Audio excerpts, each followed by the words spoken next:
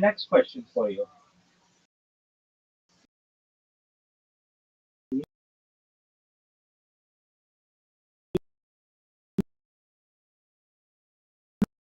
may think this is a good question. You may think it's a bad question.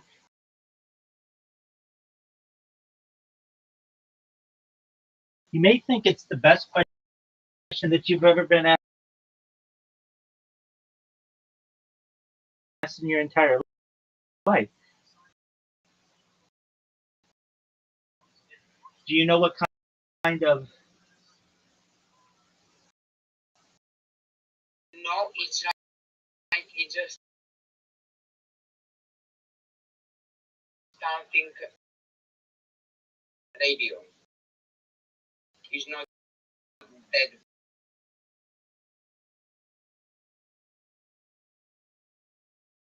It's just something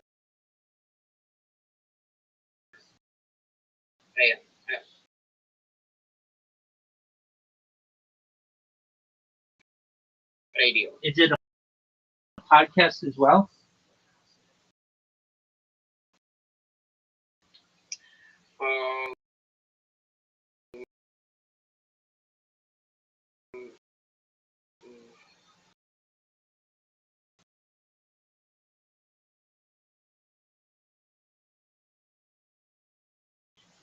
Wait, I'm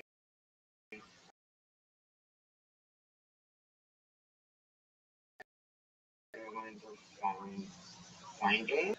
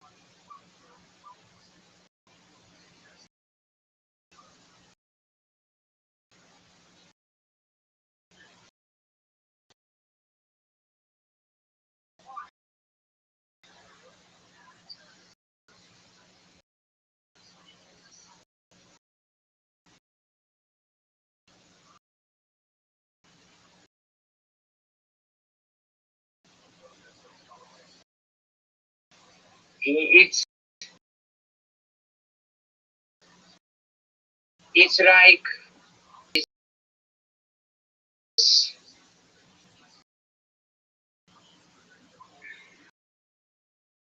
I will be on two radio. I will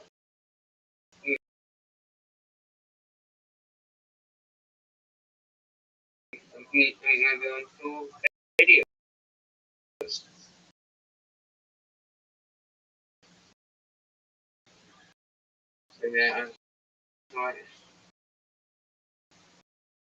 No, it's not all.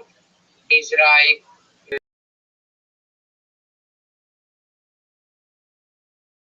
has been live since June 2026.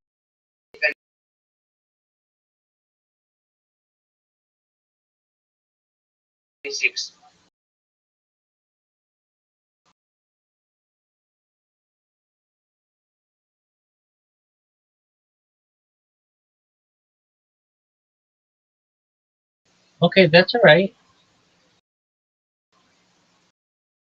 Is it a podcast?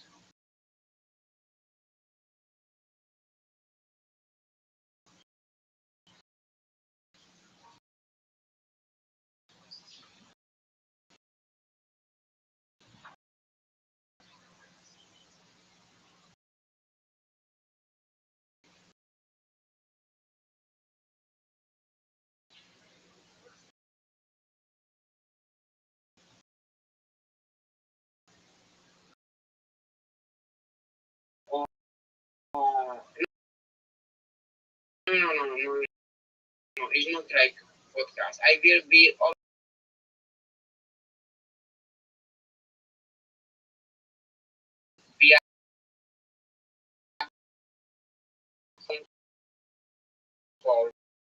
So David is gonna call me.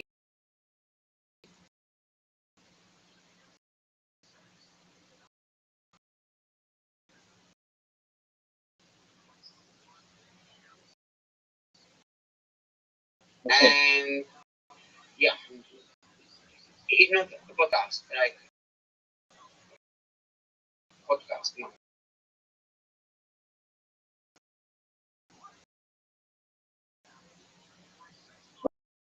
Okay, I'm going to tell you, but I want you to always remember for the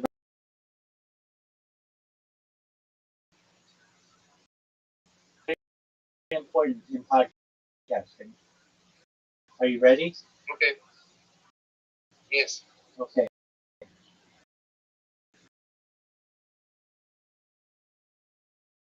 Scam that it happened. I'm not saying this is a scam. It's not a scam. I just haven't told you this, and I want to make sure that you remember it. That you just want to make sure you're aware that what happens, especially people, and people tried it on me. So just be careful. Whenever anybody wants you to do something or have, oh yeah, Rabbi always made me realize, don't ever have it counted, meaning don't ever think that it's a done deal and that everything is a challenge. And there's this. What people will do is, uh, Tony, I want you to be on my podcast. And you say, okay, great. And they say, all right, I'm going to send you, but let's meet on Friday at noon, your time.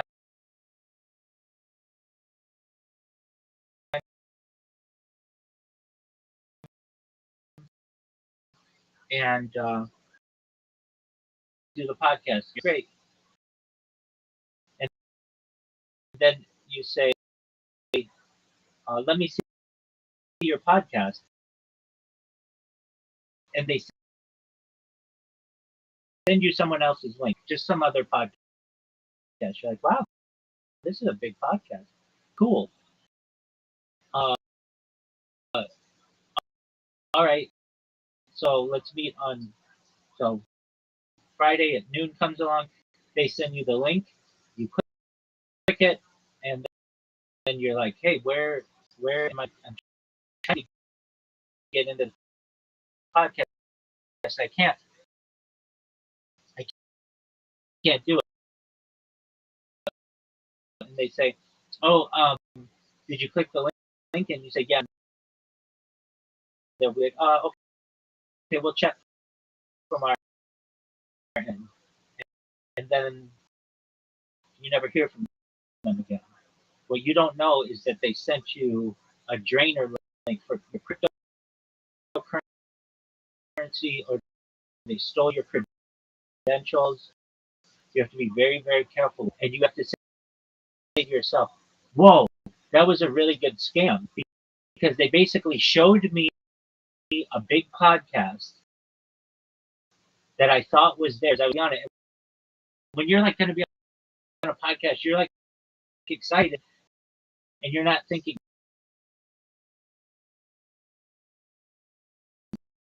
this could be fake, and it is. I've had people try that with me.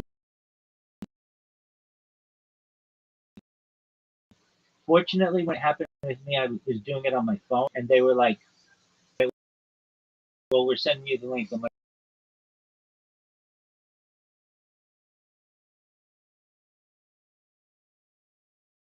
okay, I look at their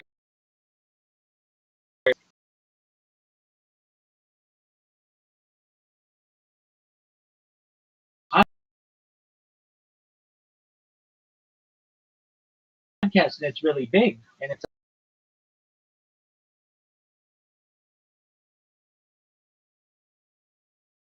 like, oh wow, this is really going to be good.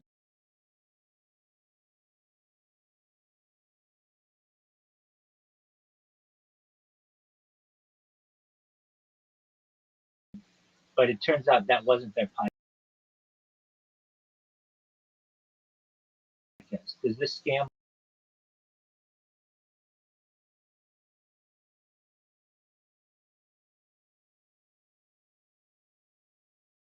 make sense? Yeah, So you have to be very careful with that, okay? yeah. But that's not this. Thank you. You're welcome. So I just want you, whenever anybody's like, I want you to be on my podcast, that this might be too good to be true. And I mean, let's just very easy. All right, Tony, we're gonna meet at noon. I found out about you from being a guest on my podcast. You say I'm gonna be on a podcast. That's great, wonderful. They send you. Oh, here's my email. They send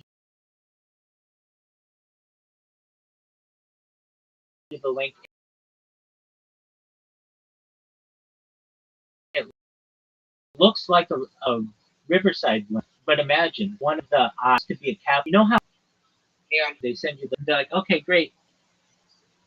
I just want you to know. Fortunately, it drain me or anything, but your model, just about everybody in crypto, just even in podcasting, they can pass a keylogger, just archiving all of your keys, get into your social media. Okay, so Australian bets, whenever you be very careful. I've been really like when Reverend, where they're not going to pull that with you. I'm not going to know target. Okay, but that means you are going to have the. You know that, right? why do you opportunity? Anytime somebody's going to take time out of their and give it to you to listen to what you have to do, is a great opportunity.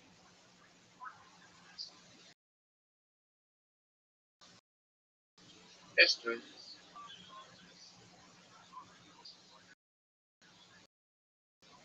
So that's great. You're going to send me the link, and then after you do your interview with them, I'm going to send it, and I'm going to say I'm going to be on your, and if I get it, says that they. It's so via function of video call. Interesting. That's okay. I do phone calls.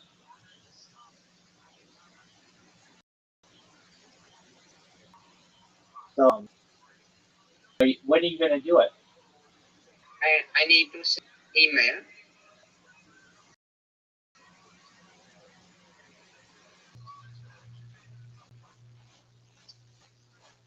You send them an email. Yeah, send an email with some days and times I'm for a call. Have you looked at the video? Yeah, yeah. I have them, but it seems rigid. Yeah, I'm just saying that this right. You don't. Because it's like my radio and it's my drop looking for. Okay, that's good. Then that helps. Are you when you I think that I'm gonna email and that you say like what else would say like that does it do? saying? Do you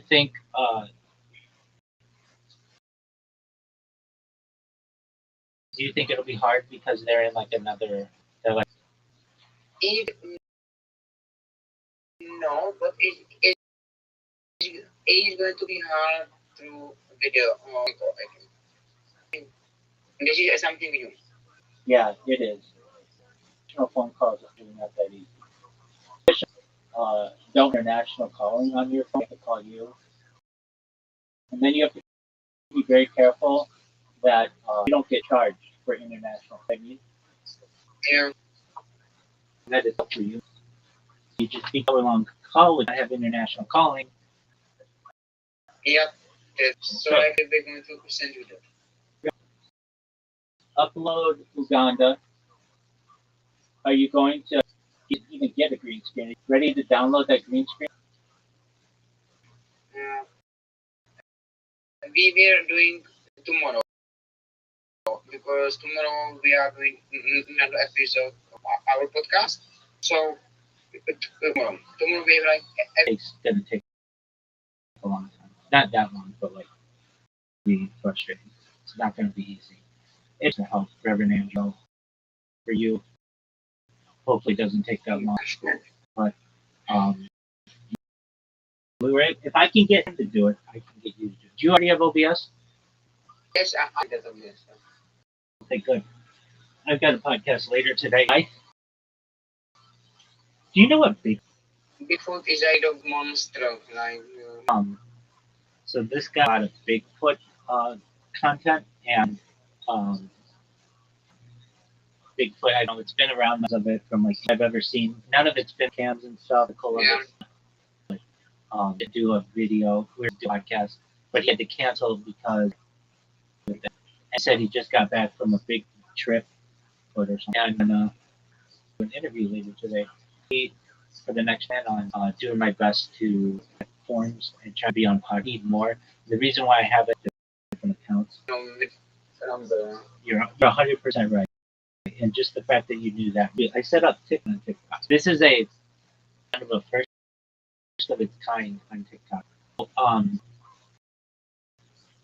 I'm sure you have an Android device, right? You have an Android phone. You have an iOS. You know both.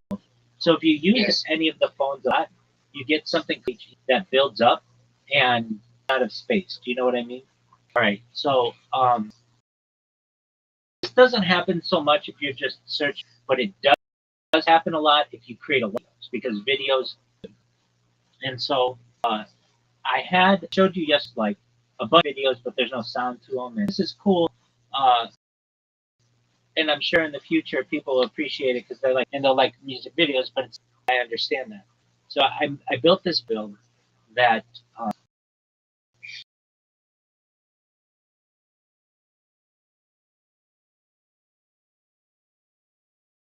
that basically takes it takes a 10-minute video, another 10-minute video, and then it closes it all over. Every like 12 hours or so, it'll be annoying to do. But with things over the place and undo this, it's several buttons. And especially when you have to do it twice a day, kind of so that it clears its own. Because it doesn't work. Let's just say an hour, but now because Rumble's being, I can't do that easy. Now I can do it on normally it would just press use. They have this stupid issue to complain. Say your internet or your device or disconnects 4.1, this screen comes up. And you have to every single time fix it. Very manual process. And there's just say like your camera back is not. Sometimes I would get like video, the screen I have like this of like let's just say minutes of it on and the 80 minutes it's like uploading or it's restarting the login or something like that is going on. But I've got multiple devices. So if you combine all the videos, basically it's like on like two or three, even 4 devices. I've got like a continuous video. And what's good about that is even if I get disconnected on one of my other devices, like YouTube or something like that, because this thing is always refreshing, it provides me with a continuous video. Now, I know the question I would be asking, why is it only 10 minutes on the time that TikTok allows upload? You may say, don't you just go live? You have enough accounts. I saw you. You got enough accounts. Why don't you go live? You go live on TikTok. This is such an interesting thing and such a stupid thing, I think. That when you go live on... go live have like 54 hours. Yeah, but I mean, you saw I have like 10 accounts that have 1,000 followers. I have lots of accounts. Yeah. That's why I made 1,000 accounts at one time, so that if TikTok ever said you can't go live at this time, I could just have all those accounts follow my other like another account and have a new live device. Does that make sense? Yeah. But then they choose to be 1,050.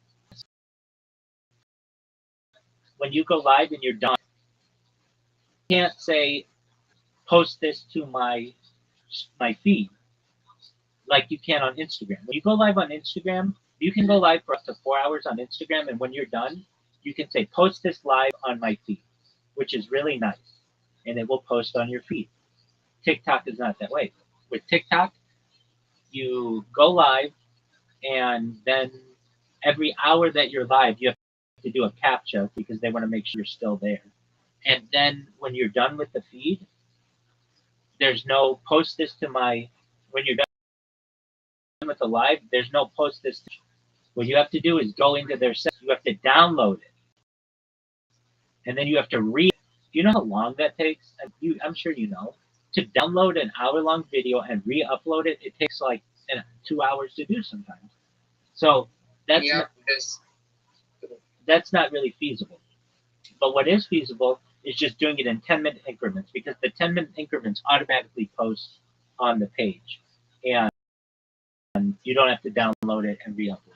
All right, now the question exists. Well, why don't you just do this on Instagram? I used to do it on Instagram.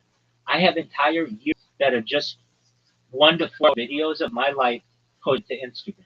However, Instagram a couple years ago got sued by like a bunch of parents that basically said that Instagram is causing like their kids to become depressed because of social media.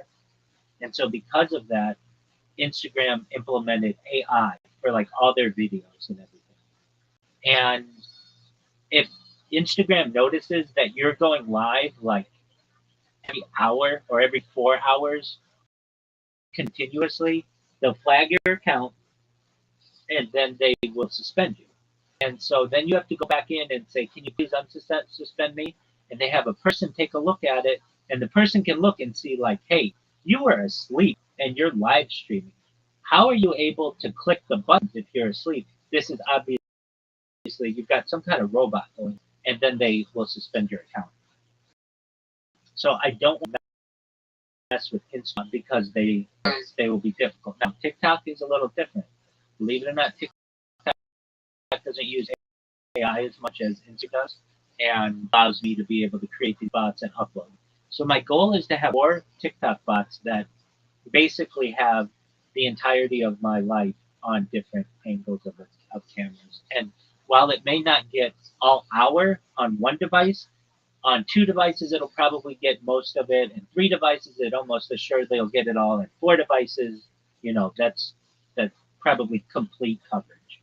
And also, TikTok saves much longer, it seems, than so long as you don't like trigger their they don't they like so long as you don't do a copyright strike or something like that. Generally, you're pretty good. So that's what I've been doing. I've got 2 more of those bots to create, and that'll be good. And so I'll use TikTok as opposed to Rumble. Rumble itself, they just had an outage. I was like, good. I just got this email from them. So they won't respond to my email like, hey, why did you ban me? I don't know why they don't respond. I think it's just kind of one of those things that it's better not to respond to something than to respond, and then you get into this debate with them or stuff. So they wouldn't respond. I added or like tagged the CEO. I tagged their support team. I tagged their head saying, hey, why did you take down my stuff? They didn't respond. And then the next day they had a huge outage and none of their stuff worked. So I was like, good. That's what you deserve. If you don't want to let me on there, then your platform has a huge outage. And we'll see how it goes. But the thing is with them as well, that doesn't mean they deleted my data. It just means that I can't get to it. But even with like YouTube, if YouTube says we've suspended your account for whatever reason, that doesn't mean they got rid of your data. Especially YouTube, they have a lot of content. They're still using all that content to study, but they are just not. They just don't give the public access to it. And That's that's kind of that's what I've got going. Do you remember when you used to say that Do you were? you think, do you think it's big? I will want to have like Slovakian politician there. Yeah, I think that's big.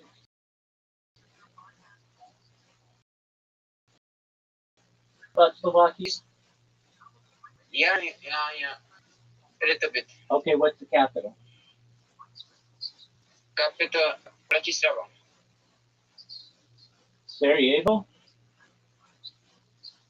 Yeah, Okay. Capital? Bratislava. Bratislava. Oh, not Sarajevo. Um. Okay. Do you think he'll? Oh, are you sure of this? I can't even understand what you're saying. I'm sure. Okay, how far away is it? Oh my God, right. For me, not Like 5 hour drive? yes, maximum. Okay, so it's close. What are you gonna ask him? I'm gonna ask him about about because he is econom. Oh, Bratislava. Yeah, you're right. He is econom. He's So about economic stuff about mm, money okay. and yeah. Are you gonna ask him anything personal? How did his life change when he became a politician? Yes, of course, yeah, yeah. I don't want to be like just another political debate. Right. Did he tell you how long he would give you? He just tell me I will happy to talk with you on the podcast, and I just send him like I like when do you want to do it, and like I just post that for us promotion on Oh, on Instagram, and he was I think he's busy. okay. Would you please create an account right now on Calendly? Okay, um, See, do you think this is important? yes, I do. Because instead of you an email saying which one of these times worked, you can just send him the link and he can choose what time. Yeah, start free. Try. No, no, no, no. This is not good. No, And it's Calendly free, just free. yeah, I am. Did you find it? Yeah, Okay. I am. I need to like get there. And so I have a question. Hit me with it, big dog. My question is when we like oh my god forget I'm sorry I forgot. That's okay. Well, this is really good that you've got this politician. What is he? He's like a representative, or is he like a mayor? No, he is more than mayor. He is more than mayor. Okay, so that's a big deal. Yeah, Do you know his name? I know his name. Okay, that's good. Does he have a He's Does he have a Wikipedia? I don't know Okay. maybe.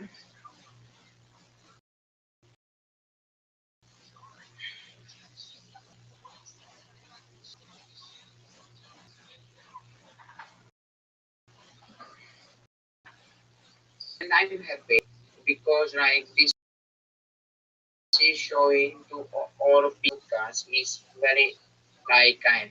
Police, I will have politician. So it's good, right? I So agree. I agree. It shows you're serious. I agree. 100%. It's good for you.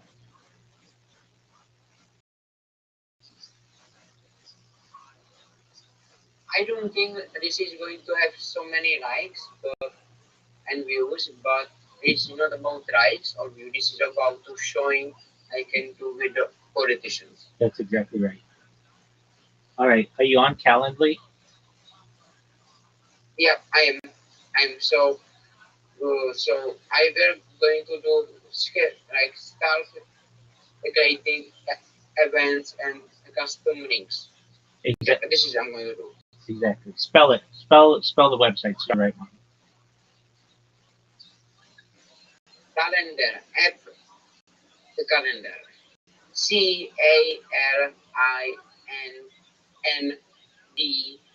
CALINDAR That's not it. calendar. That's not. That's not it. I'll send it to you.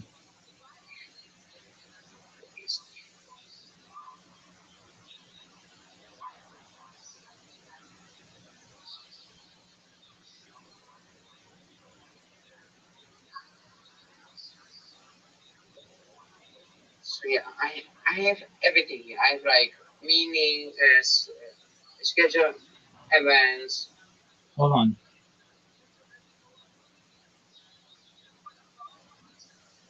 one-on-one interviews.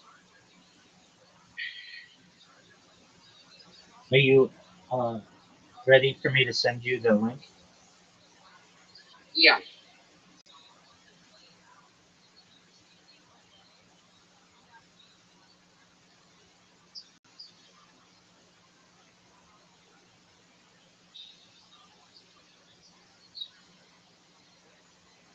All right. You create that. I'm gonna go to the bathroom. I'll be right back. Okay. okay.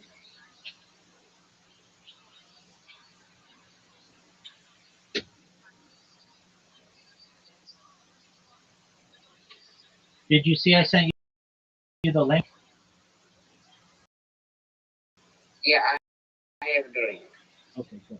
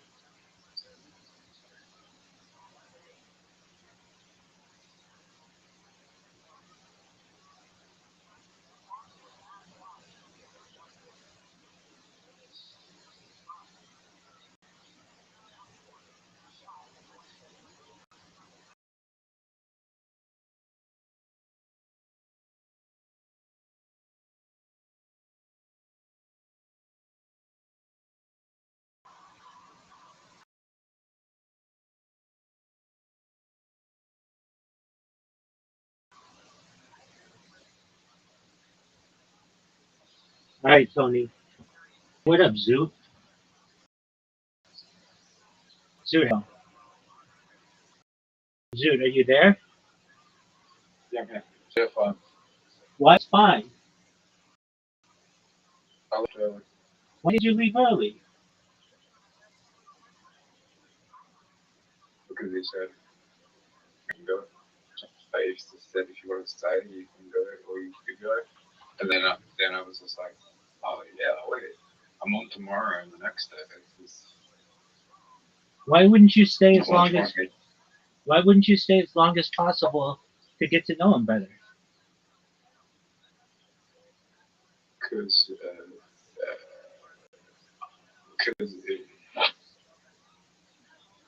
it was really far away from home and it's like if I stayed after midnight, it's really hard to get public transport home because they're closed. Okay, that's understandable. All right, so how did day two go?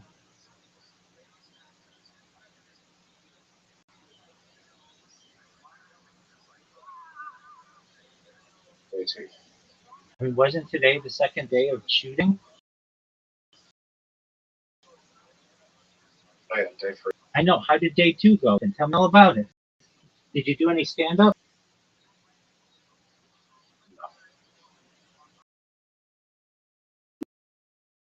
Did anybody do any stand up? Zoot, did anybody do any stand up? No. Okay, so did he Oh invite yeah, him? you asked me this. So yes, people did do stand up, but you didn't do it. Is that correct? Only one person. Yeah, so Okay, how did they do?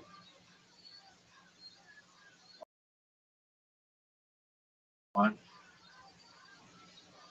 And did he let them? Yeah. Okay.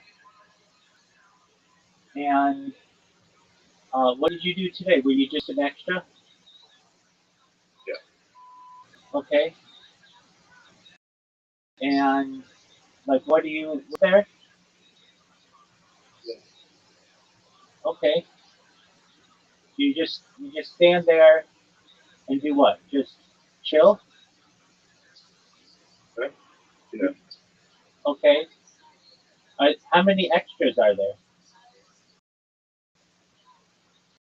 I think I'm sitting down the whole time. Oh, okay, so extras are there?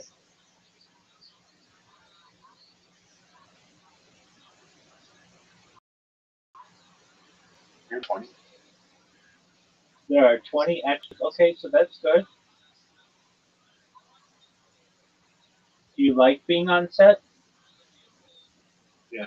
Do they have food?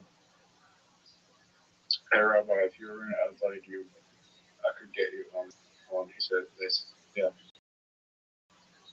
Okay, that's fine. I'm not in Adelaide.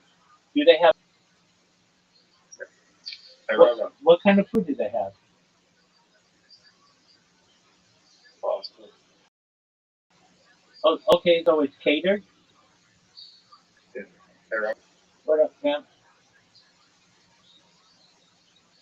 if they came to California, would you be an extra in the movie? Um, definitely yes, if you let me continue live streaming.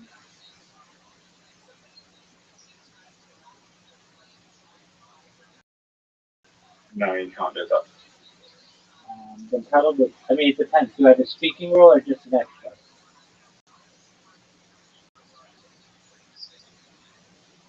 You're just an extra. No, definitely not. If I had to shrink me down, it depends. I mean, if he's like, to take, you need to take 3 weeks away from live streaming to have one line, then no. But if he said, yeah, it's just going to be an afternoon, we're going to be in Orange County or even LA County, uh, yeah, then yeah, I'm down.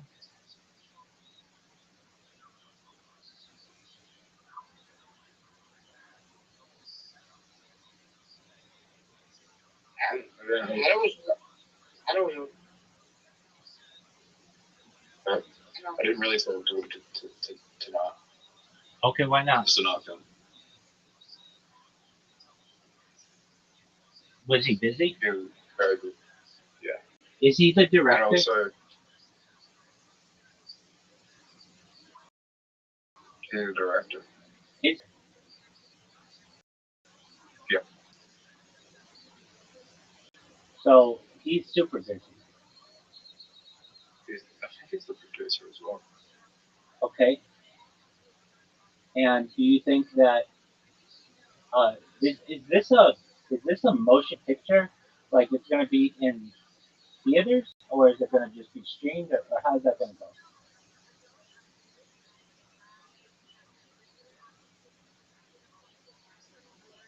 He wants it to be in theaters. No way. That would be really big. Are you ready to lose? Yeah. Okay. Um, Tony, did you download Calendly? Yes, Okay. Do you have it all set up? I will going to tell shoot something. Okay. So do whatever you want. Shoot. Yeah. I will going to be on a radio in Australia soon. You So- have him already on Australia. Yes. Yes. So you can hear me there, and maybe if you can hear me, it's like you will be more open to do it episode. But yeah, I will be in. So that's G.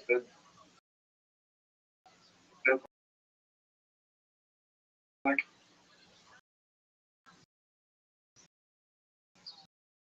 Australia is a big place. There's many problems. You don't know that. I mean, I could be able to stream it. I'm here through. He's in Perth. Wait, I need to a transaction.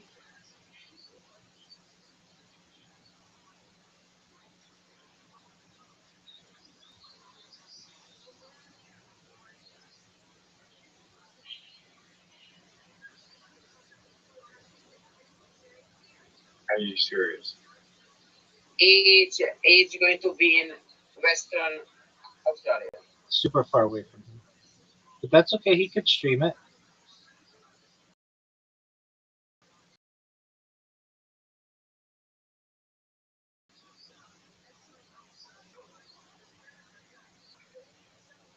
But the name is Pebble.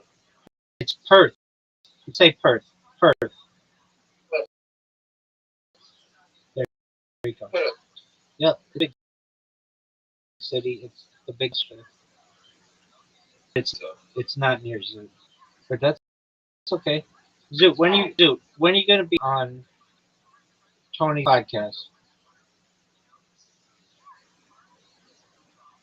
I'm gonna go to Paris. Oh, shut up. Um, he's never had an Australian on his podcast. He wants to have an Australian on his podcast. Yep. Not in the mood right now, but we'll get him in the mood. Don't worry. Zoo will be on your podcast. I mean, probably after the movie. Yeah, there you go. After the movie. There you are. He's just busy with that.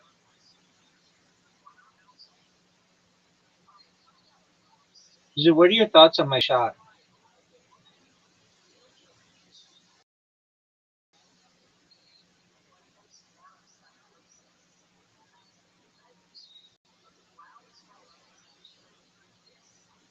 Zoo, do you think you can make that shot? Zoo's mind isn't even in the game right now. I can tell when he's focused and when he's not, and he's not focused right now. All right, Zoo. So, uh, do they go out for drinks or anything after they shoot the movie?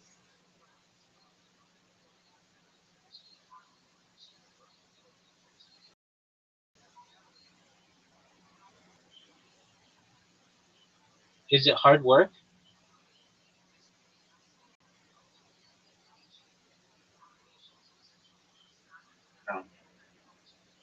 Okay, so are you just in one scene?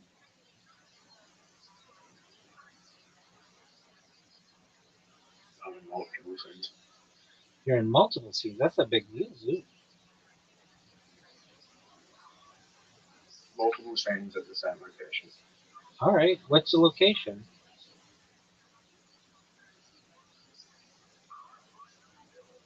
I know it's Slim's true.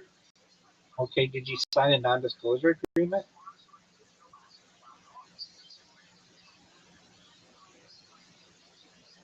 You'll see it in the movie.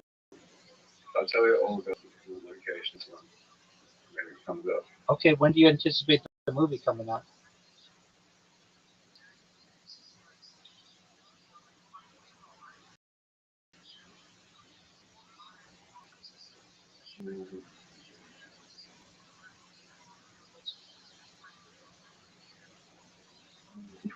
Not until next year. Okay. Is James McCann having to self-finance this?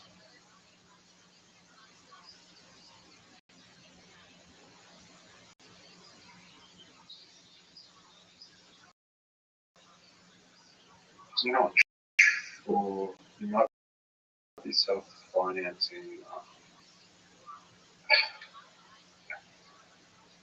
You might be self-financing.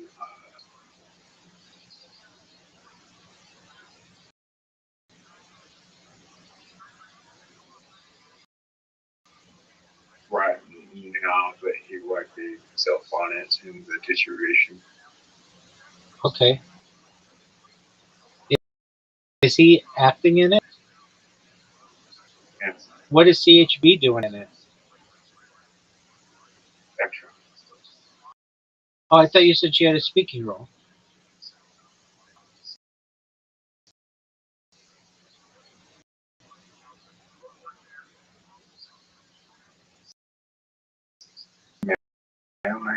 I wasn't there that day. Oh, okay. All right. Well, got 2 more days of shooting.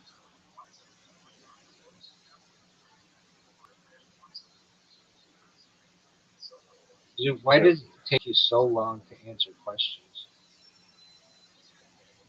Yeah, so that. Yeah. You said you got like 20 minutes after I asked the question. All right, dude, we're gonna play Dice Party.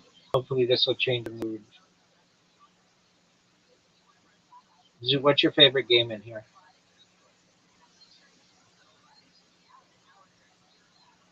That's play's pretty relaxing. Oh, okay, you like it because it's relaxing. Do you know why I like that? Because it's easy for you to win since there's not a lot of skill. No, because what is the mascot for the Play-Doh? Because Dice Party's the mascot of the Play-Doh app? Well, the dot. Yeah, but that doesn't mean it's Dice Party. It could be, it could be, I don't know, any game that they have in here with dice.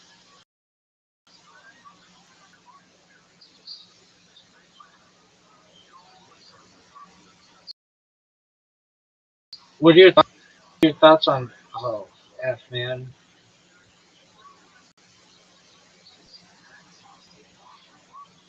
3x or 2s? What do I do, Zoo? We're going to go with 2s. That's kind of an interesting one. Tony, did you download? Did you set up your Calendly account yet? Calendly. Give me 3 seconds. Take your time on that. You're fine. Zoot, are you happy that you got a large straight? Would it be funny if I use? I'm not going to say this on stream. Would it be if I use the singularity of the word dice? Say I want 2 dice, and then put out a singularity of the word dice. Zoot, that's stupid. It's lame. You shouldn't talk like that. And I know you probably know this, but I'm just, I'm sure you know this, but you didn't realize it. When the producer of a movie says stop, you stop. You don't continue telling your joke. But I know you wanted to get it out. But like you need to stay um, on James McCann's good side, and he already is like this guy. I'm not going to let this guy open for me if not only do I not find his humor to be my kind of humor, but also he doesn't do what I say. But you march to the drum of your own beat, the beat of your own drum. But just like just be careful is what I want you to know. Like you only like you, you only get so many opportunities, and like you can't undo a bad impression, or it's very difficult. Afterwards, that right? How many people have they told on Kill Tony to stop and then they just keep going and it actually turned out to be funny? None of them, not a single one of them. They shut those people down, and then they get booed. What happens? What happens on Kill Tony? Have you ever Go ahead. have you ever seen someone being stopped and then when they talked to them it was funny? Uh, no, it always backfires. I've watched 780 of their episodes, and every single nice 4 of a time. Every single time it backfires. Like there's something about the tension that builds in the room, something that they're not supposed to do, that causes it to backfire. Um, I can say that I've uh, seen a lot of episodes of Kill Tony. I've seen them all actually, and if anybody ever continues to talk when Tony says stop, they always get booed or it's always bad, and he lays into them. What occasionally happens, one every 10 times, is somebody will give their minute, they'll have the cat sound, they get the bear. Do you know what it means to get the bear? Yes, you do. What does it mean? It means that you've gone over your time and you need to stop. And whenever anybody continues to go after the bear, it always goes badly. Now, sometimes Tony will say, all right, look, we're already this far into it. You can finish the joke. And only 1 out of 10 times does that work. Like, basically, if somebody cuts you off, it's not going to work. You need to stop. There's already like 10 in the room that basically say, like, this is not working for you. What I did, and it's nothing right now. What are you saying, Big Dog? What I did, what do you say, Tony? We didn't I say. did nothing. Oh, quit it, you. We're talking about a TV show. It's called Kill Tony. Okay. Rabbi, Yes, sir. there was actually the people that came up with the interview tonight said, I really love that joke you told yesterday. Are you serious? Yeah. Who said that? There was another extra and it was like I couldn't stop thinking about the joke you told yesterday. It was funny as. All right. Well, I mean, maybe, and you've said I've done really well with that joke, but obviously, James McCann not only didn't think it was funny, but he was thought it was offensive, and he cut you off halfway through and said that he's seen better on Kill Tony. So he's the guy you need to No, make. he said he can worse on Kill Tony. Or he's okay, same thing, isn't it? I mean, he's seen worse or whatever. And the next the next I did a joke, which was one of my friends, and he was just like, that joke wasn't so bad. Right, which is cool. Like it wasn't like it didn't go as badly as you thought. No, the minority, I think he just was like, the minority had to talk about is going to be in the film later on. The minority talk about? What do you mean? The minority that's part of that joke is going to be in the film later on. Oh yeah, then you definitely can. But that makes more sense. I wouldn't consider that a minority though. It's like It is a minority. little people is not a minority. It's like, at least not from your traditional racial standpoint. It's someone with needs. Well, that's what they're called to be non-offensive to us. Yeah, that's confusing. Little people also means children. No, it don't. Children means children. I mean, there's people in my country that call them little children, little people. No, they don't. No, they don't. They would call them young people. Little people means people who suffer from like a form of dwarfism, but that's just one of a kind. No one calls a child a little. They call them a young person.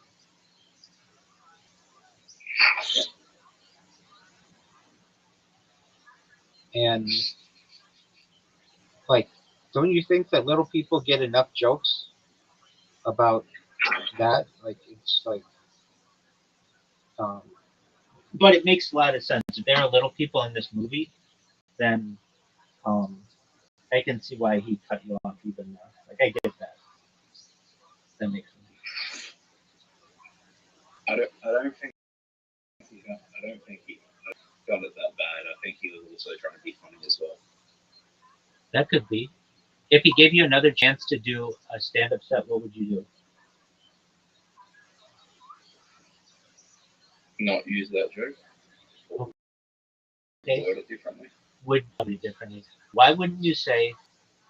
I heard that Carmen San Diego hooked up with Where's Wally. My question is, how did they find each other? You joke.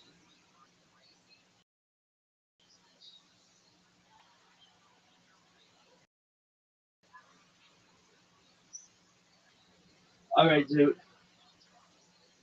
It's been real. It's been fun.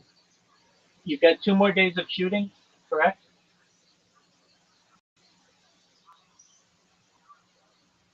Dude. All right, are you ready for it? Yeah. All right, well, go get them, big dog. Update me tomorrow, okay? God willing. And yeah, also,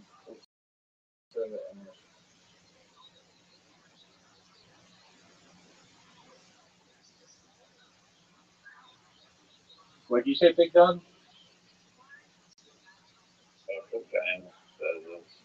Oh, what did he say?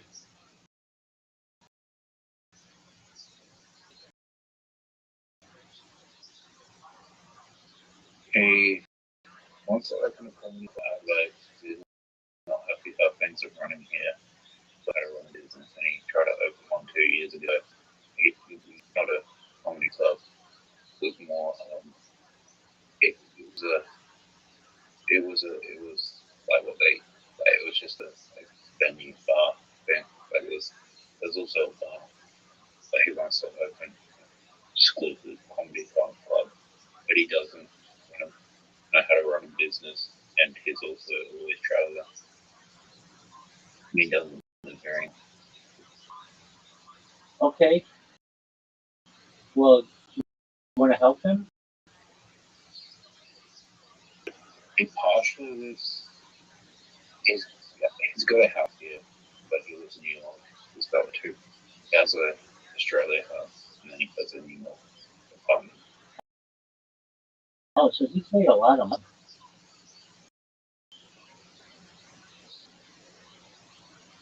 Yeah, he made a lot of money in America, opening for Jeffries, but then he sold the career in America. He should be on Kill Tony. If he gets on Kill Tony, it'll totally change his career. But I'm sure he knows that, right?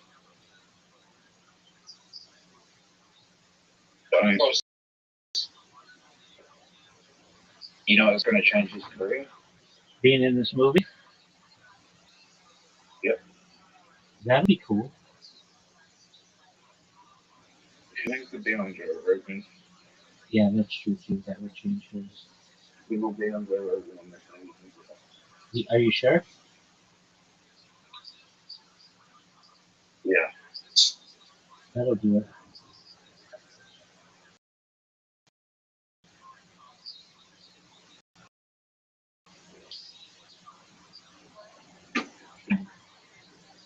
It's crazy though.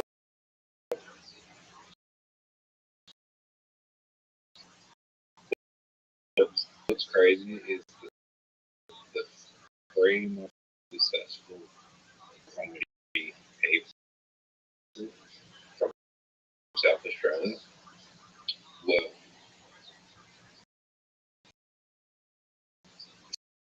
for consecutive years each other that the three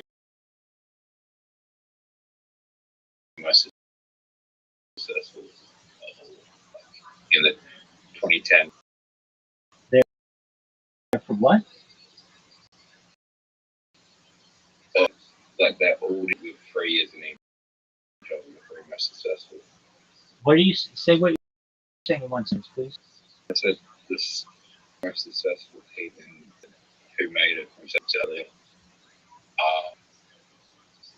All 3 years within each other, and none of them won, but they've all become successful. Okay. 10. John McCann, 20 Singer, named all that. 2012. So okay, that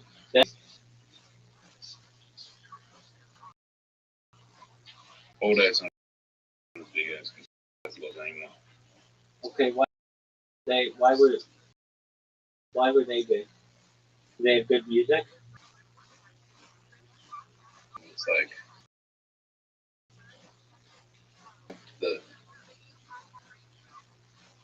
the royal thing that built following from that put out music.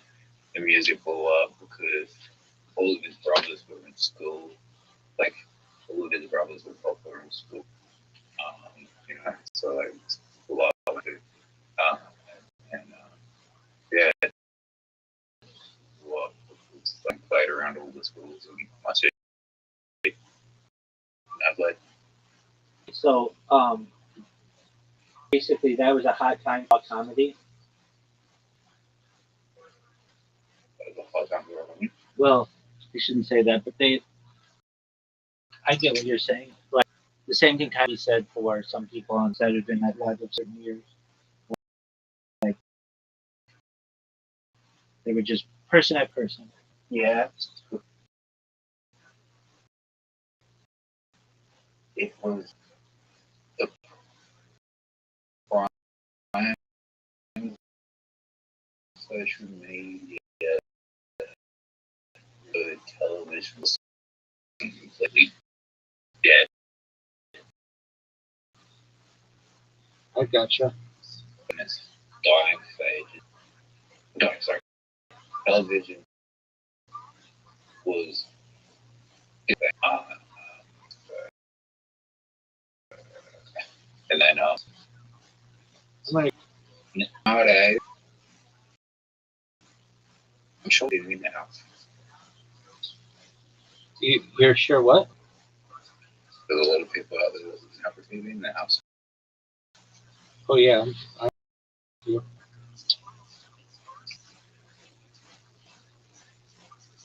Like it was essentially people to usually have a TV in their house. Nowadays, it's essential for someone to have a mobile phone. Right.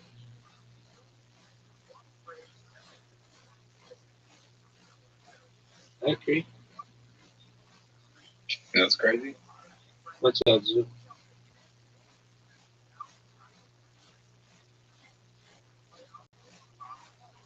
Times are changing. Yes, sir. Yeah. A homeless person would never have a TV, but a homeless person has a phone. That's true.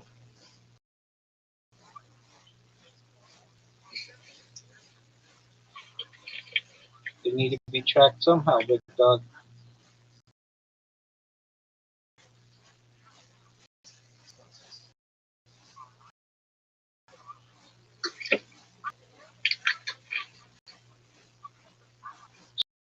So, did you see the leaks for Grand Theft Auto? Sorry? Did you see the leaks for Grand Theft Auto? No. They leaked the map, which is cool, and then they leaked like 2 or 3 videos from it for the gameplay, which looks pretty amazing. Yeah. I'm not gonna play. When Yeah, I don't know if I'll play Grand Theft Auto. why not? I just don't play with video games besides Play-Doh. All right. Do you have a PlayStation or?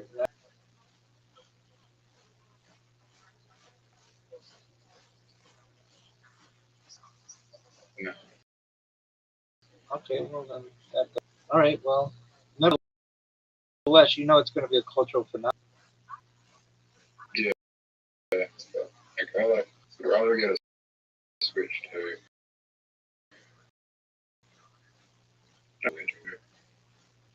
Okay. It's free. Can't play GTA. I will be right back. Hold on. Did you do Calendly? Yeah, I am. Okay. I am there. Your account, you can send out links and everything. Yeah. Did you test it?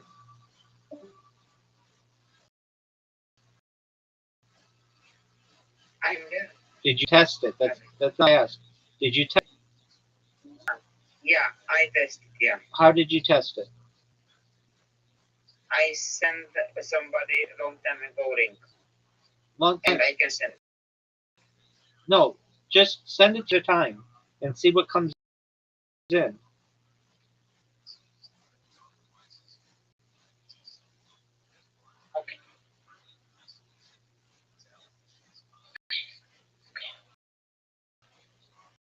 I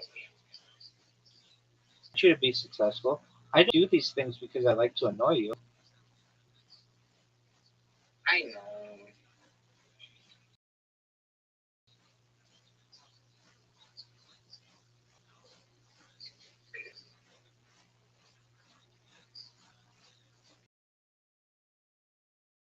I know.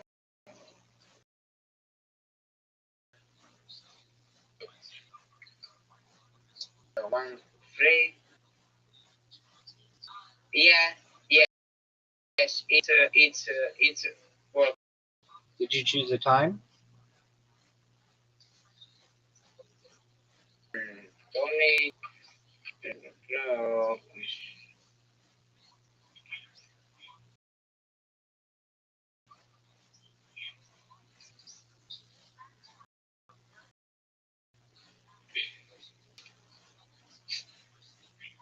You try to change the time and see what happens?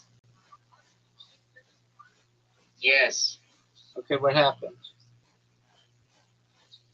It happen. I can change it. I can do anything I want with this. Like I have like Monday. Like I have like time I'm in. Like I have time block, and it's working good. Okay. Did you set up your schedule? Yes, I have my schedule. Yeah. Okay. I don't use it for schedules, but I will. Okay. And when are we going to do our next videos? Friday. Why aren't we doing them today? Because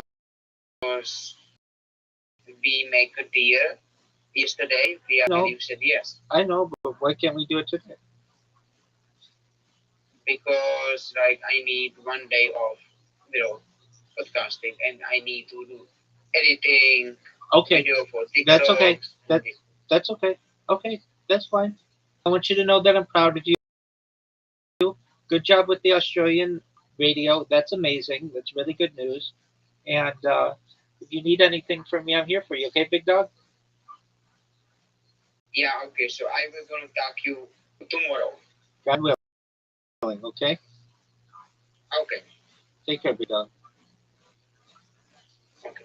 Take care. Take care. Bye. Bye.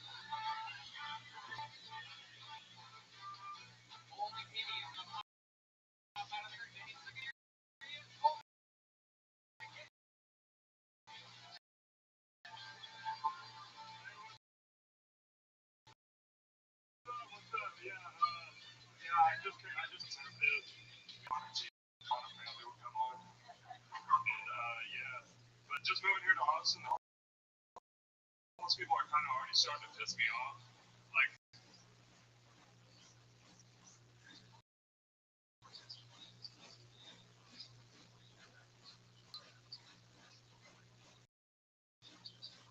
guy put on the side of the cardboard cutout sign that said, sorry, y'all. It said he was homeless on it, and then I was like, well, no shit, you never see some guy standing on the side of the road with a sign that says, like, Happy Memorial Day or some shit on it.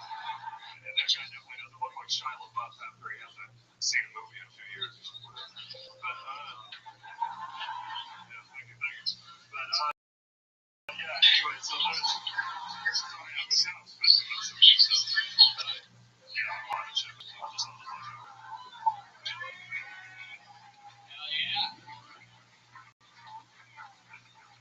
Welcome. You are Cole McKinney.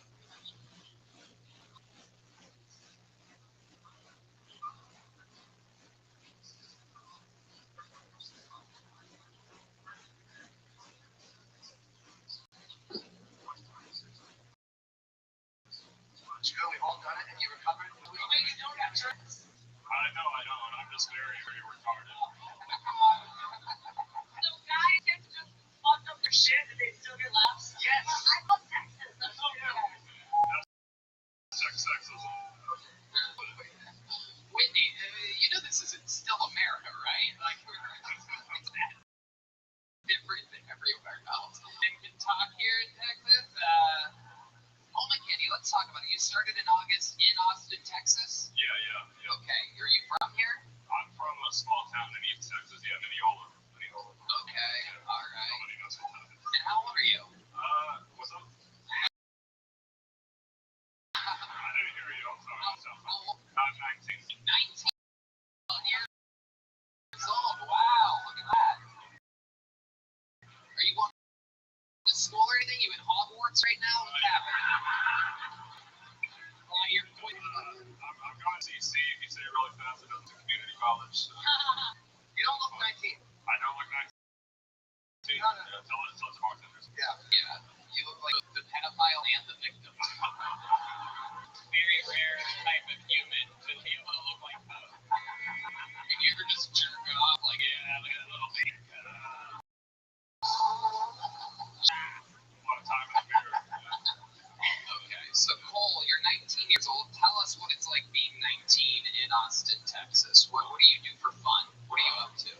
I mostly just do stand-up for fun, but the clubs that I can't get into, But What else other than stand-up? You look like you're into like fucking crypto or fucking Pokemon. I wish. Installing cameras in girls' toilets. I'm into, I don't know, I just play video games on TV on Riverside Drive. Whoa, shout out to There must be GB. a lot of homeless people under the time. What is HEB?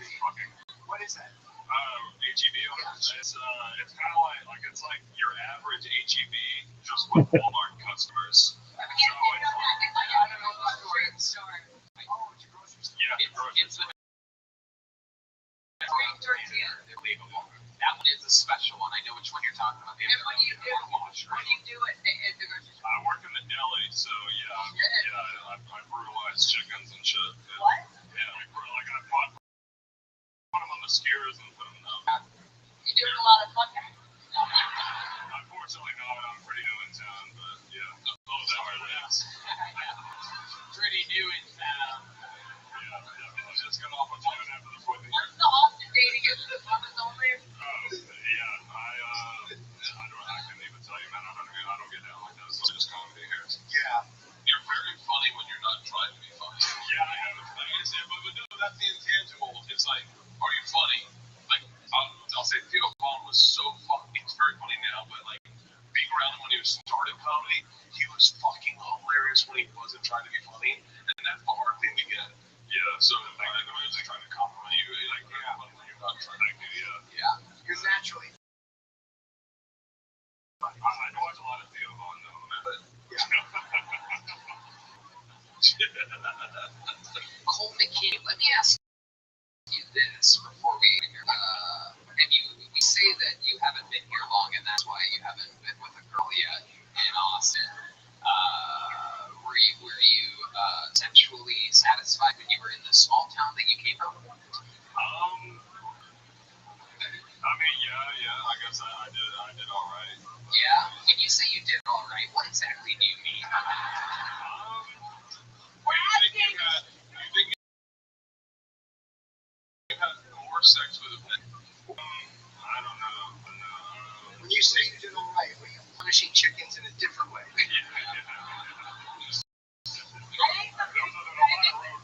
think the question I'll ask is, do I have to fuck you so you don't become a school shooter or not? Yeah, I mean, Just say yes. like that. Yeah, I don't know what you're stuttering on. I think it would be phenomenal. I would grab a gun. How funny would it be? I've got some issues too. That was bullied. We can tell. But I'm pretty sure fucking Whitney is how you become a school shooter.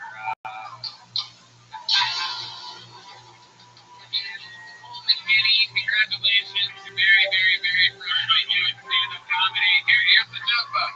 I'll take a joke book. Cole McKinney, there you go.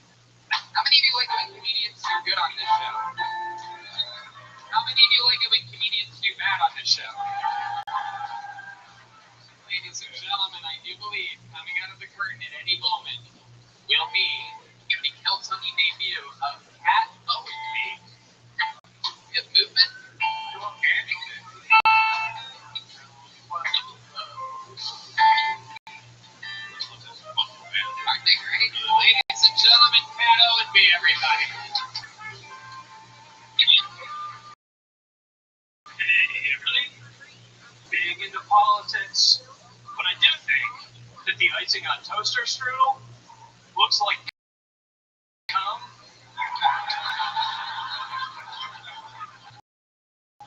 which gave me an idea. I have 2 roommates, so I made 3 strudels, and 2 of them I put regular icing on. One of them I did not put regular icing on. I walked into my room and I was like, "Hey, who wants toaster strudel?" And they're high as shit, so they go grab one and they're chowing down. And I was like, "Oh man, they have no idea I'm eating cum."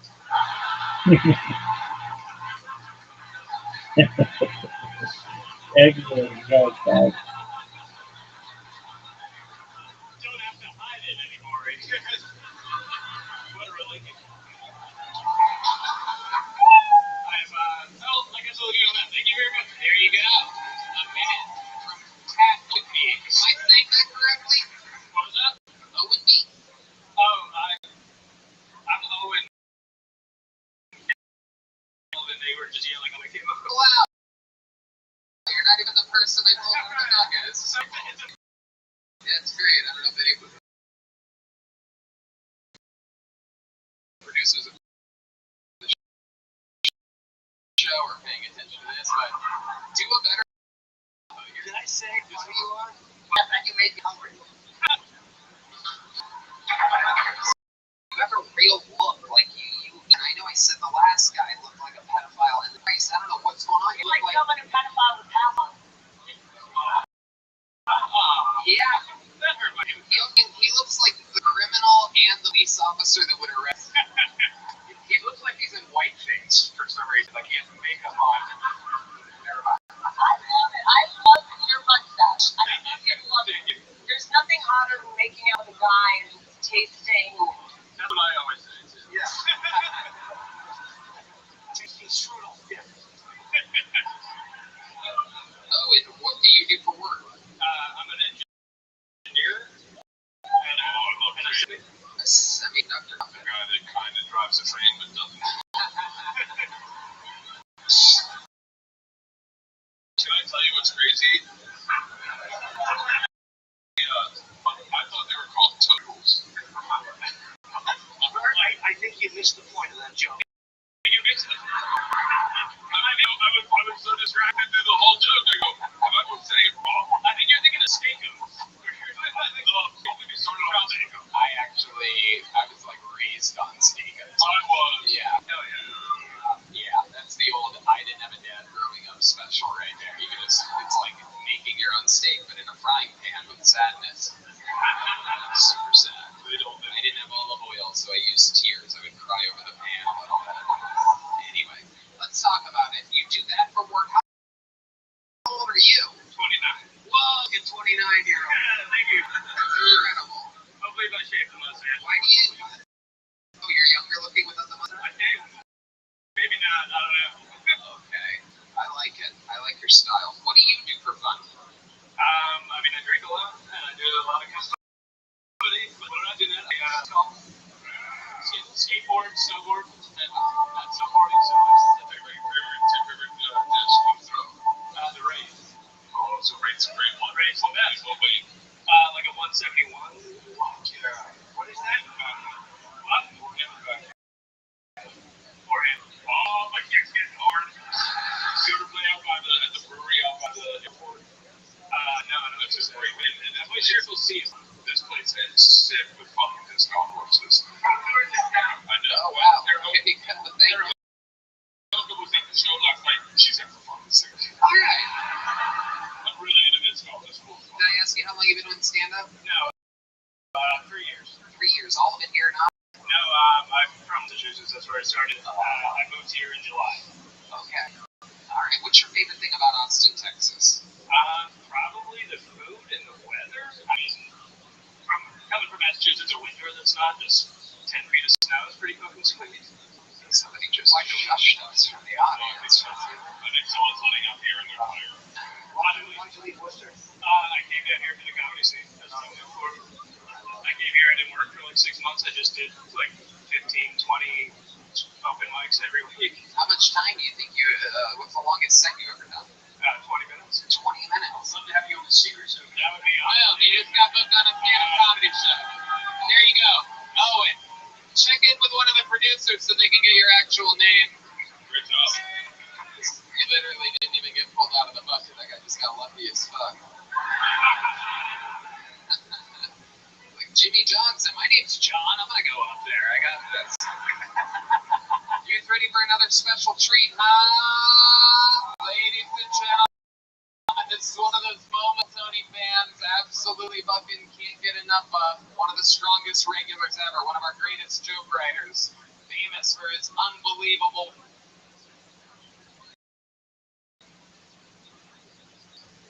roasting. Make some noise for the one and only David Gets, everybody.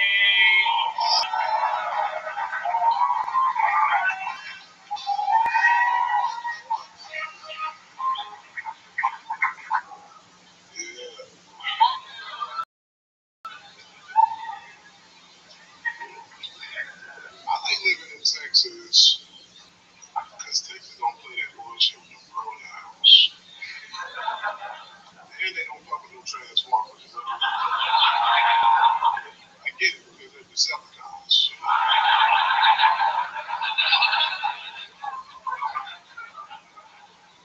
You know who would never get behind trans people?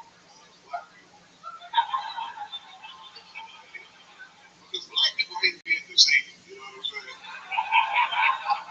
You ever seen how a nigga reacts to magic?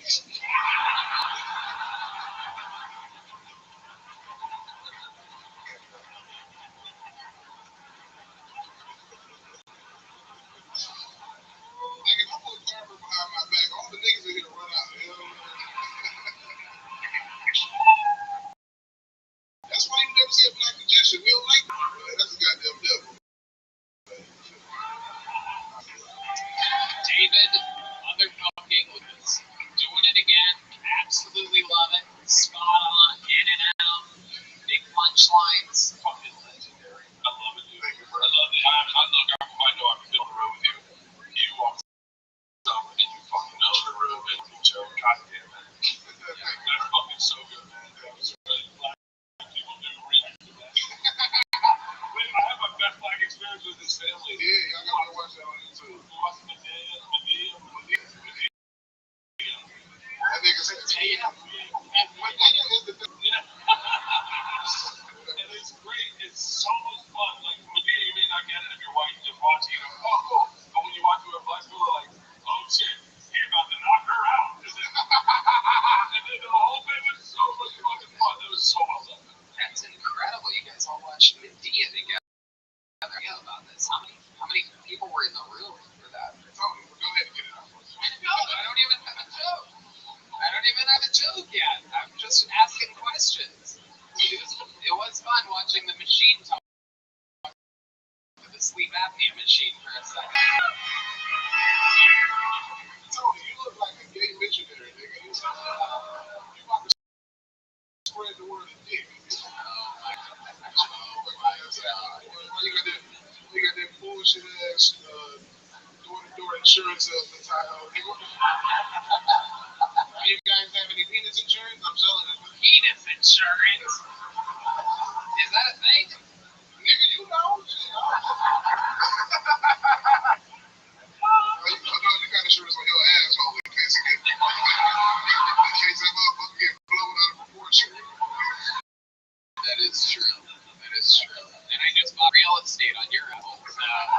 It's 4 acres and a fucking ranch and the blue cheese. You son of a bitch. Coming in, playing it safe, wearing a gray hoodie, making fun of me.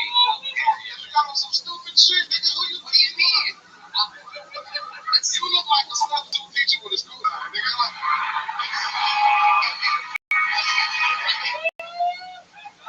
That's some goofy ass shit you got on, motherfucker. I'm so hit you up in this bitch.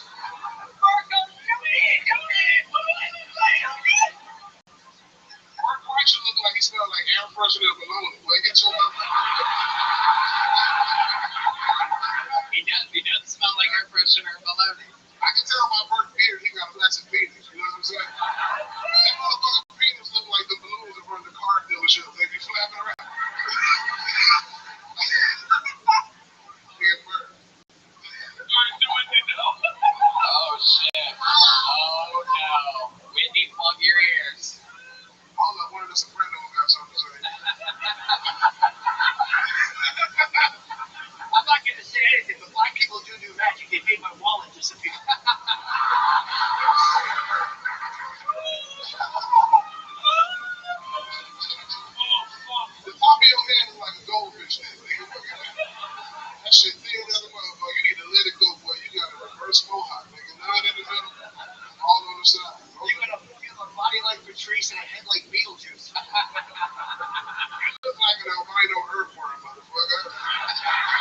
just ugly for no reason. You look like some shit from Men in Black, nigga. You look like you'll be in that.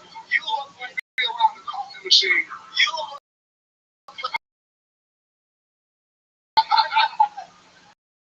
like Lizzo dressed like Suge Knight for Halloween.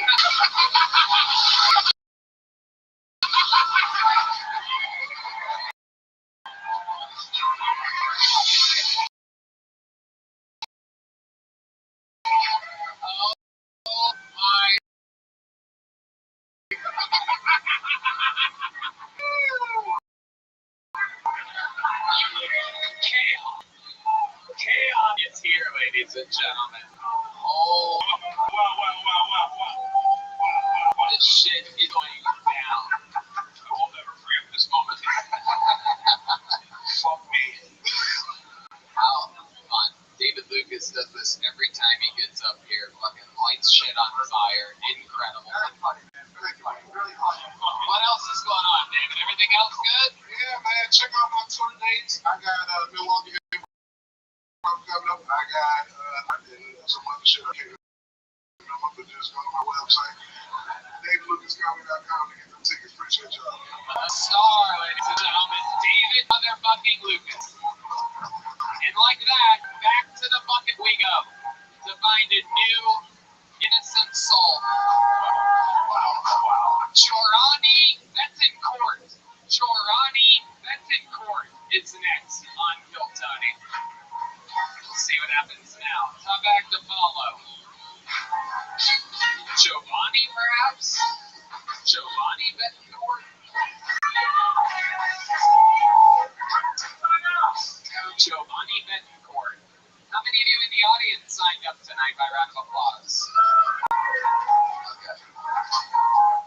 Giovanni Betancourt making their way around 189 other people to get here.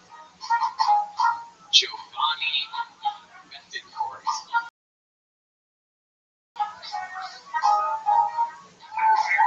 Giovanni. Well, listen, make some fucking noise. Where the fuck you at?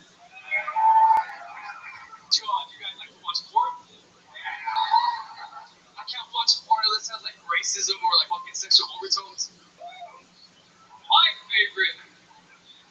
Oh, yeah. Let me tell you what. Shit, like black bitch gets fucking fucked by fentanyl. Asian bitch gets snapped on the back by the subway. Or my favorite, Palestine family gets fucked by the Jews. They get a little fucking tight, right?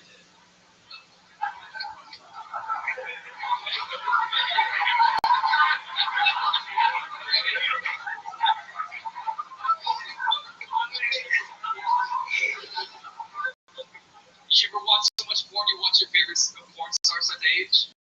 Like now they're okay, that's too much. There you go, Giovanni. Holy shit, man, what the fuck? Giovanni, grab that microphone. This is the part where you get interviewed and have to stay on stage and talk about what just happened up here. Hey, Tony. Yeah. Is he on what everyone thinks I'm on? I think so. I think so. Street Adderall? Yeah. I'm beginning to see why you guys are worried. Okay. Yeah. Giovanni, let's talk about it. How long have you been doing stand-up, my friend? This is my third year, my friend. Your third year doing it. Okay. Have you been on the show before? No. Right. 3 years in the game, and that is, what is that, a new minute? Is that your best minute? No, it's a new minute. It's a new minute, of course. When you say, of course, what do you mean? It's not my best shit. What's up, you guys? How y'all doing? Don't try to, they don't like you. Come on, so let's talk about it. Can we get an example of, like, your best joke that you've come up with in 3 years? What do you want to talk about? No, you're not that good. There's no way. Slavery, women's rights, pop buttons, right? Alright. The hardest part of all this is no, you can never get scored. Hey, it's hard to think we're equal when you're facing on my face. You know? There's Giovanni, who are your... Hold on. There's something there. Yeah. There's definitely a seed of something there.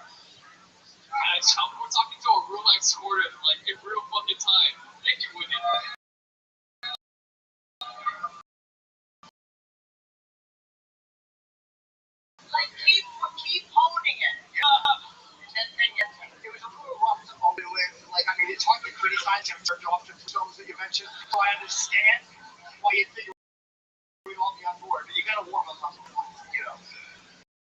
Most of I appreciate it. Bonnie, that feminist order joke is that's your joke that does the best that you've come up with over the last 3 years? No, sir. Okay, can you give us one of your best jokes? How many do you want to hear as best joke? I'm pretty sure we heard your worst joke, so let's try a different approach here. All right, Let's try something I'm a little fucked up. You guys gotta work with me.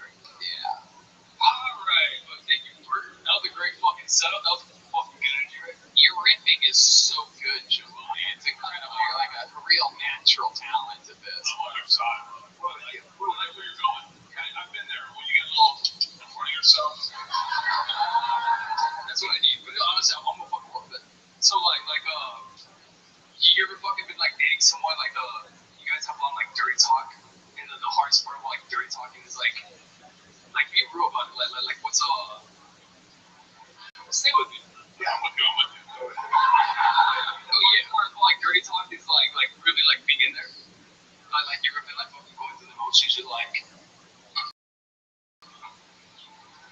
roaches never find the stink of dirty dishes every time. That doesn't sound like that's pre-written.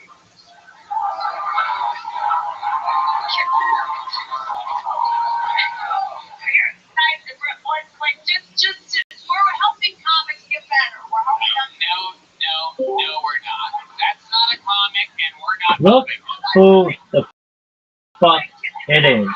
Look who comes waltzing in. They fucking own the place. Mr. Mural himself. How you living, pimp? Yeah, I'm doing all right, man. How are you? Kicking ass, taking names. Every day's a holiday. Every meal's a feast. You back in home base? No. I'm still in Ontario till September 3rd. J-U-N. No, I'm not J-Orn. I'm the opposite of J-Orn. Doing that. J. Working. Yallin. Working nonstop. All I care, no distractions. My man. We're going My to man. When I retire, I want to Carrot give you. Paradise, baby. God. Carrot Paradise. Don't even talk to me. I would have had this bitch launched by now. Using it. You're so slow. You shouldn't call it carrot or parrot. You should call it tortoise for your social media because that's how slow you are. No, I actually got a lot of the back end shit done. You don't have shit. Here's the one question, the most important question I'm going to ask you. Done. I'm going to ask you this one question. You ready? 2 questions. Ready? Yeah. 1. Yeah. Do you have parrotcarrot.com? Yes or no? I'll wait.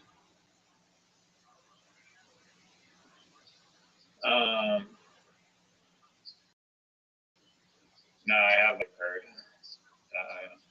Hyper.io? Yeah. That's the worst thing I've ever heard in my entire life.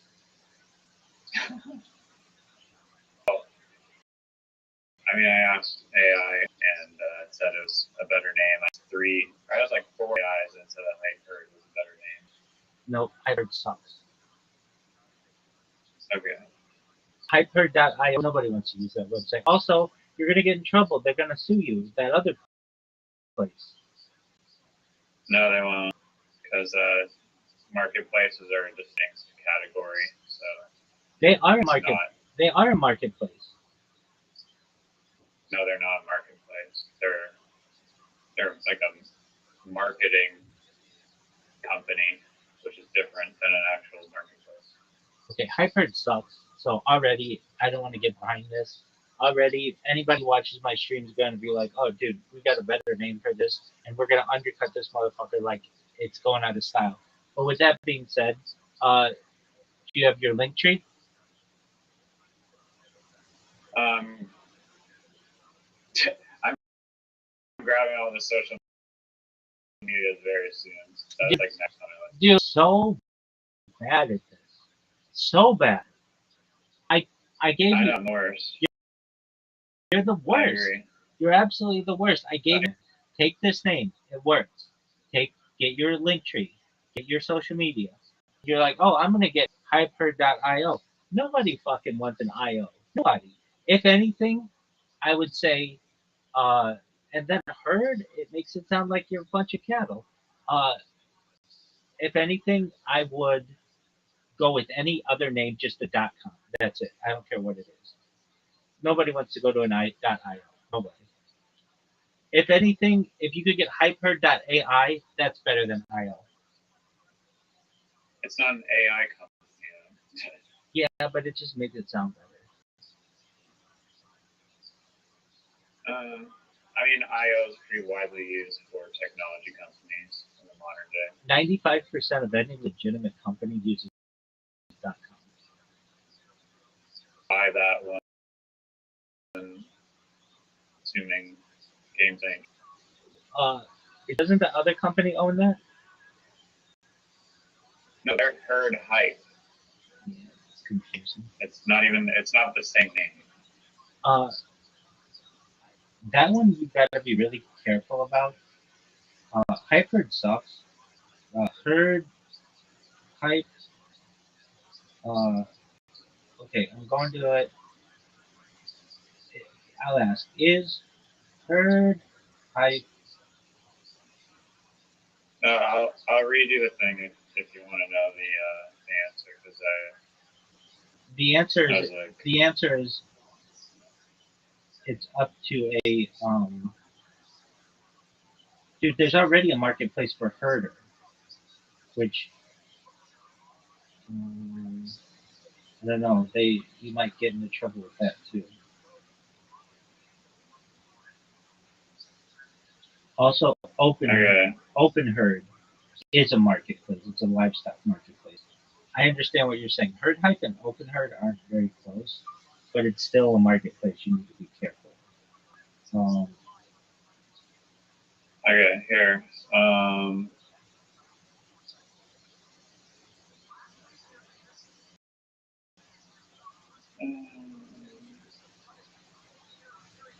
So here, let me read just a shitload of text for you. So Hype Herd is posting advertisements and marketing contests typically to broker, promote, or Herd Hype is promoting livestock and hamburger beef. So no, Hype Herd. Hype Herd is a crowdsourcing advertising marketplace where companies for any industry can post a contest and creators compete to submit the best advertisement to win more prize. The ad contest could be for Coca-Cola, Nike, baby product, food product, and things between. So it's not specifically whatsoever targeting the cattle industry. However, a potential customer could be, for example, McDonald's, who has burgers, but again, it's for any industry and does not specifically cater directly to cattle. So Gemini said that's an incredibly important distinction, and it completely corrects the trajectory of this argument. Understanding that Hype Herd is a generalized, industry agnostic, creative crowdsourcing marketplace completely changes the legal evaluation. Let's look how a federal court or trademark office would actually view this scenario, using the McDonald's example. The reality of any industry marketplaces in trademark law. When a company is a generalized marketplace like Fiverr, Upwork, 99 Designs, or Kickstarters, its legal vertical is defined by the crowdsourcing and creative matching, not the random industries of the clients who happen to buy from it. If McDonald's runs a contest on to get a viral TikTok hook for a new burger, Hype Herd is still providing creative crowd management software, not agricultural marketing. Here's how your defense stands up in this legal model. One, the channels of trade argument. In trademark litigation, courts look at where the actual money changes hands. Hype Herd's customers, or Herd Hype's customers, is a cattle rancher looking for a custom designed catalog or text glass system to sell their upcoming bull inventory. and bull semen inventory. They're looking for specific agricultural expertise. Hype Herd's customers, a corporate brand or small business owner looking for user-generated content, video hooks, and crowdsourced ad creative across any consumer vertical. I get that. Ask it this. I get it. I don't need to hear anymore. I get it. Here's what I want you to ask it. What about a confusion for a customer? Ask it that. And also say, steelman this for me on how a customer could get confused and how this could cause legal issues. Since Hype Herd is a generalized marketplace, you can completely insulate yourself from any potential trademark friction by making sure your Class 35 trademark application, advertising, and marketing services uses explicit, modernized language. When you file, you should define your services as providing an online crowdsourced marketplace for digital content creators and for brand advertisers, hosting online promotional contests and tournaments for the submission of user-generated advertising creative across diverse consumer industries. By explicitly stating that it's across diverse consumer industries and focusing heavily on the crowdsourced marketplace message, cleanly establish a total separate legal lane from them. You're safe to build, launch, and host whatever brand contests come your way, including the occasional hamburger. So it's literally because it's a marketplace, it's in a distinct legal categorization. Okay. Can you ask it, please, to say, can you please steelman this for me for how a customer could get confused? Because I'm confused by it. I don't know if it's Hype Herd or Herd. I have to think about that. Herd Hype is the it's called Herd Hype. It's not. They're two different names, and they're in two different industries. The one industry is not that different, though. They do marketing services. They offer social media management. Marketing services is different from a marketplace. They offer social media management, video creation to drive traffic. That's very similar to what you do. We're not talking about creating cars and hamburgers. They're very, very similar.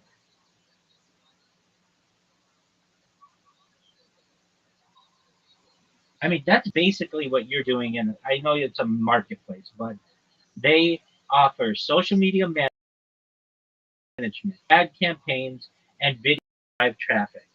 You are creating a marketplace for ad campaigns, is really what you're doing. This is what they do. It's just they just do it for herds or cattle. But if I'm a judge, really, as a 30, I have no dog in this fight. I'm going to say that judging upon them because they offer for you services like social media management, ad campaigns, and video. What are you doing? You're basically creating a website that allows you to host social media management, ad campaigns, and video creation. That's very similar.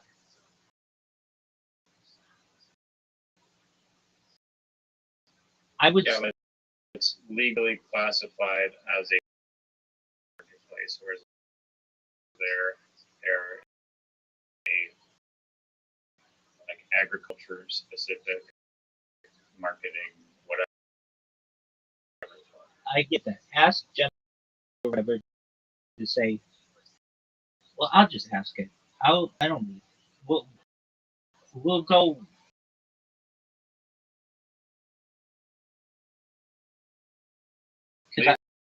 You're in excellent shape. If this ever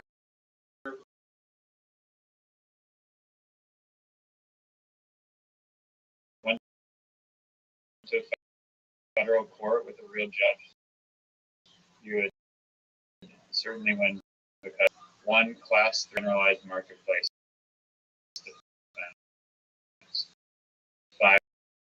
Fiverr, Upwork, No phonetic similarity on the no channel overlap. Cattle rancher does not equal brand marketing managers. No likelihood of confusion as a matter of law. As a customer, I would get it. Like Amazon would be like part of the reason why this exists is like you have marketplaces like Amazon, which is a generous, and they can host a bunch of, they can post cattle feed products, baby food, and these different categories with a trademark conflict, because if they didn't have that, Amazon would be sued by the Amazon hamburger, Amazon shampoo place. You know what I mean? And there's a shampoo place that was well established. You need to familiar yourself, generalize marketplace. Look, I think you are very high. I'm gonna look up. It's just like it's been proven. Fiverr, 99 Design, all the marketplace, or trademark because they're categories. They also don't have company.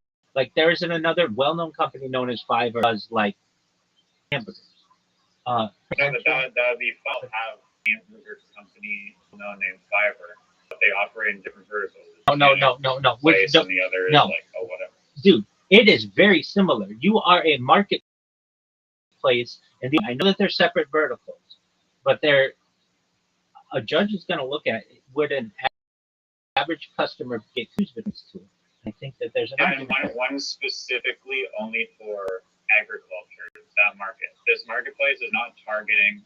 What it says you can do is like, we can't go site and specifically be promoting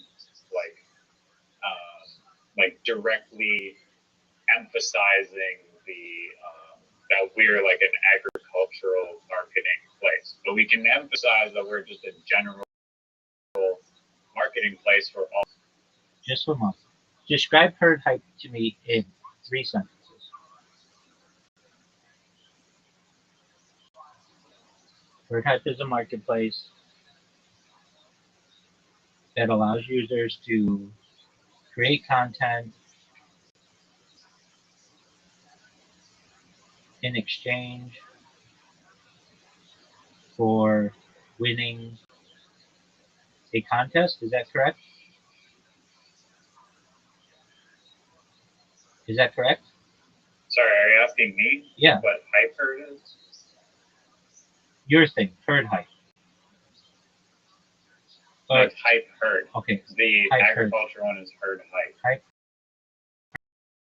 herd is a potential marketplace that allows users to create contests. This allows users to post links on their social media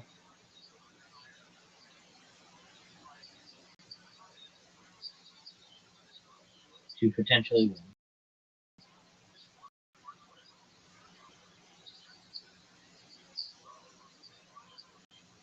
And then herd hype is a cattle and agriculture marketing platform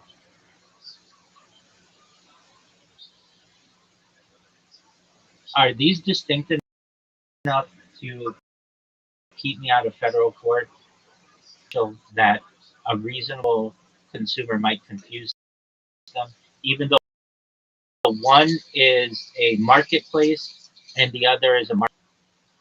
Mention the class 35. Okay.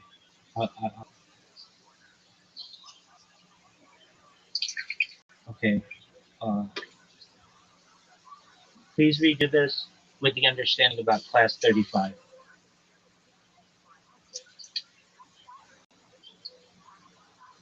Okay.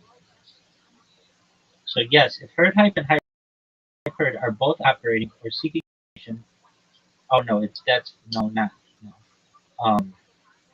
not class 35. One is class 35 and the other not.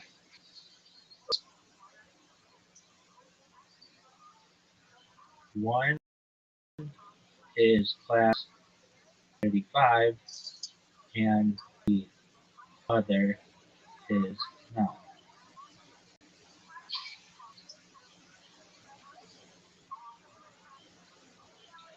Okay, if hype herd is a class 35 and herd hype is registered only in a different class, I would generally view your position better than if both were class 35, especially if the other class covers genuinely different. So, however, the U.S. Patent and Trade Office does not include likelihood of confusion simply by asking whether the numbers match. Trademark classes are organizational categories. Goods, services in different classes can still be considered related. So, in your specific situation, suppose Hyperd, that's yours, right? Hyperd? Yeah. You're class 35. It's an online marketplace connecting brands and creators, promotional advertising contests, and social media promotion. Herd Hype is another class. It's cattle aggregate services. Then I'd look at it substantially more favorably for Hype Herd than I did under the assumption of them are 30, class 35. You have several distinctions working together. Different class, different industry, different target customers, different commercial purpose, different type of service, potentially different channels of trade. Against that, you have one very negative, significant negative. Hype herd and herd hype are extremely similar marks. So the question becomes whether the services are sufficiently unrelated to overcome that unusually strong similarity. One thing I'd be careful about, don't rely on the argument they're in different trademark classes, therefore consumers can't be confused. That's not the legal test. The stronger argument is, although the marks are similar, the parties provide some fundamentally different services to different purchasers in different industries. Okay, now I'm going to get into something right now. By all means. Herd Hype does marketing services, they do social media, and they are directly a marketing company. There is one vertical a lot argument to be made that, especially within the agricultural or cattle industries, this would overlap. They are a marketing company. Essentially, what we have is a marketing company, which is Herd Hype, and Hype Herd, which is very, very similar, with similar names. No, but they're industry specific on the ranching agricultural industry. The marketplace No, is they're not just they're social media, marketing, and something else. Yes, the framing makes the issue materially closer than one is in agriculture and one is a marketplace. That's the argument you're making. I think your instinct is right. The strongest way to characterize the conflict is not marketing company versus marketplace, but marketing and promotion business versus an online marketplace that facilitates marketing and promotion. That's what it is. And the fact that they are different international classes does not rescue Hype Herd by itself. The U.S. Patent and Trade Office expressly says goods and services do not have to be in the same class to be related. Here's how I would analyze it.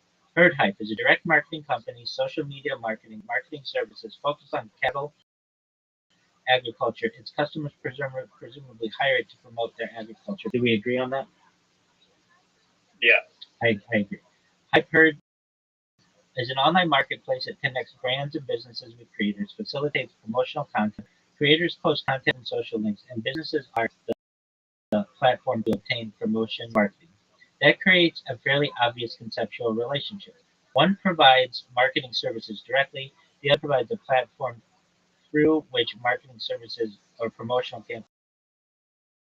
campaigns are purchased, or closer than a, say, cattle marketing company versus a generic consumer software application. The U.S. Patent and Trade Office's own guidance says services can be considered related when they are used by the same purchasers, advertised together, or sold by the same provider. And it specifically warned different international classes they mean the services are unrelated. This name similarity is the real problem, and that's what I agree with. It's very if the names Well, it says. Sorry, go on. if the names were Herd Hype and Creator Contest, which Creator Contest is a good one. Don't lose that. That's a good one. I'd be much less concerned. But they're Herd Hype and Hype Herd. They're essentially the same words ordered. That creates very strong similarity in appearance, sound, and commercial impression, the exact types of similarity the U.S. Patent and Trade Office considers. And there's a plausible consumer story. Herd Hype is a marketing agency, and Hype Herd is their platform and marketplace. That's another thing. People might confuse them. One is a subsidiary of the other. That's not an absurd inference. In fact, it's probably the most dangerous hypothetical for Hype Herd because marketing companies increasingly operate platform trader networks and campaign marketplaces and social media promotion tools. Cultural focus helps, but perhaps less than you initially think. You absolutely have a meaningful distinction. Herd Hype is a marketing and cattle agriculture bid companies, a marketing for cattle and agriculture companies. Hype Herd is creative brand contest marketplace, potentially spanning many industries. That gives you different customer immediate commercial context. But imagine Hype Herd's agricultural client sees Hype Herd, the marketplace for brands to launch creative campaigns, which is true. That's what they would do. They could reasonably wonder whether Hype Herd is a sister company, a new technology platform by Herd Hype, a national expansion of Herd division, or an affiliated company. There is source affiliation confusion, which is what trademark law is concerned with, would accidentally purchase the wrong service. The U.S. Patent and Trade Office describes the inquiry essentially in those terms. And here's the important point about Class 35. Stop using their indifferences as a major defense. That's your defense, isn't it? Sorry, can you repeat that? Your defense is they're in different class, right?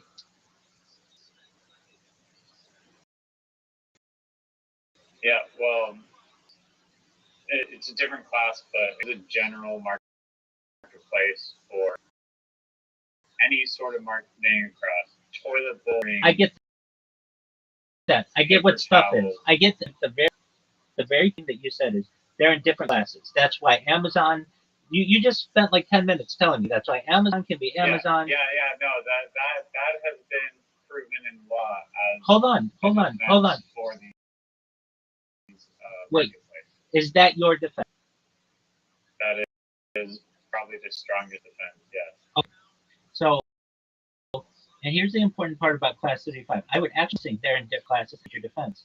If Herd Hype's registration is, say, in Class 42 or another class because of how its particular services were classified, but its actual business is media marketing, that doesn't make the marketing relationship disappear. The U.S. Patent and Trade Office explicitly states goods or services don't have to be in the same international class to be related. There is even U.S. Patent Trade Office and authorities stating that the fact that the services are classified in different classes has no bearing on the likelihood of analysis. So I would treat the class difference as a data shield. My revised assessment, with the facts that you've given me, I characterize it as the marked similarity is very high. Relatedness of services is moderate to potentially high. Industry overlap is limited but potentially meaningful. Customer overlap is potentially meaningful if Hype Herd targets agricultural brands, which it will. Right? I mean, it will. If you have Arthur Daniels Midland or Monsanto and they wanted some kind of campaign, that's a huge overlap. No, this says only works is you never position Hype Herd as an agricultural marketing tool. Your landing page and marketing is 100% focused on digital creators and modern brands. You don't create livestock specific features or categories, and your tagline is never anything like marketing for any business, including farms. If your ever looks like you're ranchers or farmers, primary audience, the defense weakens significantly. Of course, nobody's saying that. Of course, nobody's saying that. The big question comes out when if mine comes to you and they say, hey, we want to run a social media campaign, just like Coca-Cola or Nike. Would their consumer base have confusion with the overlap? Hype herd or herd hype, I think is potentially. The different trademark classes is helpful content, but legally weak itself. Overall, there's a legitimate trademark clearance concern. I mean, this doesn't even have to register this before you even get the company. So this isn't like something like you get the website. No, you have to put in your trademark with the United States Patent and Trade Office. So that's not cheap. That's expensive. We're gonna look up how much that is, but I would not say Hyperd is. I think it's only like a grand or. I mean, that's your budget, right? Yeah, but it's not like 20 grand. No. Well, let's see. I would not say Hyperd is infringing. There is a respectful argument that the businesses are sufficiently distinct, but I would also not characterize a situation where a reasonable consumer is unlikely to confuse them, really because one is a marketplace and agricultural marketing company. The marketplace distinction is probably your best defense, but it's also potentially your biggest weakness because the marketplace is facilitating exactly the kind of promotional marketing activity that Herd Hype's answered now. The really important question is, what exactly does Herd Hype's federal registration say it does? Do you know? What is the federal registration? Hype. What does it say its service? Like you're saying yours is number 31st. I'm sure, but it wouldn't be 35. Okay, well, you don't know that. If you don't know, you don't know. Well, it's not a general market. You don't know everything. The answer is you don't know. I don't expect you to know everything about this. In fact, I expect you to barely know anything confusing. So we'll have to. So we need Herd Hype's trademark registry number, application number. I'll just ask it to look it up. Can you just look it up for me? It's just there.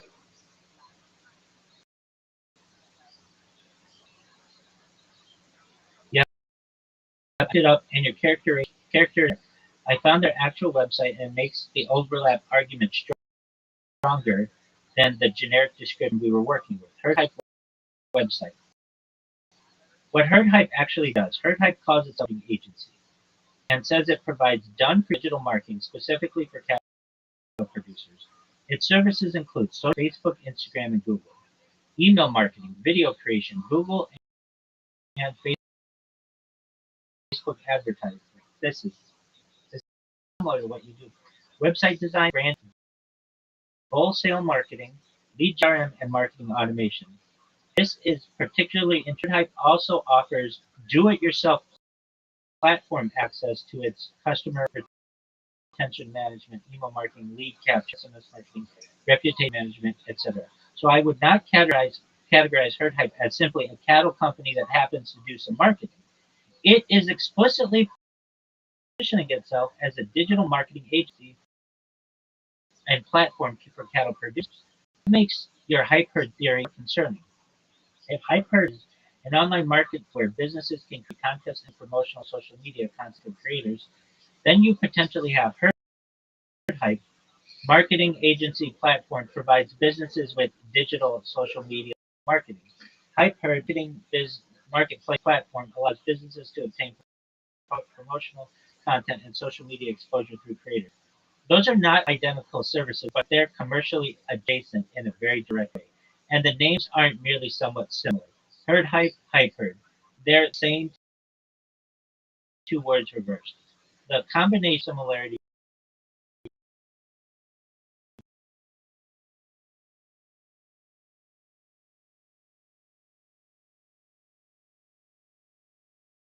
plus marketing services on both sides,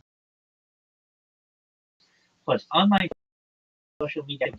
This is the part. The agricultural distinction still matters. Herd Hype's website is very specifically focused on benchmark, has a meaningful argument for brand market rather than ag market. The cattle genetics company wants to run a social media test to promote its bull sale. It encounters form for getting creators to use promotional content. Consumer is exactly the kind of customer Herd Hype markets to. At that point, the argument becomes, why would a cattle producer think Hype Herd was affiliated with Herd Hype? And because Herd Hype already offers social media marketing, advertising, video creation, branding, websites, information, I think there's a slightly more credible confusion argument than I initially gave credit for. But an important counterargument to Hype Herd isn't necessarily competing with Herd Hype in the conventional sense. Herd Hype appears to be the marketing provider. Hire us and we'll market your cattle business. Hype Herd would be the marketplace infrastructure. Use our platform to run a promotional contest and connect with creators. That's a real distinction, but it's not the same as saying the services are unrelated. Marketing agencies and marketing platforms can absolutely coexist in the same commercial ecosystem. My view after actually looking at their site. I'd move my assessment from roughly moderate concern to meaningful concern requiring an actual clearance search. Not because I think Herd Hype necessarily wins, I can now see a credible story on both sides. Herd Hype's argument. We are a digital agency and platform. Herd Hype is also a marketing promotion platform. The name the names are virtually identical, just reversed. A customer could think Hyperd is our platform, affiliate, or expansion into creator marketing. Hyperd's argument, Hyperd is a highly specialized cattle producer marketing agency. Hyperd is a general creator marketplace. We serve different customers, operate differently, and promote different services. The fact that both touch marketing doesn't make them legally related. Neither argument is frivolous. And I'd pay attention to the fact that it's been in business since 1998. It describes itself as having served 50 plus cattle producers, potentially important for evaluating the strength and priority of their rights. One thing I haven't established yet, I have not yet verified their federal trademark registration application and its exact identification of goods and services. That's the next thing I'll check. And that's actually more valuable than knowing class 35 versus class not 35. I want to see exact. Okay, so do it. I don't know why you didn't do it before. Okay, so please do it.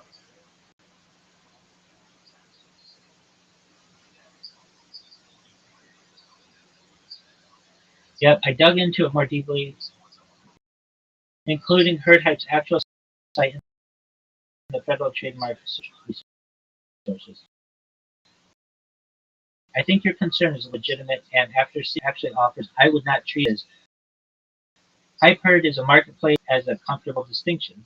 What Hype actually is, Herd Hype is merely an agricultural company, incidental marketing. It brands itself as a cattle producer marketing agency and says it provides done for you its social media marketing, email video creation, Google, Facebook advertising, website design, branding, full marketing, and CR marketing. It also sells self-service access to its own marketing platform, including CRM, email, SMS marketing, lead capture, automation, reputation management, appointment booking, analytics, and payment collection. So the factual comparison is closer to Herd Hype, agricultural marketing agency plus marketing technology, Hype Herd, marketing promotion marketplace, and creator platform. That's substantially closer commercial relationship than I initially assumed. The biggest problem is still the names. This is the part that bothers me most. Herd Hype, Hype Herd. They're not just similar sounds, they're the same two words reversed. If Hype Herd were called and you were Hype Herd, it might be much more comfortable with the services distinction. The producer already knows a company's Herd Hype, and they under Hype Herd to imagine the customer thinking, is this their creator platform for Hype product, or are they an affiliate? Are they affiliated companies? The last category, affiliation, sponsorship, confusion, is important in trademark. The agricultural distinction is real, though. There is still a meaningful defense in hyper. Herd hype is extremely focused on cattle producers, ranchers, bulls, sell seed and sales beef, agricultural. It repeatedly emphasizes that civilization. Meanwhile, you propose hype herd marketplace sounds like a broader creator economy product. So you're not looking at two companies selling a customers, you're looking at a specialist agricultural marketing agency platform and broader creator marketing marketplace. That's meaningful. But it's not a clean separation because the hybrid marketplace facilitates marketing and promotion issue. This is where I would be particular. Even if hyper is class 30 registration is another class, that doesn't not mean it is legally irrelevant. Our classes are not market separation ones. The USPTO likelihood of control relatedness of goods have in this international class to be considered related. So I wouldn't attorney we're safe because you're not 30 because we're class 35 and they're not. I tell digital marketing agency platform well herd hyper would be a creative facilitating promotional campaigns are two words reversed, but the customer's commercial functions different. That's the actual issue. One thing I not conclusively established. I searched for a federal herd hybrid application, including AIM's PTO record, but I couldn't reliably surface an actual USPTO registration number or application from publicly indexed search results. That meant on the federal registration. So it all depends on that. So current hyper risk rating, there is meaningful or medium to clearance risk. I would not call it obvious, but I would not launch hyper nationally without a trademark attorney doing a clearance search. That's gonna now that will cost $10,000. Perhaps. The factors cut both ways. Again, very strong visual phonetic similarity, both on marketing ecosystem. Hyper explicitly does social. Herd hype also has a marketing technical platform, potential affiliate platform extension confusion. Herd hype is highly specialized in cattle agriculture. Hybrid is a broader immediate customer base, different business model. Marketplace versus agency, potentially different trademark classes, potentially different trade. The part I'd emphasize not reject hybrid solely because of hype, but I would invest heavily in hybrid until the federal condom law clearance question is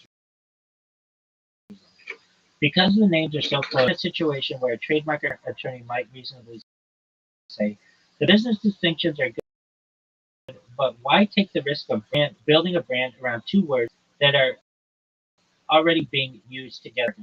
Question to you: different name.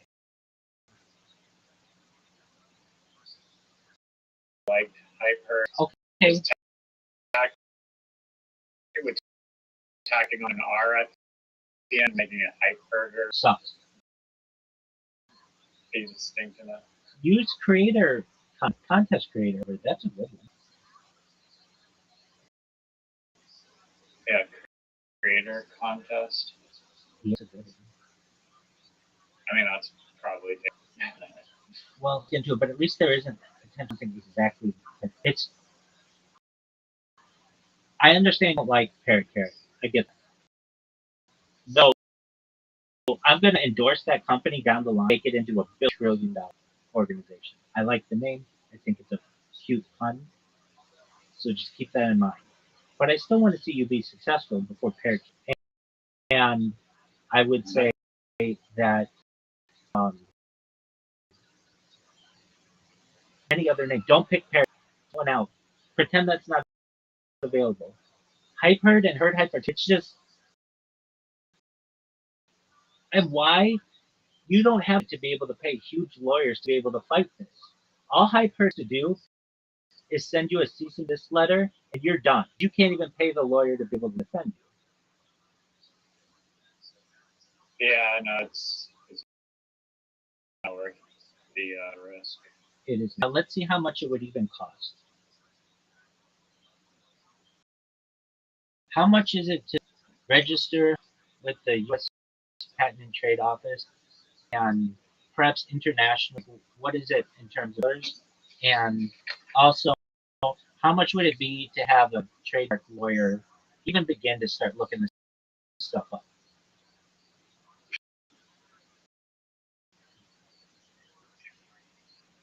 Yeah, if you're thinking about how I budget the trademark process uh, in two stages. Clearance filing after you know the name is the principal. I would not file the first get after we're given the third issue. So the government filing fee is generally a few $100s per class for a standard application, depending on the filing base and application requirements. The USPTO fee schedule can change, so I'd have counsel confirm the exact situation. For high 35 is the only class you need, which I don't know if that's true. You might need like marketing or something else too. You're probably looking at 350 to 5 for the government fees for one class before attorney fees. If you ultimately want two classes, you pay separately for an additional class. The bigger expense isn't the actual USPTO fee, it's the lawyer make sure you're filing the right identification of services. An overly broad or pre-drafted Class 35 description can create problems later. What I'd say right now, given the herd heights would not immediately spend $2,000 to $5,000 on our project. I'd first pay my clearance search and opinion.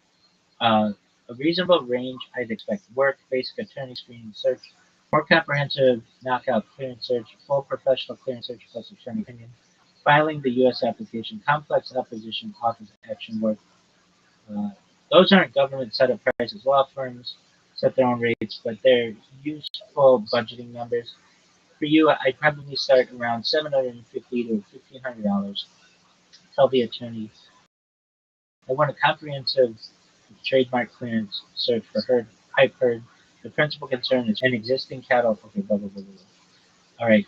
Now, what about international protection is a different animal.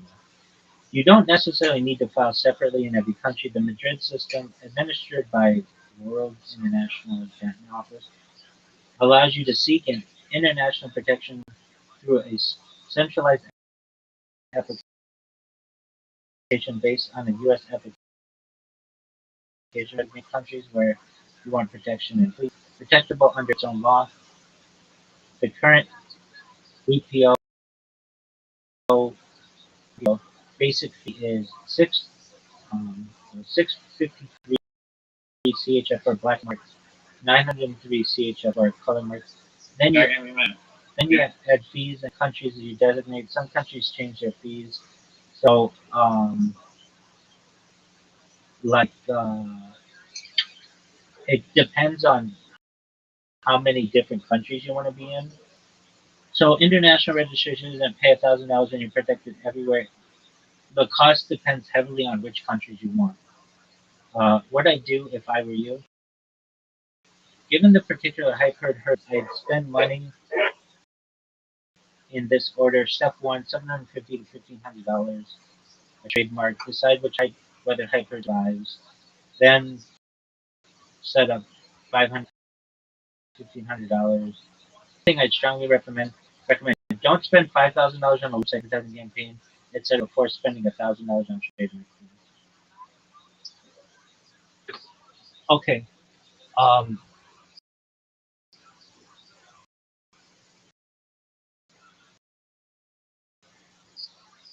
gonna and someone who to be successful as this this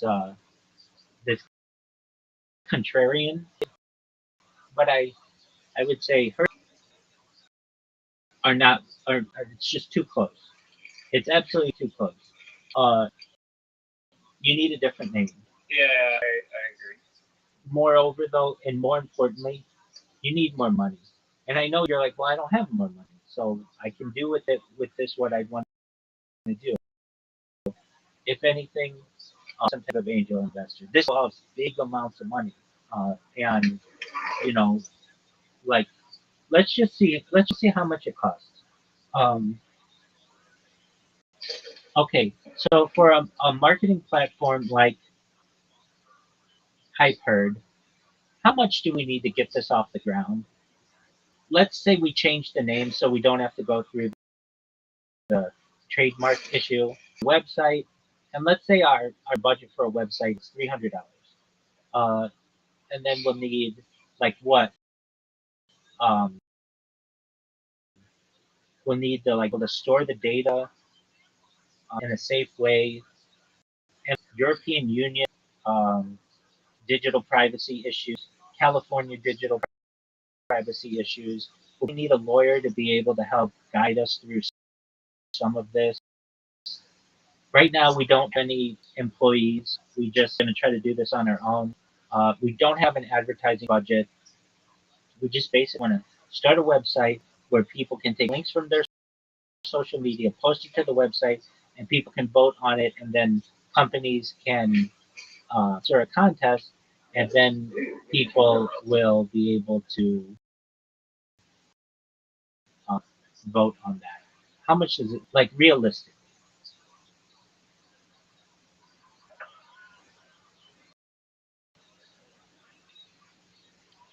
Yeah, if the goal is not build a finished company, but get a real MVP online, let people use it, run a few contests, and prove the model works. My realistic estimate is $2,000 to $5,000 to launch properly. Okay, so they're looking at website domain hosting, $300, database authorization. That's per month. So, but once the thing starts going, it'll make money. Privacy policy terms, business formation. Okay, agency, $500. Okay. We want to launch this globally in every country, aside from maybe 5. I thought you can, like, you have the trademark Canada, US, and operate internationally. No, that's like you can have international people using the site, can you not? Let's see. If we get the trademark in Canada and the United States, does that protect us globally? The Madrid thing is with the WIPO.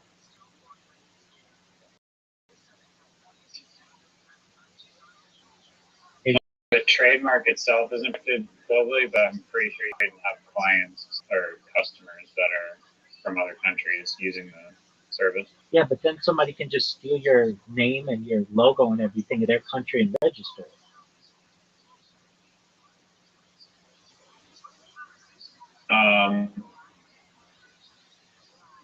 Yeah, but you already have it in Canada and US. As long as you're able to serve the. Okay, but like, what's stopping China from somebody being like, we want herd height or height herd or whatever? We're gonna steal Well, it. they're gonna get into a lawsuit with some fucking cattle semen. That's a good point. But they've got the lawyers to be able to fight that. Okay, so you can currently. That's a great name. You can currently designate protection in up to 133 countries. So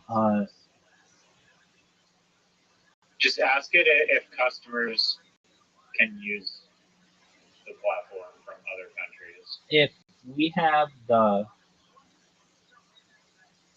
patent and trademark in Canada and the United States, can customers globally use our platform? These are 2 steps.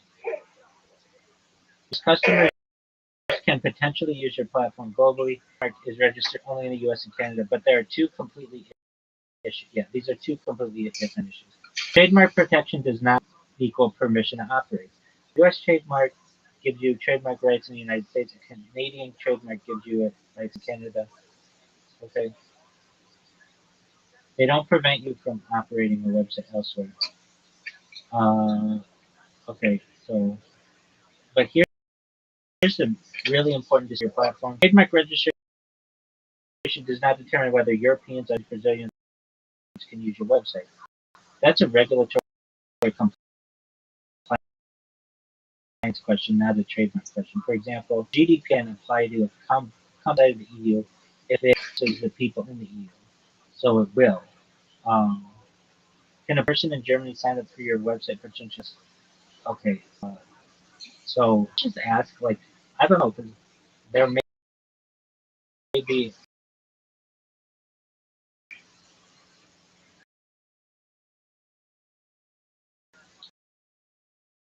Okay, so search the countries of the world, like the 133 countries, even though like 109 some exist. Do any of them have any laws like that you not have a platform to host contests? Like, do these countries have individual contest issues, or even states and provinces?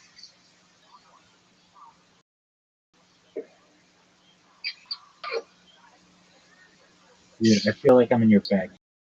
Your zipper is so loud. Putting your pants on? Sorry, I'm just packing up. You're good. All right. So here we go. Yes, I was and specifically as a global contest marketplace problem rather than a privacy problem. And the short answer is yes. There are absolutely U.S. states, Canadian provinces, and Australian states with rules governing contests, prize promotions, lotteries, and games. But I did not find a general rule saying a company may not operate an online marketplace that lets other companies host contests. That's good. The much bigger issue is what kind of content your platform lets each sponsor to run. The participants are located, how winners are rated, whether entry is not, because you can design the platform to avoid high-risk content structure. The key distinction for your structure is Hyper, whatever, provides technology, marketplace, brand motor, contest creator, social media content. Look, winner receives their funding prize. The distinction matters. You sponsors are responsible in your terms and conditions in your immune. If your company actually selects winners process, so you won't be selecting winners, but you will administer the contest. Process that controls voting, advertises motion. Some jobs could treat you as participating in promotion. That's true.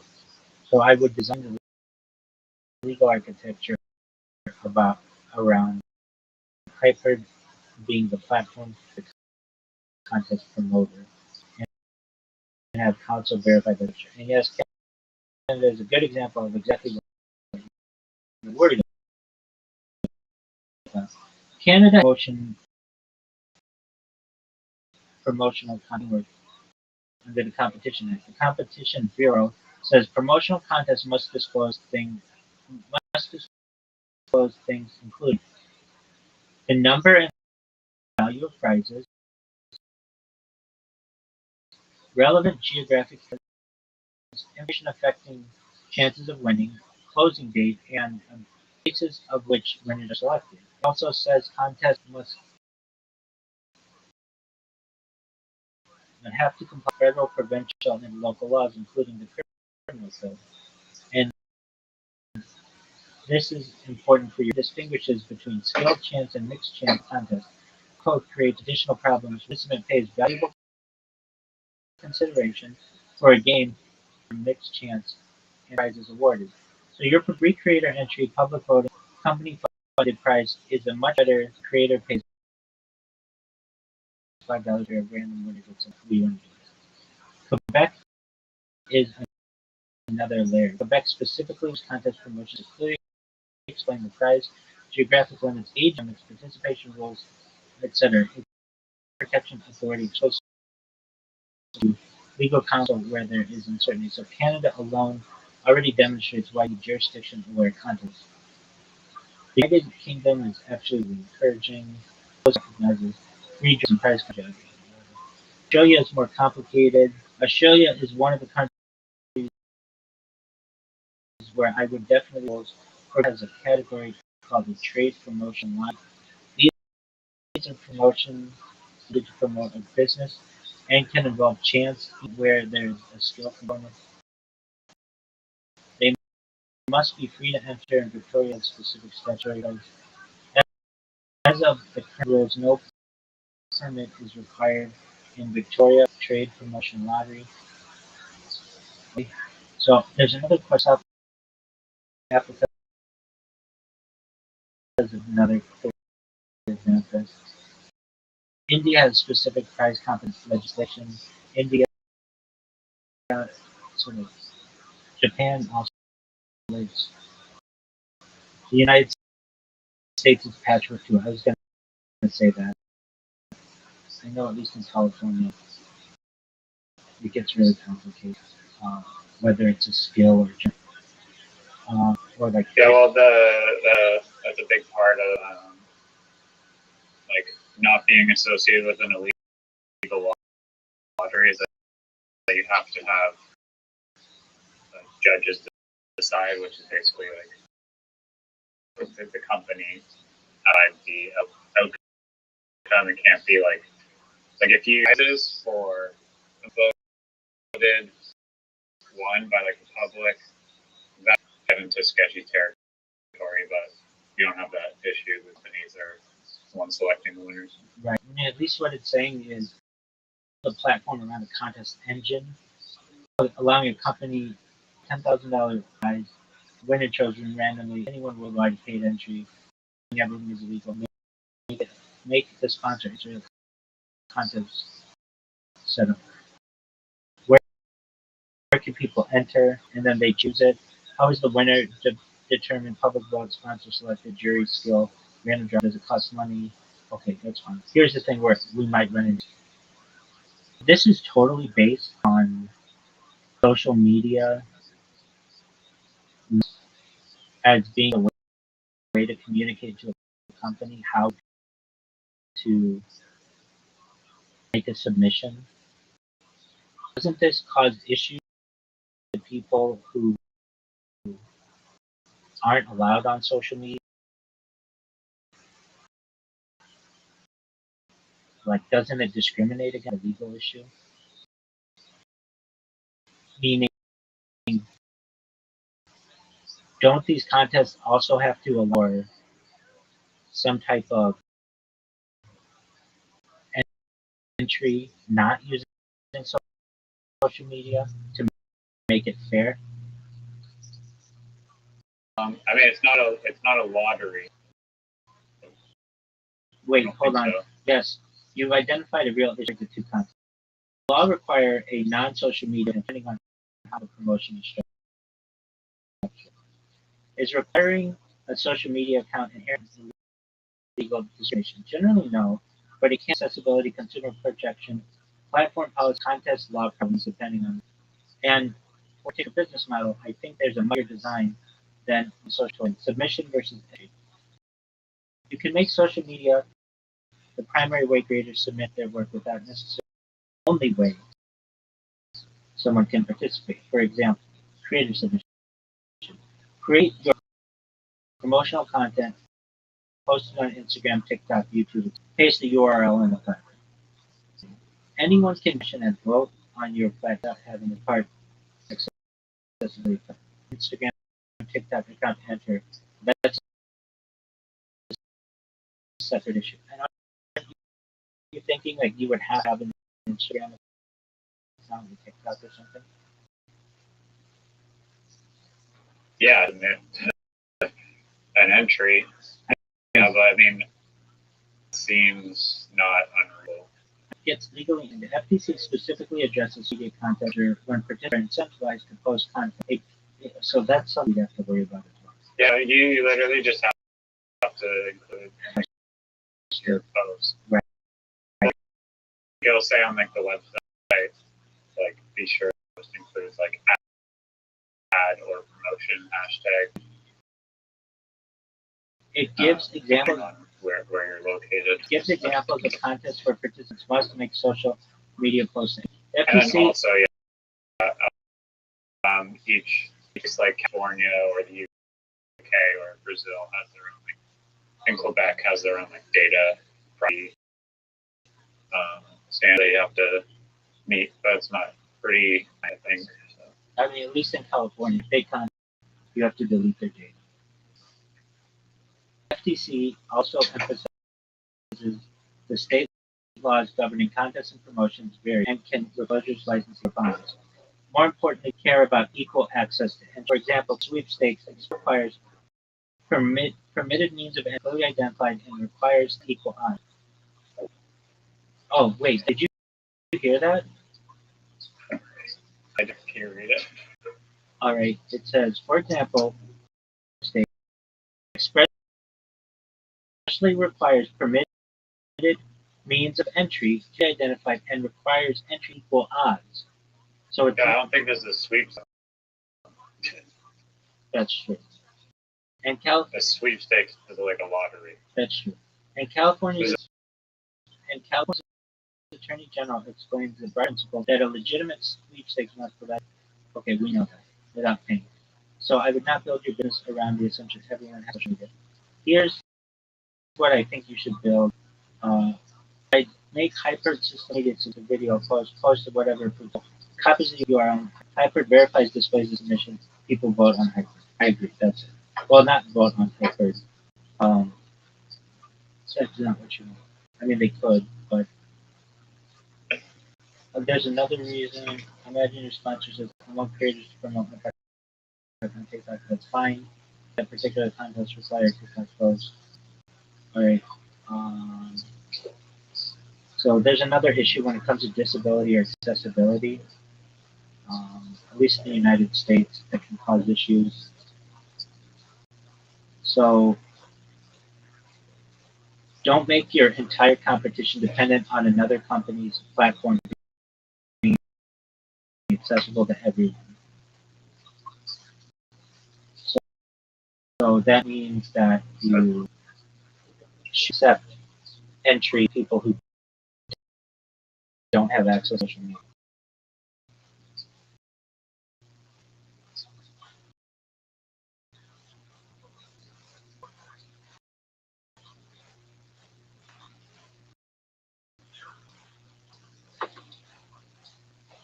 Whatever it is, I think we're hearing that it involves a lot of legal aspects that you just need an attorney, or you really need probably a team to be able to. It definitely can be done. It is how much money are you going to? There's the adage that you will get sued, no matter what your business is. If it continues long enough, you will get sued for something. And can you absorb that loss? I can tell you the startup with which I was associated. We used the Uber system, and we were in the clear for several years until the legislation changed and they torpedoed the business model. Yeah, I mean, that's a risk, of course, can't really be avoided. Exactly.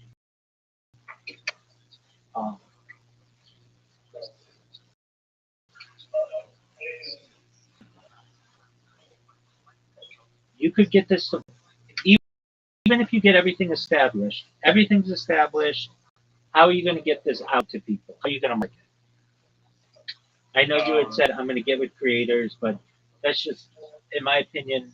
Yeah, no, I was talking to my brother about it, and he, like, I didn't even mention the thumbnail thing to him, but he said, oh, like, having a platform where, like, YouTubers are looking for thumbnail artists and people can submit their entries, and then the YouTuber can decide on the best thumbnail artist. He says that would be super valuable. And he has like a huge network of YouTubers with like millions of dollars in revenue each month. So can possibly kind of kickstart the thing through that.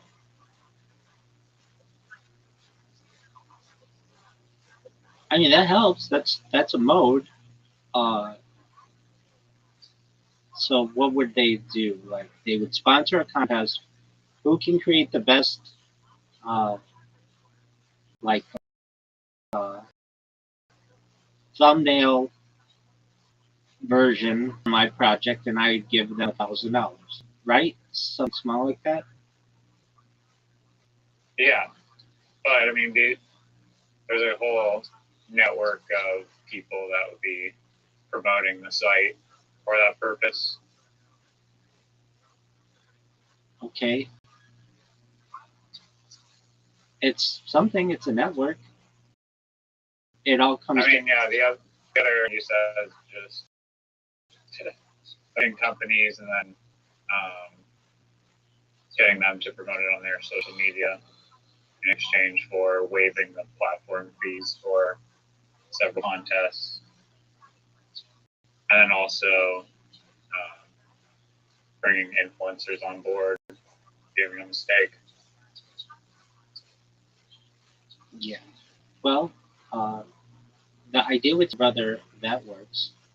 Did you tell him about the whole product, the whole idea? Yeah, I did. Was he interested in investing?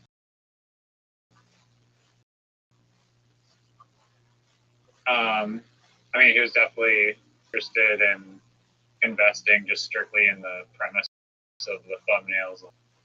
Okay, like hosting game. I explained to him that it's like that it like he his like lit of it for connecting thumbnail creators to YouTubers, which I think is a good like little niche in itself. I explained to him that that's just one category of many categories, and you have just banned posters, promotional posters, like graphic design in general is just one category of the platform is much broader, and like the advert space itself is much larger. Right. But I think he is interested in even just strictly the thumbnail component. All right.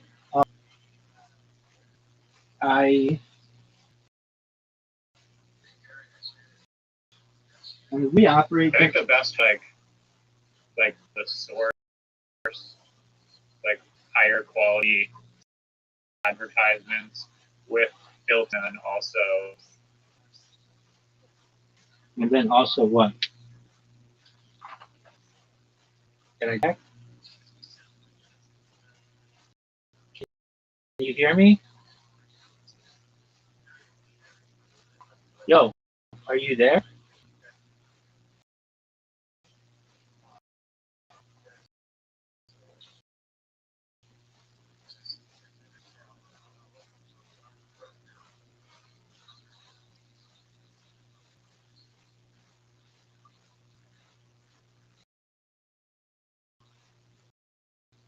Oh, I'm good now. Great. Did you hear it cut out? I didn't hear you.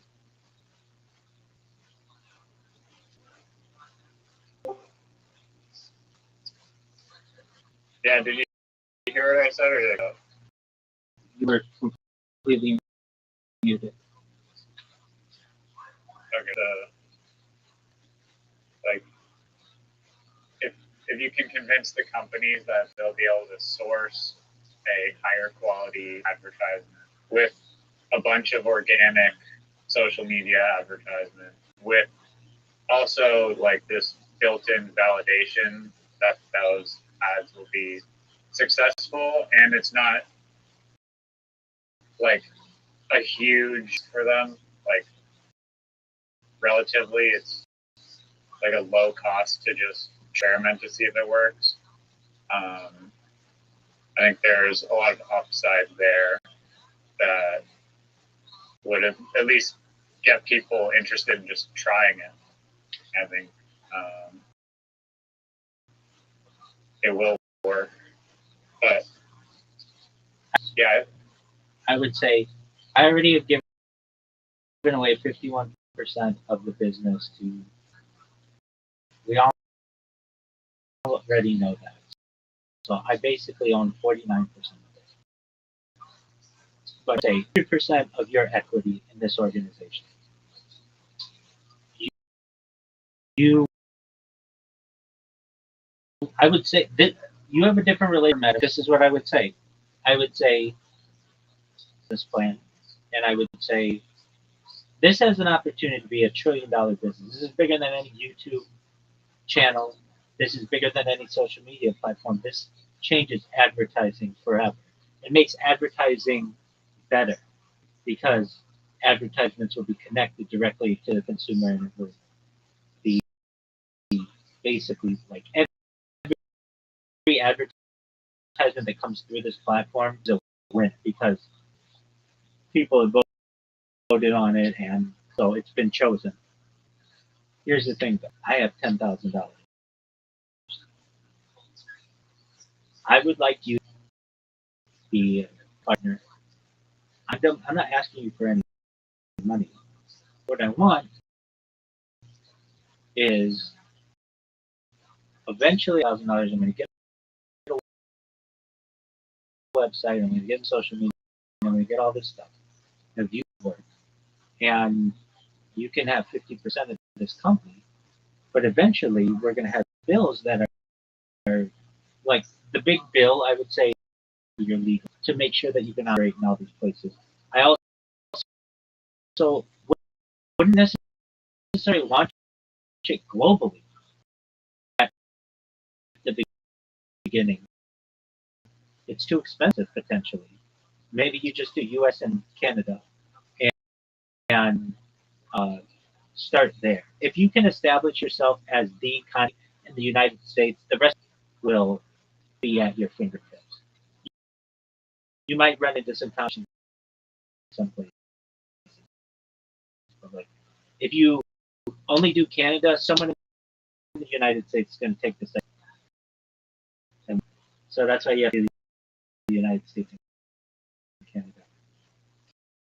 But just say to them, hey, this is a really great opportunity for you to invest. I'm not even asking you for it. I'm just saying that, like, I'm going to have to go to somebody.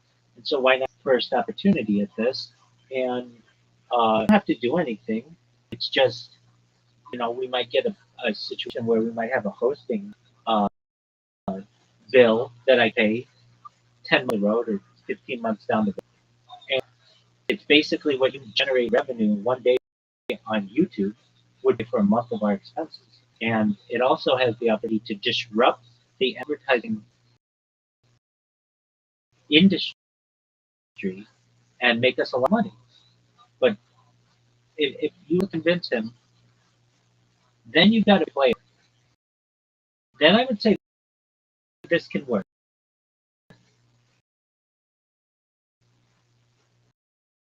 If you can't get that, it's okay, but need somebody else.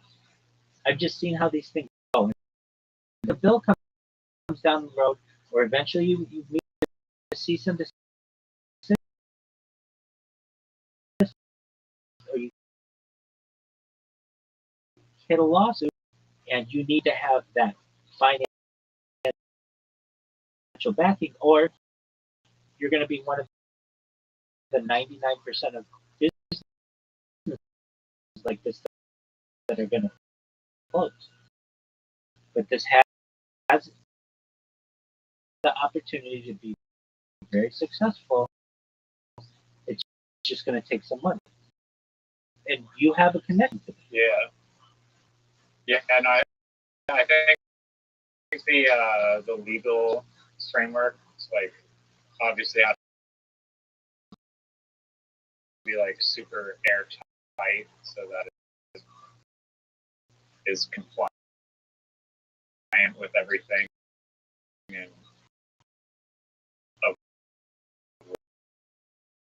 avoids like lawsuits. That's right, and it's not one-time deal.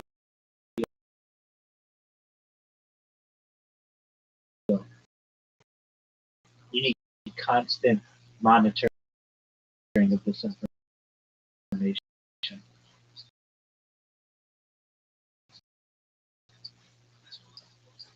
Because if, like, Yeah, that's true. The state of South Carolina changes the laws, or Vermont, or Manitoba, you have to have your finger to that pulse. And thing that you can't, that just usually you're going to have a law firm on retainer, and you might get a bill every month or $5,000, but they're going to be checking all this for you. The legal aspect of it's going to be the really, but you want to make sure that you're protected. So if your brother says, "I don't want anything to have to do with this,"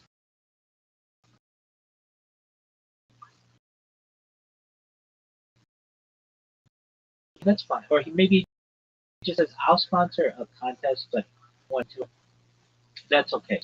It's too much of a waste of courses to find out that down the line, like, you barely have any gas, but you have this grand plan cross country.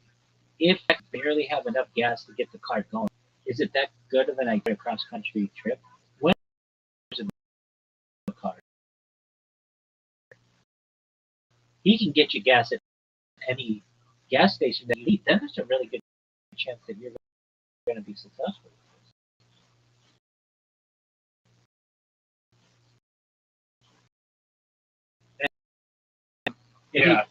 If he says no, say, "I know that you're saying no now, and I respect that. Please give me 3 months to come back to you, and I'll show you that type of me." Eventually, I just know how I am.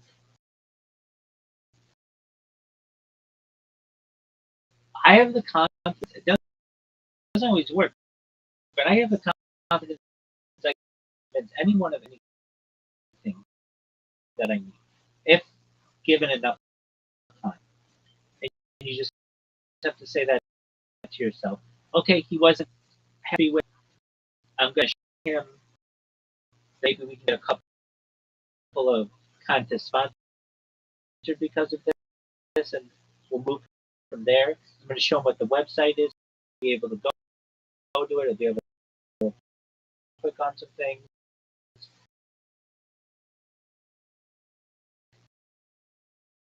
He'll be able to see the design, the logo, all of that, and maybe he might. Because he's sitting on a huge pot of money. He's not doing anything with it. I mean, maybe he's investing in whatever. But this has the opportunity to make millions of dollars, and marketing industry, advertising need a little help. I think the tipping point basically, and it's kind of self-perpetuating growth cycle. But when you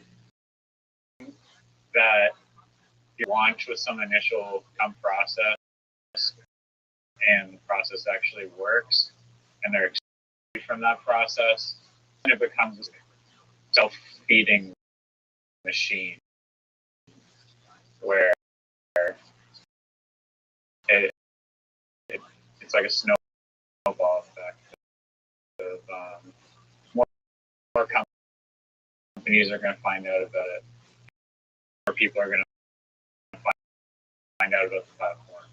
I'll just keep rolling. Something that the foundation of it is solid, and we can actually prove that with initial companies, then right. And one important lesson that I learned startup, which I found to be interesting, we would crunch this.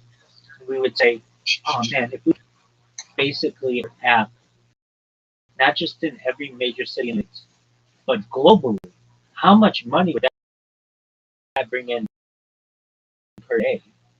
And guess what? It was millions of dollars, but it was not like billions of dollars, which is really thought what we thought. Like, oh, we would be rolling in it. Just was a small sliver of a very, very large pie. Now let's take more. Uh, let's just say we had the Fortune 500. Let's just take some numbers because we haven't even thought of like I know we have mom and everything, but not everybody's going to use this. Okay, so let's say we took Fortune 500 and they all spot us for $100,000, and uh, our company got $10,000 of each of it. So the company actually $110,000.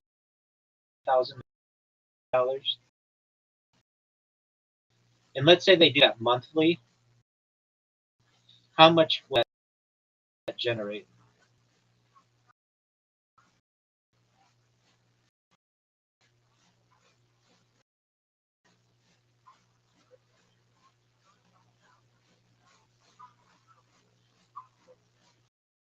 Uh, spend would be $110,000. I per $8,000.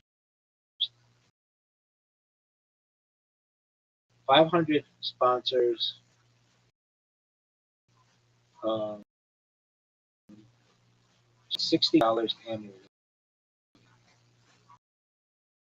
If that was every single company, $60 million. That's good. Like a month? No, per year. Per year. It's good, but that's not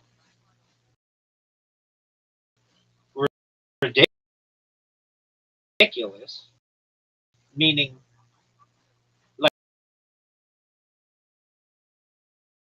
I'm glad that we ran this number because just like with car washes, if we have that much, and in the same way, if we know that not every company's one contest per year, they're not all going to be $1,000. And then when we get mom and pop companies, like those are going to be 20 to 40 million. The best you're ever going to do company potentially margins is $100 million, which is like I'm not shitting on that, but then you got to look at your costs, and if you split it with your and then of course Rabbi, but I'm down the road. But you split it, you're looking at I don't know, let's say with costs, if you make like $25 million, okay, nobody's going to shit on that, but that's a best case scenario, meaning uh, what more can this business do? You don't currently know. You're kind of maxed out. Is there anything more that this business could do that I'm not foreseeing? Well, like the analytics that are valuable on consumer behavior and psychology that you extract with AI. Okay. From gathering the data from what's creating successful. That's true. I'm gonna shit on that, but let's say that's another $10 million if we're fortunate. So making $110 million, best case scenario.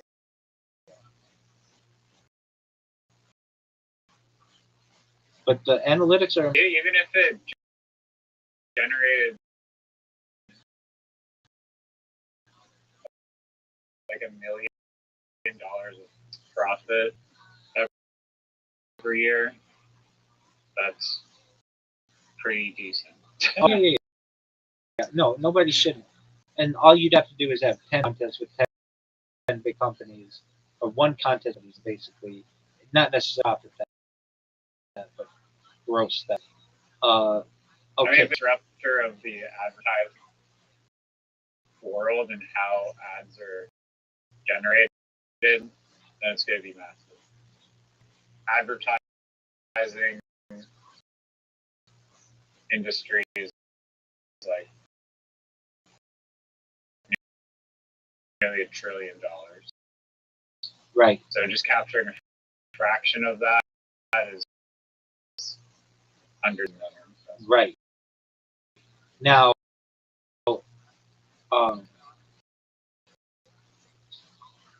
the way that you would increase this is you have the advertising, the each company doesn't do just one contest per month.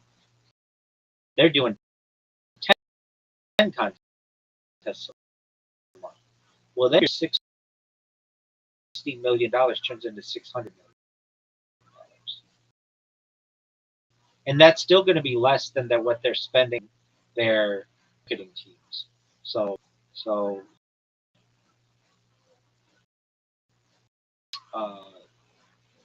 and they know that they're that like their advertisements are going to be perfect.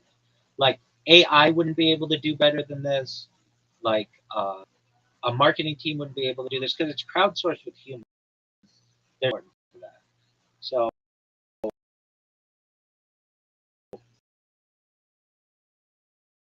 the goal would be companies to do more than tests per month, and so you might get one small social media post, and they do 10. Well, okay, so what do you do? An issue with the with the startup is what do you do when the company just starts going direct of the contest and says, "You're great. We just want to contract. Just give us $50,000." I mean, already user-generated contest platforms that do worth a lot of money. That's not what the value platform is. The value of the platform is, you have. I mean, the creators have decent track records, and they might produce really great ads, but it's like, are they going to produce the best ad? Probably the entire world of. You're probably going to get the best source it, validation, and distribution. All those are ads. You don't have to pay the platform. Right. That's where the value comes. Go ahead and go with the little guy, but then nobody's going to be asking about your product. Impressions count. You get 100,000 people following. That's exactly versus when you have exponentially and like more views from using this content. Agreed. It's a no-brainer. Even if you didn't even any ad at all and just did it for promotion, you're still getting a deal. I agree.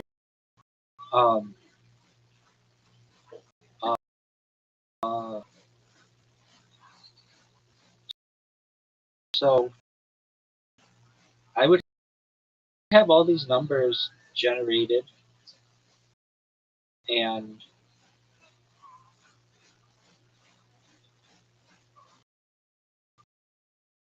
if you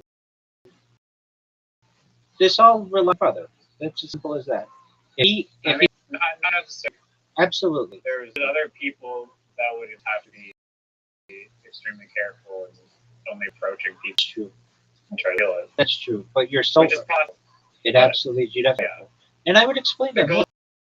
My brother was super interested though in like the thumbnail aspect of it alone. So a lot of, and I think it's a good way to kickstart it. He already has like a massive network of YouTubers. So. Right.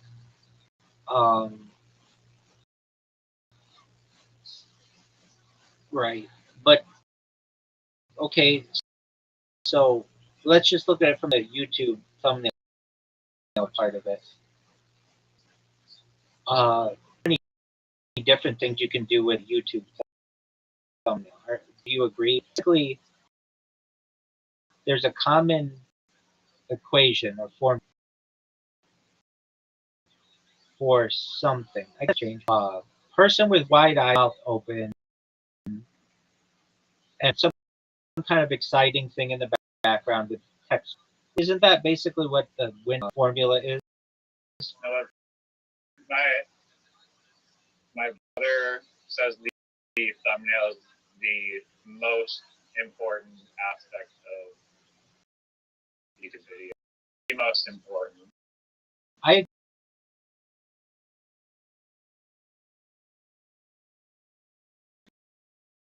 agree, but you didn't answer my question. The other says, and I agree. You told me. Are we in agreement that the formula is really the same? It's really wide, mouth open, with a event. A lot more design that goes into it. Those are good ingredients, but good thumbnail designers, they have distinct styles to them. It's like a artist. Yeah, but there's only what the beginning ones do that people do. It's 5 or 10 years ago, more diversity, but now it's a person outline, a rounded face, mouth open thing or whatever, and text over it. Now, I the fells is that it's not a repeat. It's hard to get repeat customers because they'll nail artists and they'll just hire them, and it's hard to get them new thumbnails. If they want to press test, they're just to make sure it's the best. That's my biggest problem with it. But my brother is that for it. The good thing about the platform is those people use contests, so they'd be getting free. I agree. Who's to say thumbnail contest, $1,000? They get their win and put it in EPT, and they give me 100 for the future, and they're done. They don't need anybody anymore. And your brother may say, and he's right, that the thumbnail's the thing. But the difference between the fact that they used yellow text versus isn't necessarily going to be so big that it's worth another $1,000 of investment. People are going to click it. Yeah.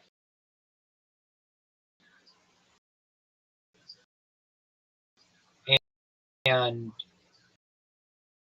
so, like, how do you keep business that way? It's difficult. Yeah. Okay. Well. Yeah, no. I mean, with a band poster though, it's like or whatever concerts or whatever. Those that market, they actually need new band. But I guess it's like the same problem. They can basically just take an existing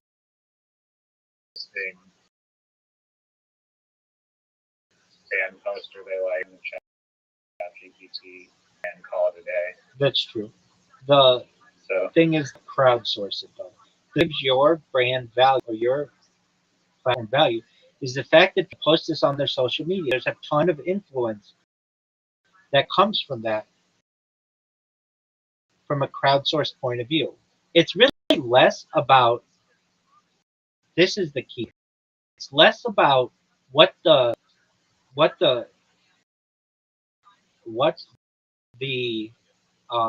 thumbnail is.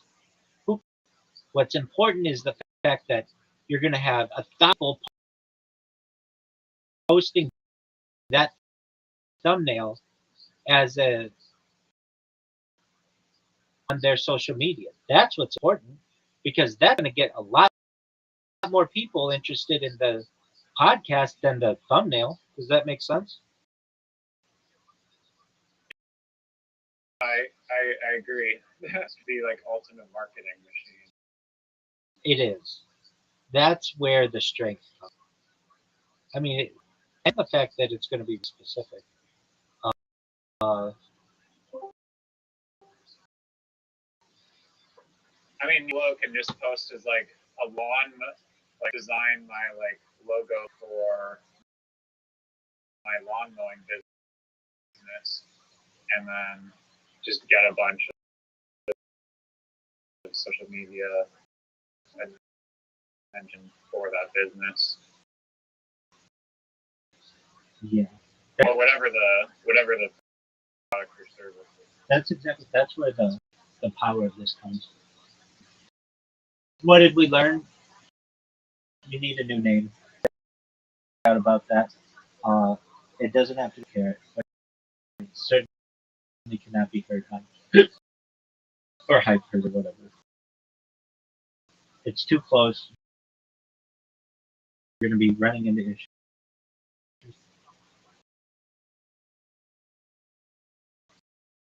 So, what about contest creators? Contest is what it was. Broad.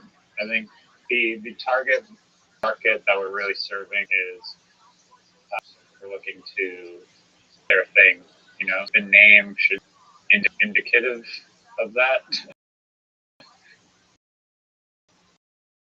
Like there should be something in the name that tells the customer companies we're going to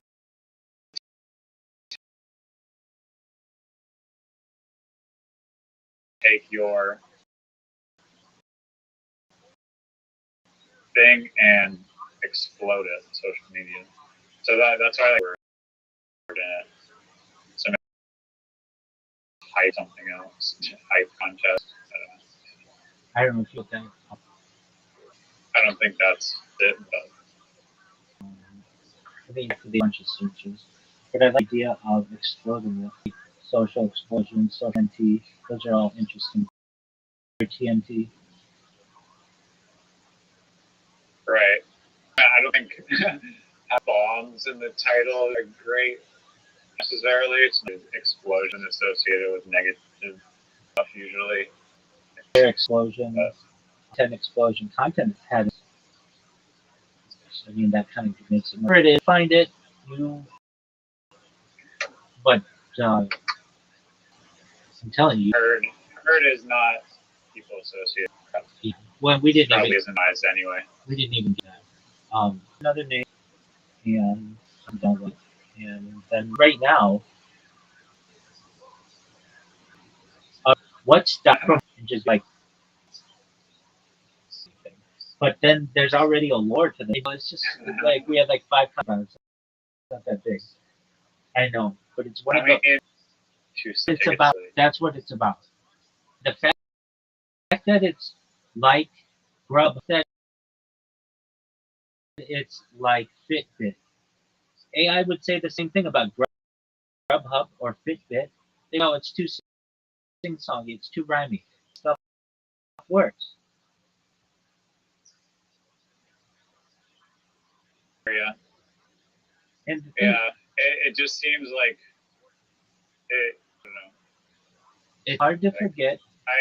You can go something a little bit outlandish, but once the outlandish thing catches on, it really sticks in people's heads. And the fact is, you could explain it to a child. If I had a class of 1 year of first grader, and I said exactly what the company is, and I said anything to choose, that's what wins.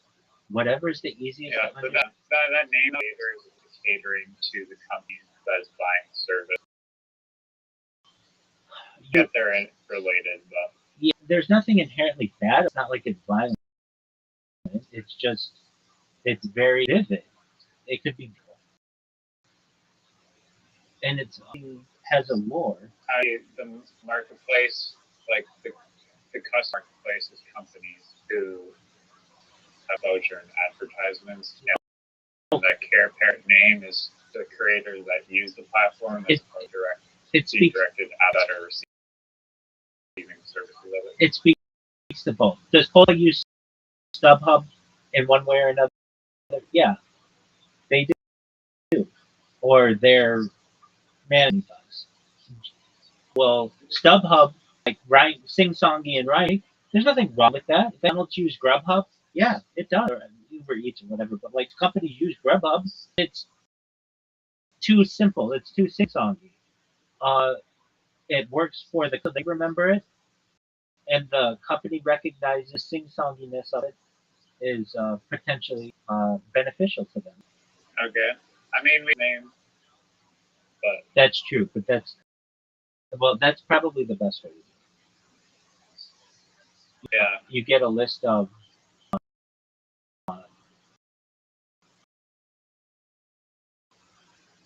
you know 50 names or whatever.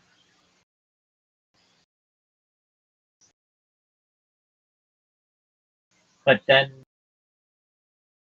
it's not 50. It's like you go on the platform and whoever decides is the best name for this wins 10 grand or whatever. Okay, but it's kind of one of those things. How do you get people to participate? I don't know what the name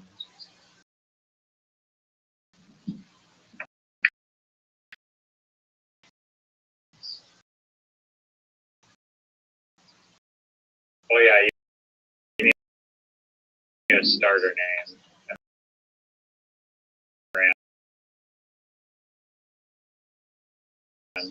Right.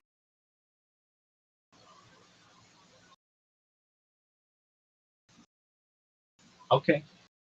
Well, do with it what Hello. do with it what you want. My sister is getting married on Saturday. Today I'm headed to Niagara Falls. Baller, Horseshoe Falls, or the American side? Canadian side. I actually linked up, last month, right? Yeah. I met him in real life on the last weekend. Oh, was he driving? Yeah, he has a huge GMC Chevy truck, and so he was working in New York, just went over the border with his girlfriend Anna, and we all hung out in Niagara Falls, at a casino, do you know that there's a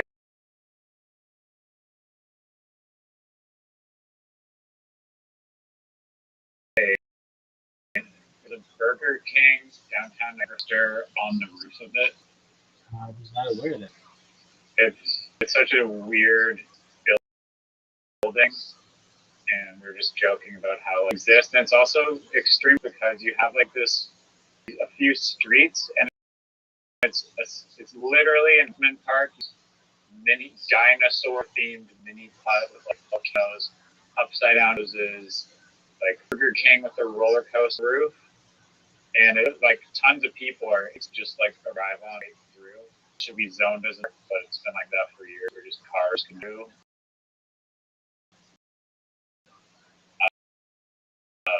The strange little pocket called Clifton Hill. Wow. Okay, so if I Google Burger King roller coaster, I can send you a photo if you want to see a picture of it. Mm-hmm.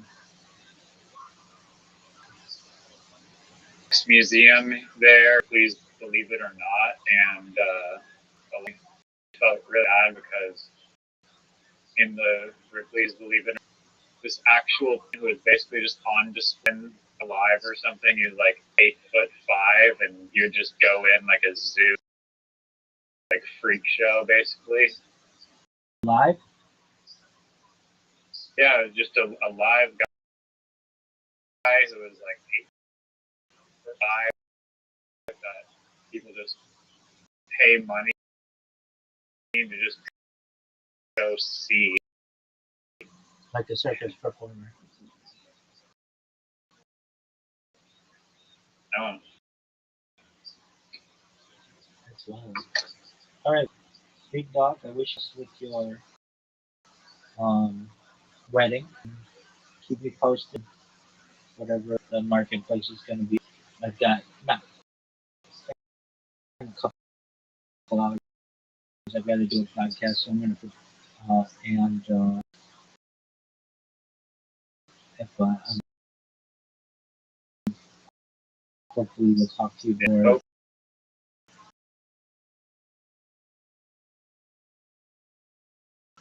Hope everything's going well in California.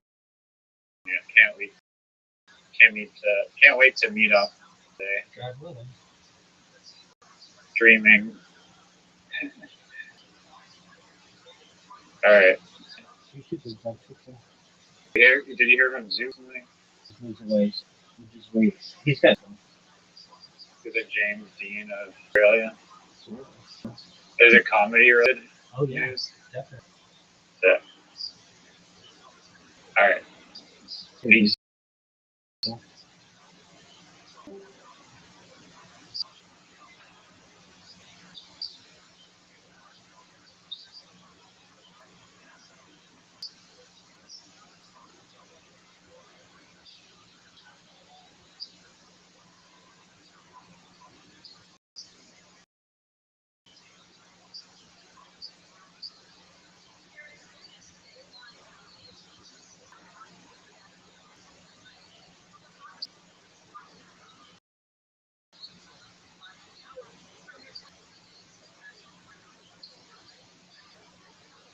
We haven't tried and like, let me do this. I guess the one is if you're gonna hold her phone, you can't have scaffolds. What the fuck have you been doing? What? Giovanni, it's just What's your dick showing? Did you just get a hard on? whoa. Deep note. Hold on. Not all. It's not time for full show. If you've never seen, I'm on your team, and I got Confidence, by the way. If you're bombing me like that's fine. Good for you. Fuck them. Your dick is hard.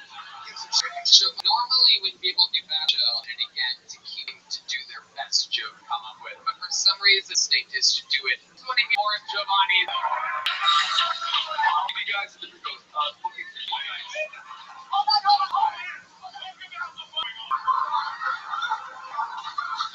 It looks like fucking struggler and grown. I cannot be more than be set up to this joke. Nowhere does his style tag. To think that we may have actually stumbled his actual best joke. I want to hear the rest of it. Giovanni's inflation is with his three comedy veteran, Giovanni Letmore. If there is any justice, anything at all about these rising gas prices, it's probably been a decline in human trafficking. That was better than everything else.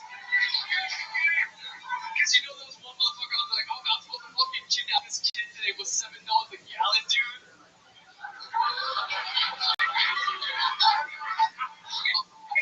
You know what bothers me about you? I feel like you're making fun of us. Do you feel like he's making fun of comedians? I think he kind of is. You know these gas prices? You're doing a Gary Goldman impression, and I don't appreciate it. that he was inflating up jump houses. They're called bouncy houses. Whatever I thought that he was going to go, you ever been inflating up a gross? That looks like what he should be doing for a living. No shit. That's why I thought that. Giovanni, what do you do for a living? Work for a tech company, and you won't know what the fuck you told me. What? No, I'm gonna tell you what Tell my point for it, dude. Okay.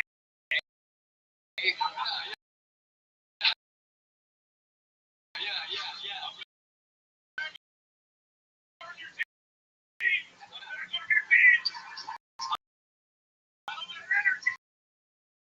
You guys, is there a Betty Ford officer? Implying that you might have a drug and alcohol problem. And that's me. Do you the drug and alcohol, Giovanni? What were you doing years ago? What were you doing 9 years? DWI. This is what I wanted to hear. Keep going. Keep talking. I got put over. Well, fuck you guys. Yeah. And then You get your beer out of Jim Norton's face, you're the legend. Go over. it's true. It's a great name. I don't mind it.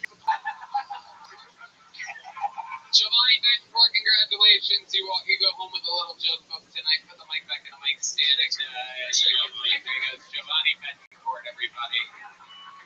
Here you go, Giovanni. There you go. You guys don't have to hug the people that come up here. That's not part of it. All right. What did we do? Giovanni. Yeah. All right. You guys ready to pull another one of those people out of the bucket? Holy shit. A 3-year comedy veteran. A guy trying his hardest for 3 years. That is incredible. McPherson is next on Kiltogan. Aaron McPherson.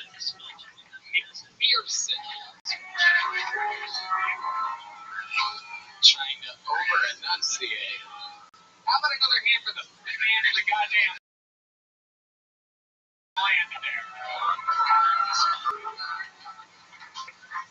Aaron McPherson is going to come out right now. There he is, everybody. Oh, yeah.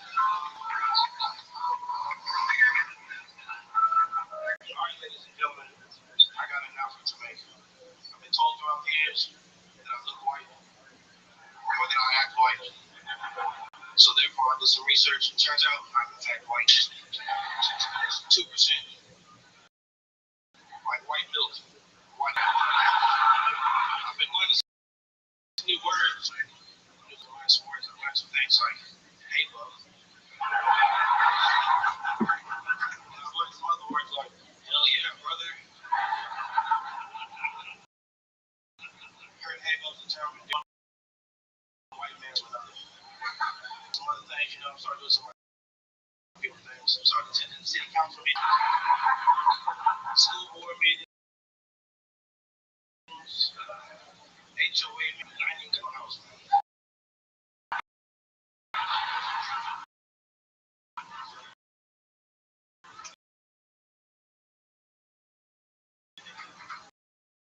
Done some other things too,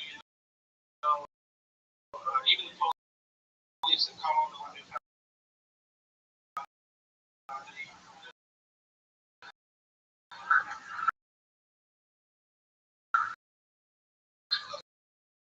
of course, I've been walking around for about 5 minutes.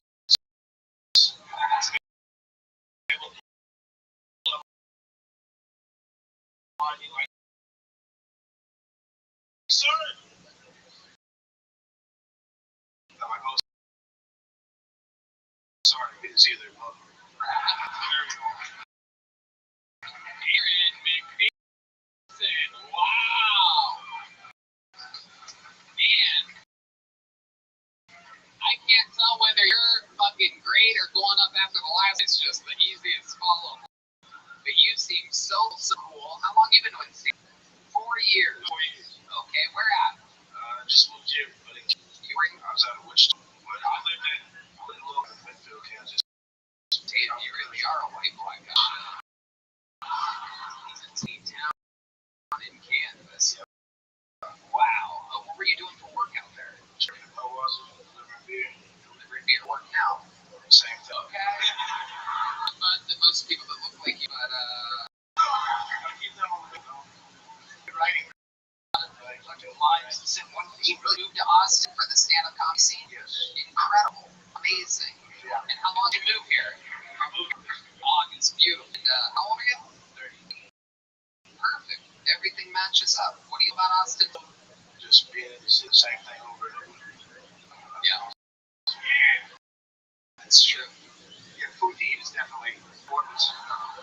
You move to it.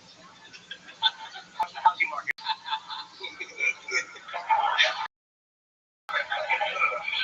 are you in a relationship? Yeah, I got a girlfriend. Well, kind of. Oh, it's on the wrong side of the wall. Yeah, let's say. Is she in the small town in Canton? Is this a white girl or?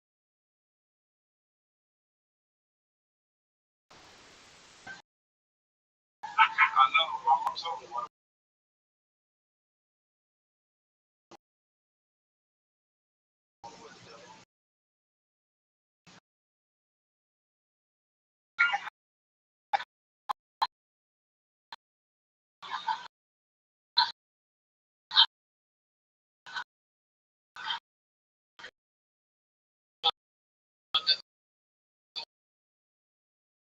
Are you the white girl?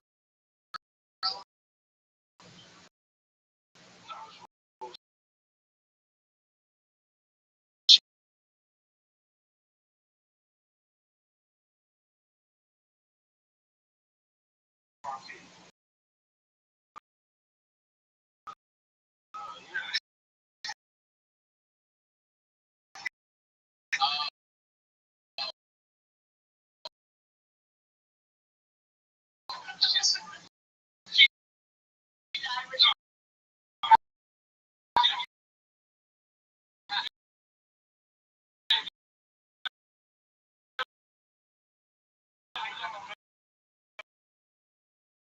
My brother and sister live with me, so she obviously does something wrong.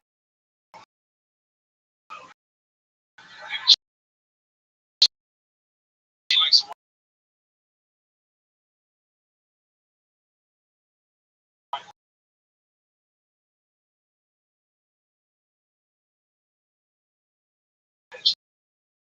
Just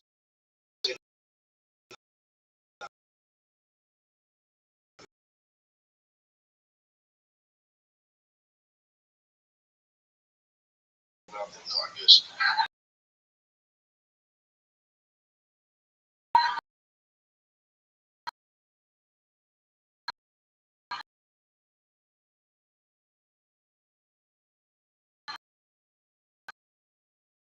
okay. This distance relationship that you're in. What is?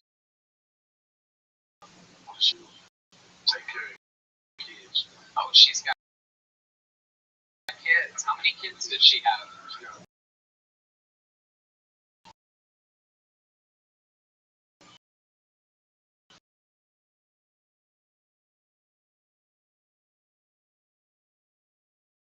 3 kids.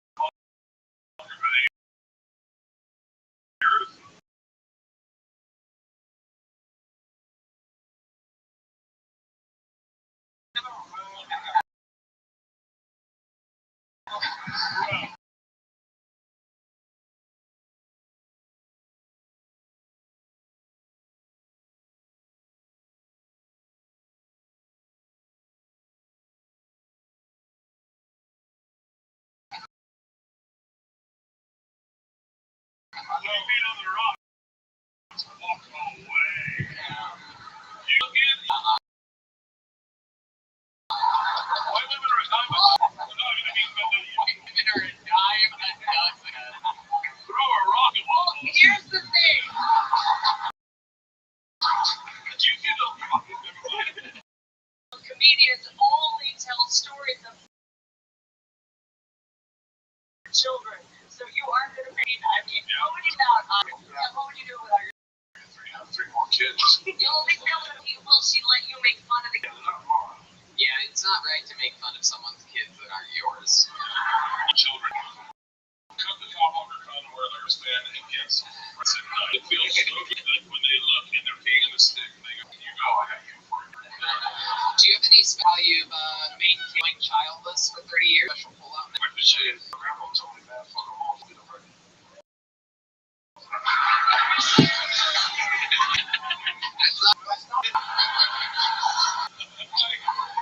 Jordan flew to Austin, Texas. One of my parental skills or talents, other than a very stand-up comedian, you're not driving the mud truck and jumping with children. I'm just assuming she's there. Take note that I asked that, but he laughed after I said it. So they don't lose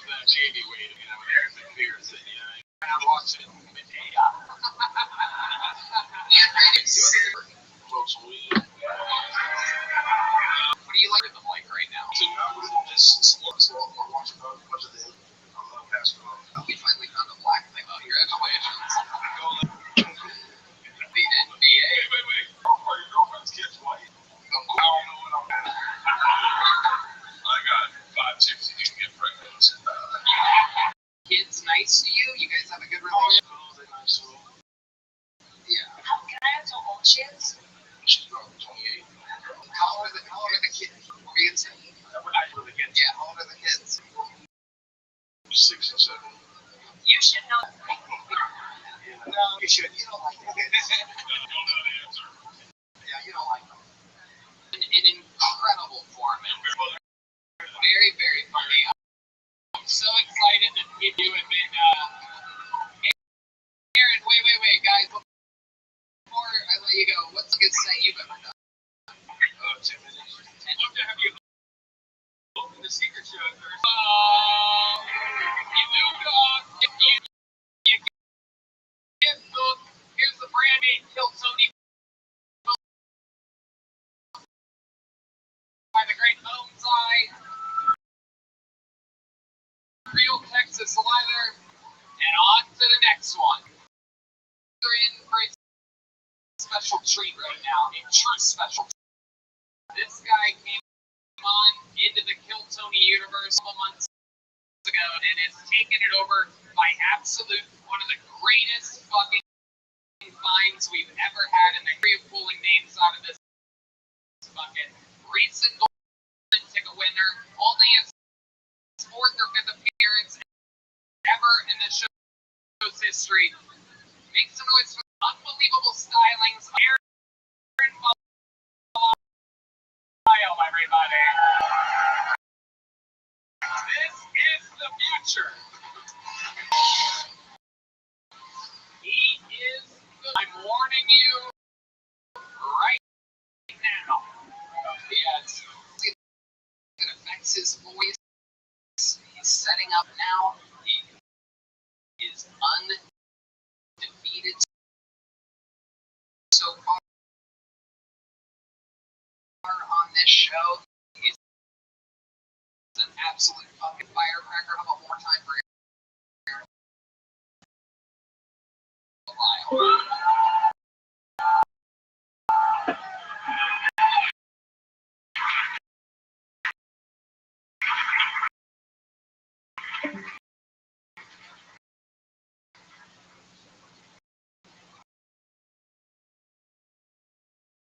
So I'm thinking about suing my chiropractor.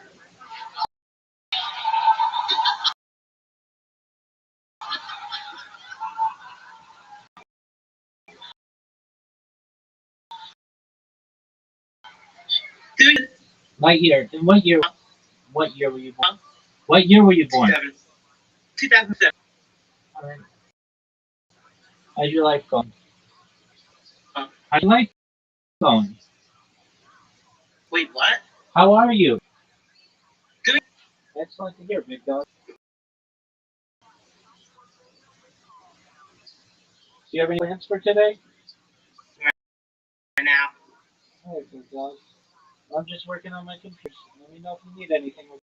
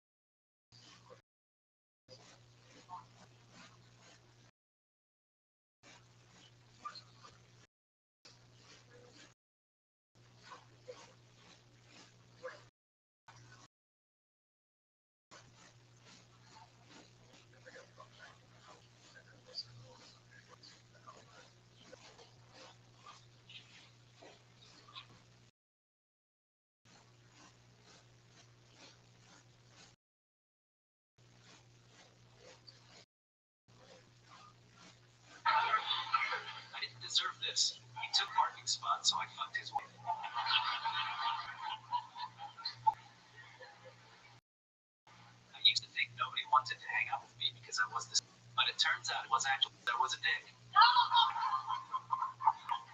That's right, disabled people can be dicks too. I go with that.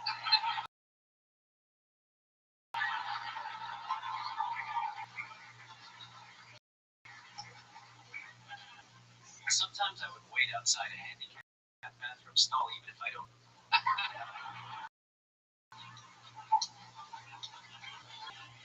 Give myself to change me. And this time, please make sure you're back. A lady at the movie theater in her way, so I motorboat like a monster. Aaron Bowman every time. Unbelievable. This first time seeing the great Aaron Bowman. Hilarious. One of the unique people I've seen in stand-up. And the jokes are great. They're jokey funny, so great. I love it.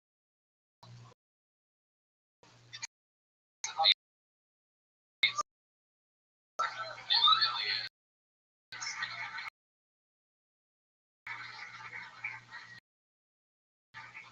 Thank you. Wow, that was a lot of typing for that payout right there. I thought people were looking for fuck you. Thank you.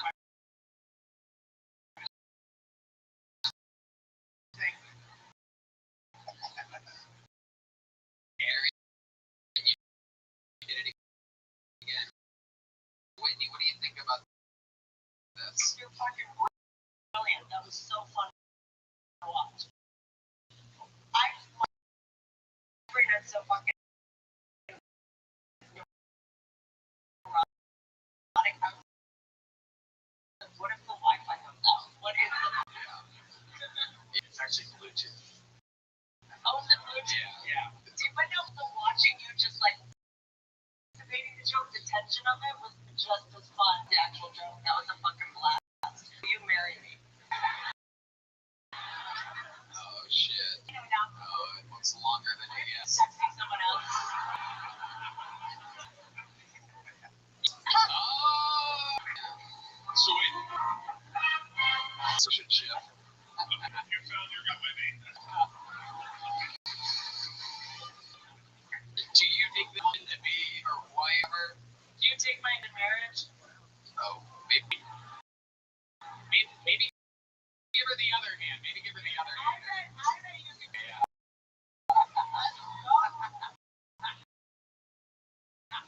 Absolutely.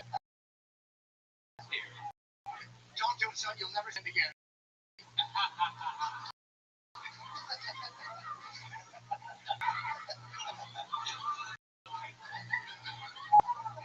I would pay to watch that. I would absolutely love it. Incredible. Aaron, if you were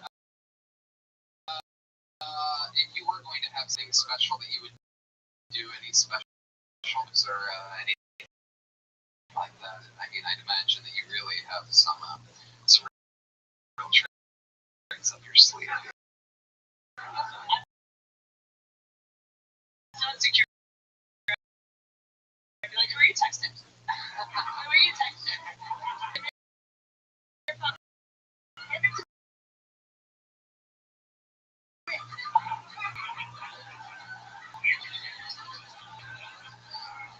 What would you do to win comics? I'm interested to find this.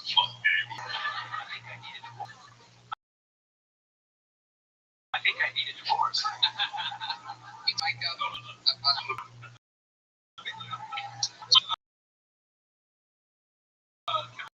Here's a question. Have you ever thought about writing first, letting them plan that in your punchlines?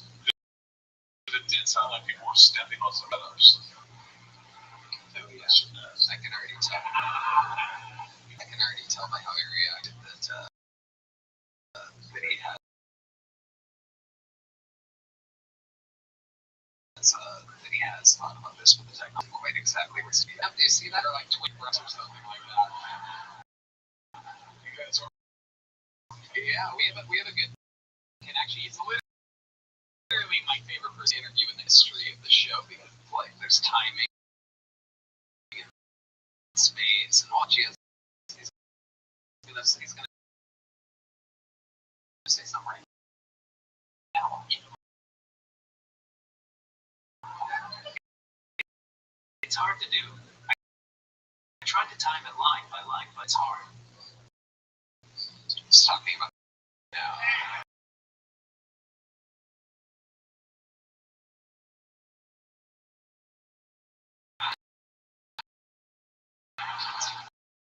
It's very hard. Very hard. I love it. Thing about sucking your dick. I It's feel always hard.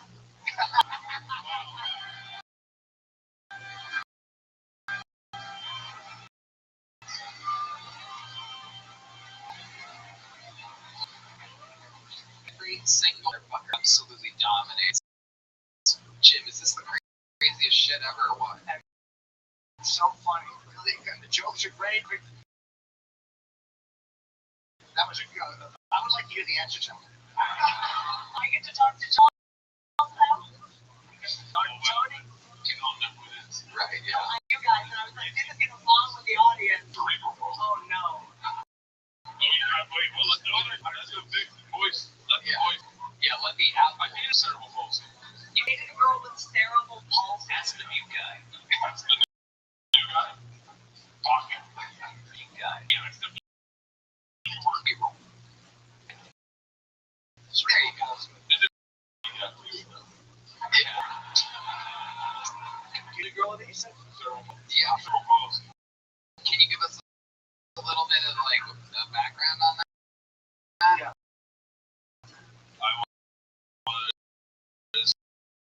In the road plane, we took 6 shot of cat. We were in so and we got fucked up. And on our second day, I think something wrong with it.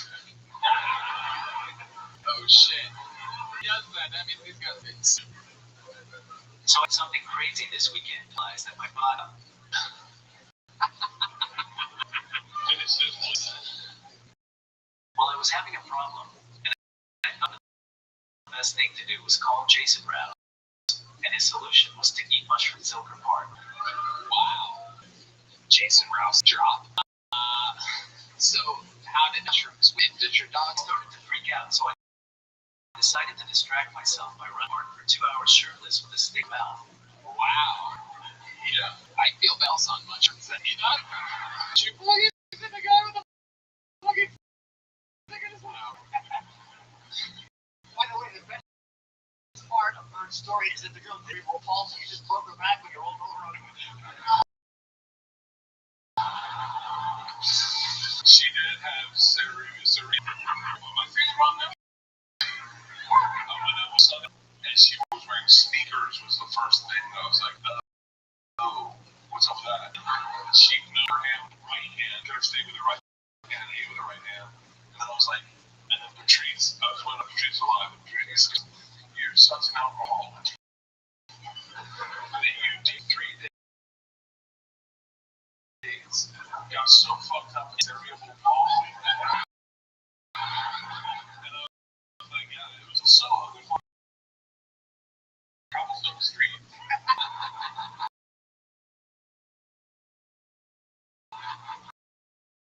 Wait. I swear to God. I swear to God. No, I swear to God. She was a big fan of Guns N' Roses. So a year later,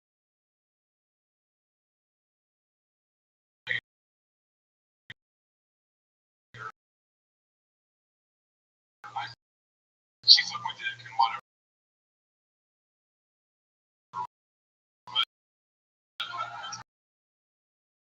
A year later, we're broken up, and I bring her to the and Slash from Guns N' Roses there, and we have fun Slash. I bring her, and when she goes to get the door, I notice that she got cerebral palsy. She's pulls her body and nail and slaps for hammer.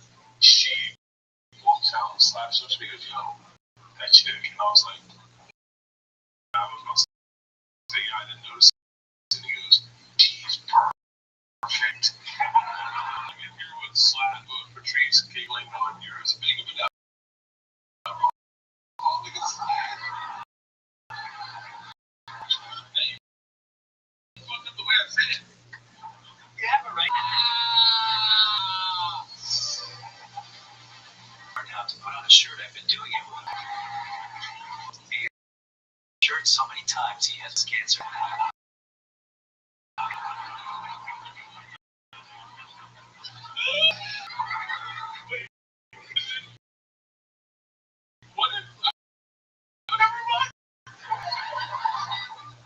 Aaron Belial, I mean, I am just absolutely obsessed with that.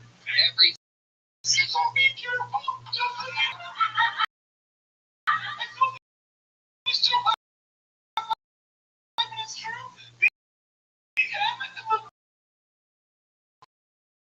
Right next to each on the keyboard.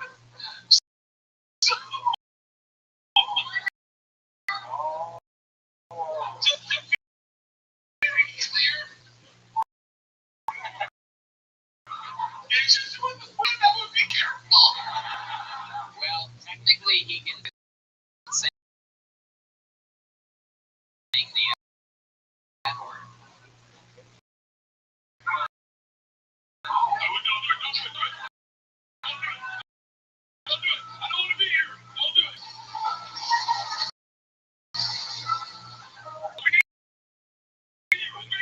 The moment we're waiting for.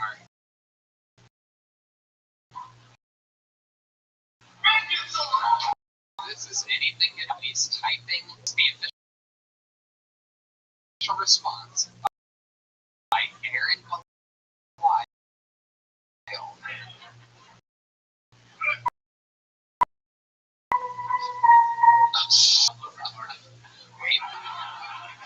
Hold on a second. Retarded. No.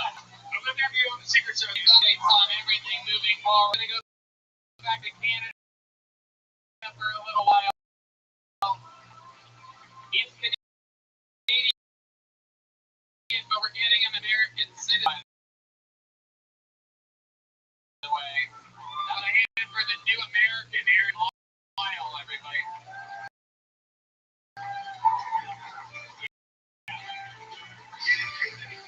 The new American Aaron down the middle.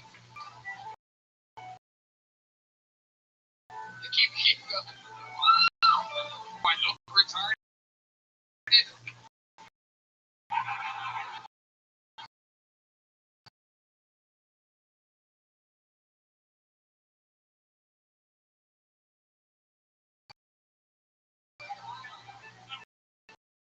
You guys having fun out there?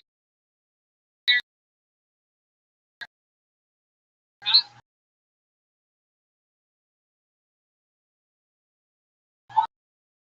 Should we go to this bucket?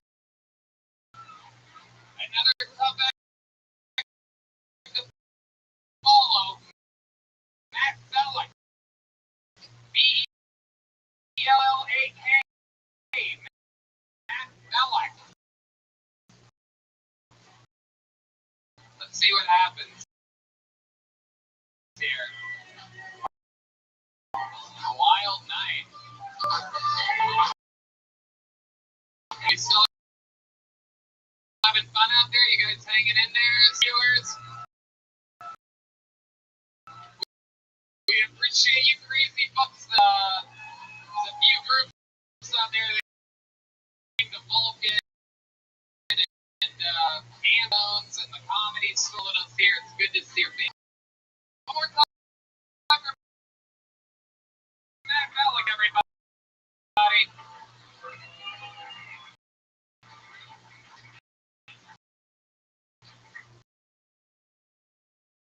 What's up, guys? So,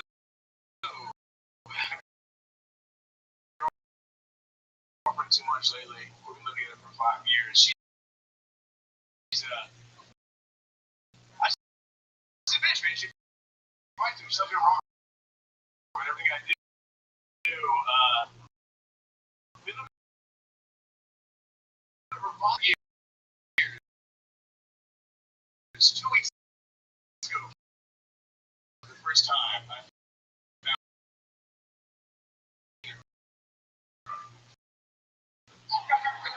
this I've been to a new kindergarten twice. Guess who's never left me an argument? This relationship ever again. Mister knows how to color the fucking lines. That's who, dude. I wonder if my house different now, dude. The other day, I couldn't find my phone charger. She's like, who loses the phone charger? I was like, bitch, you failed that time. Remember that, dude? For exactly half the hour was too much for you. Choose them kids with me. I don't think I'm doing that anymore. I'm kidding. Look at it. My toe never retarded fucking G-pool. They can't do too soon. The mongoloids.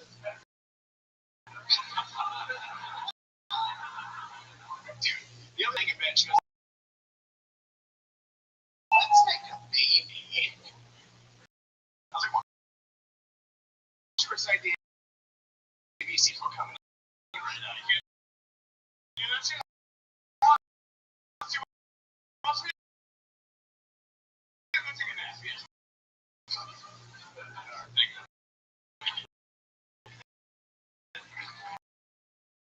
Alright. Max. You look familiar. You been on the show before? No, not on the show, man. No. Okay. Podcast. Better box. I've seen you when you were filming out there. Okay. Yeah. So how long have you been doing stand-up? Almost 10 years. Almost 10 years. Very, very interesting. That was mostly in Los Angeles. Do you still live there? I started down.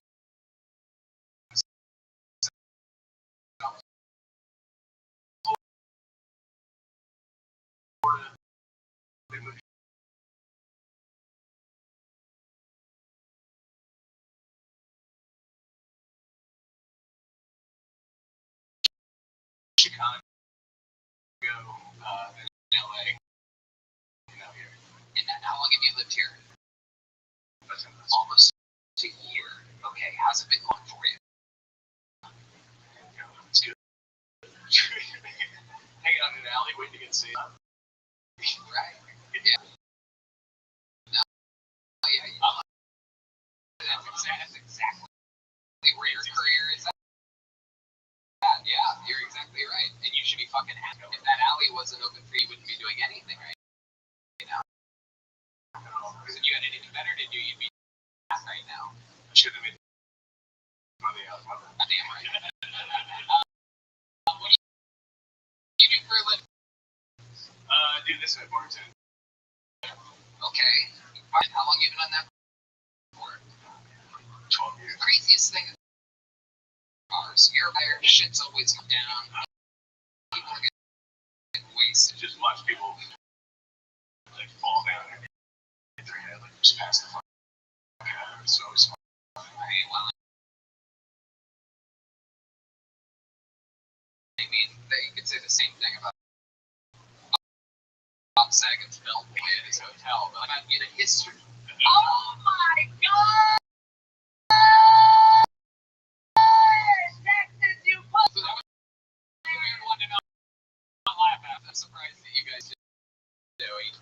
I know from hitting his head. I love Bob Saget. You're weird. Back to you, Matt. Great. With something more specific. 12 years working behind bars. There must be one thing that stands out to you. It's like, that was crazy. I watched two lesbians fight over another chick. That was funny to me. Were you one of the lesbians? I was saying that copy code one time. Oh! Wow! I know really, really well. I'm glad Bird's don't know if you remember the first time I worked to I had bad facial hair with a Sharpie facial hair on my skin. And I thought it was cool. It was a picture of it. It was like, it's, I don't know. I work with that a bunch.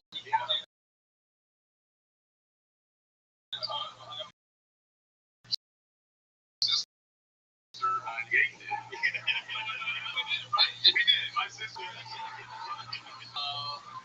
that's a good time. I love it. Who would guess Bert would make good friends with a bartender? By the way, you didn't have to share about the Coke thing. No one was thinking about me.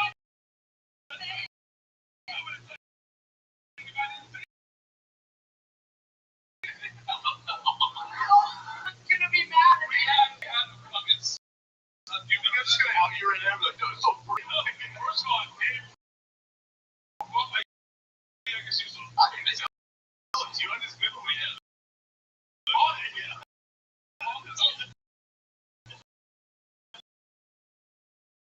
I never would have guessed you to be a Coke guy. I had no idea. It was a huge fucking mistake.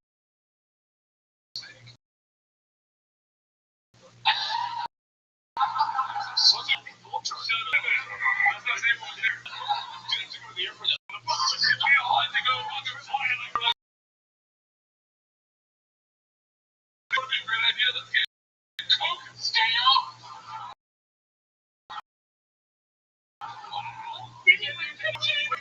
And my sister's shitty.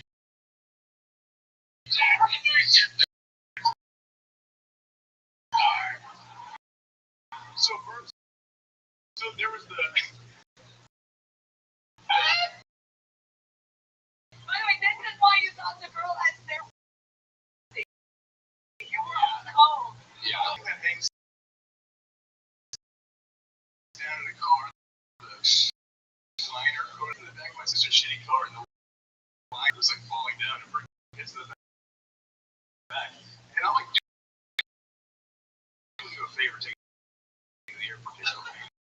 And as soon as you get to the back seat, like, what the fuck is this? They're in this car. Wait, we're doing the favor? I'm not paying your employees. Also, a lot of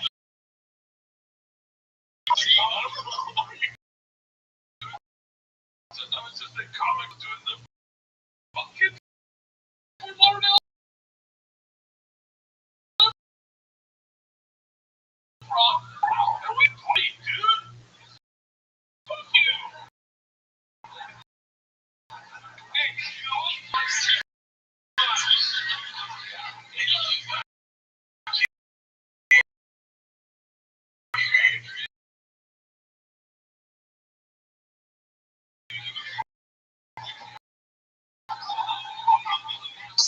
Your love life plan. I got a girlfriend. Yeah. It's gonna be almost 5 years, man.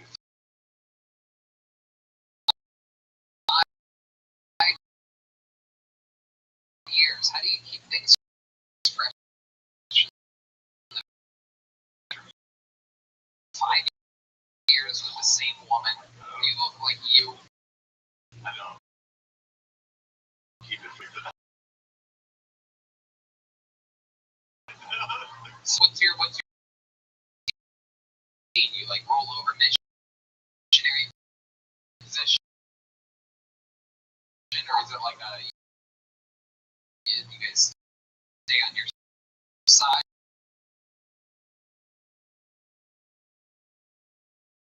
Like, my move, like, it's the neck, and like, that's my move. And then what? Where does it and she does the rest. You lay there. I don't like to admit that, she's always the only way she can go is if she's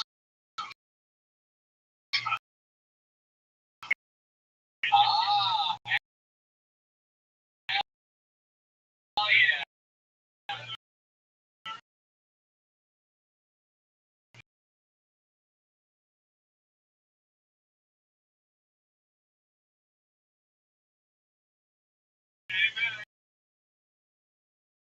Hell yeah.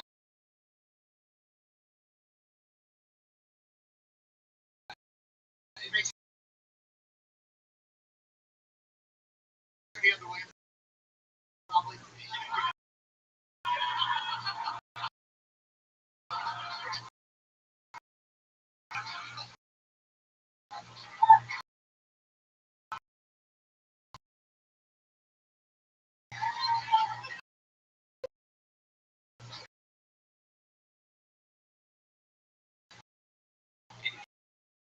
Is interesting that Bad news. Your girlfriend never comes.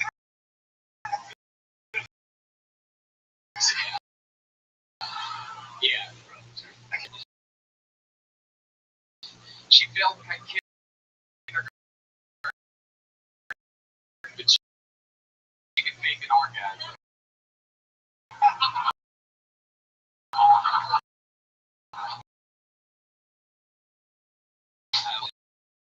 Matt, do you have any special skills or talents?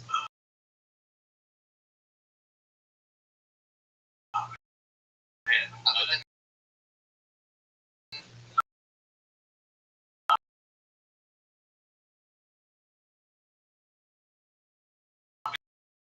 making women come.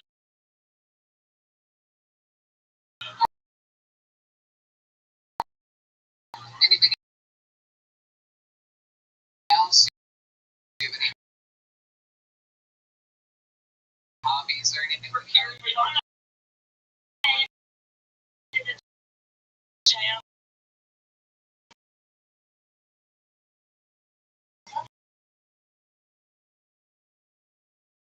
Did you wrestle?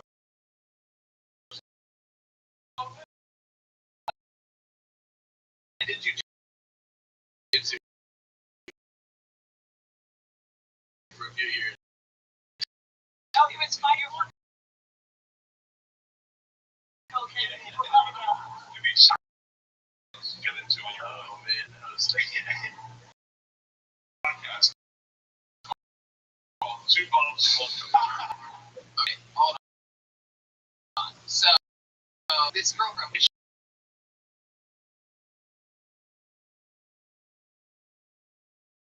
you do for work, here in this place. Making drinks. That's what's Oh my God, that is incredible. Incredible.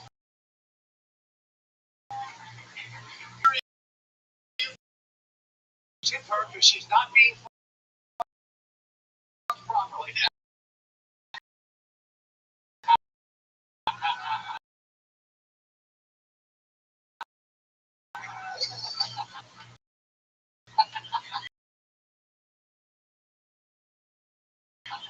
And like I would win people with different levels of experience sign up for the show. You were great during this interview part and very, very fun stuff here. There's a cool handmade real Texas leather.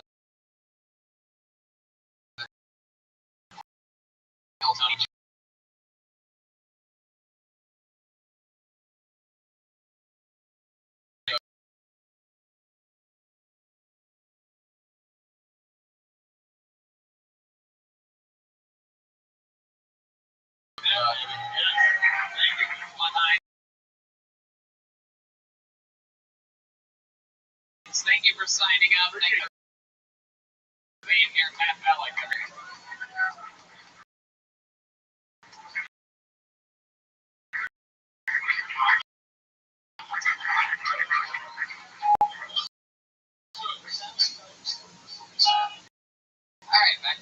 we go. It's wild out there, huh?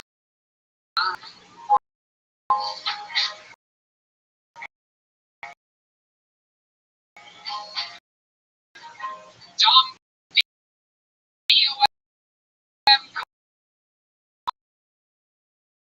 car. You can't mess this one up. Dom car.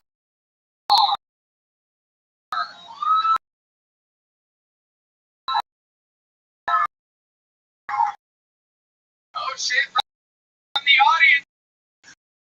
Here we go. I've been waiting for this. Go all the way, Dom. Open that door for him.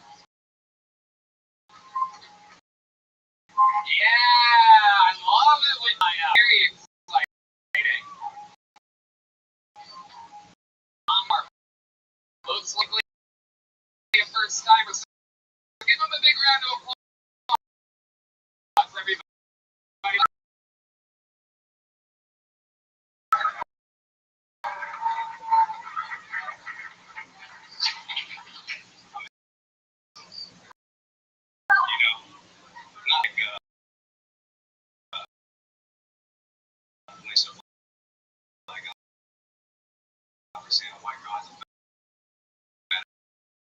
As racism, but like late 90s, 1995 and above,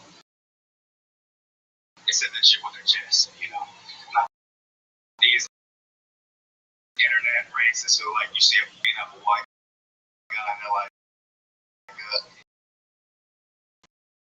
oh, and they want equality.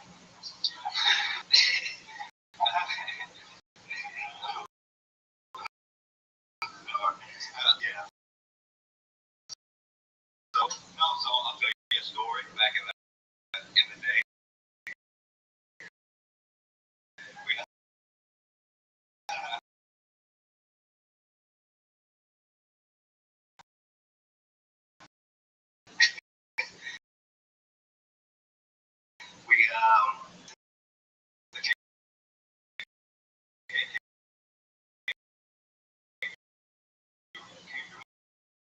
the small town. Me and my friend, we were like, we want to go see him. My mom heard us. She was like, you can't go see them because they're gonna look you up. He was full. Like I'm only half. So like he'll kill him. Just look me up.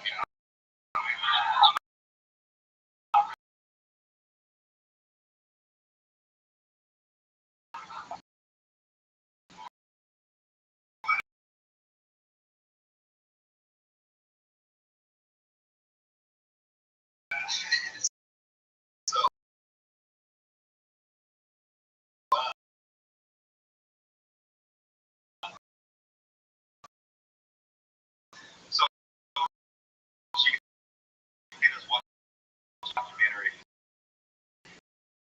and at the end had the best line of all time. It said, KK's getting bigger, aren't you glad to know?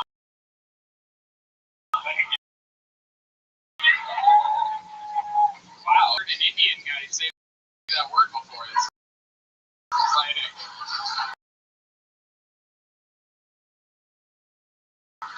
Very exciting. That's actually in my Twitter bio.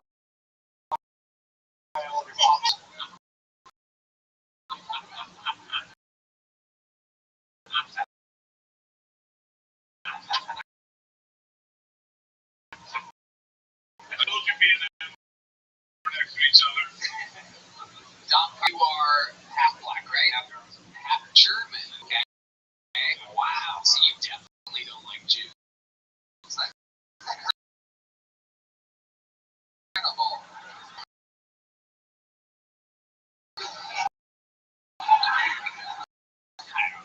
That's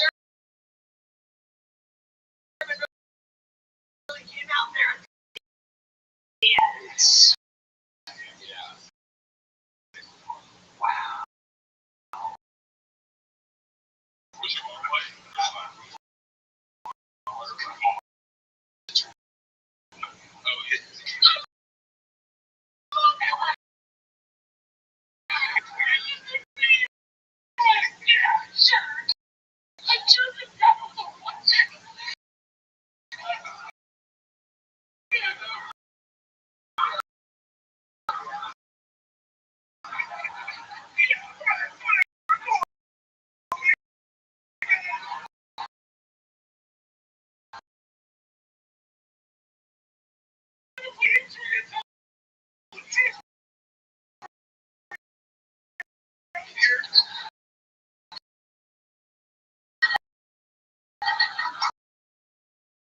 close to the dad still?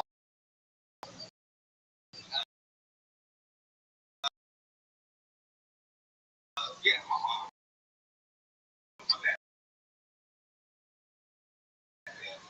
Dad's dead.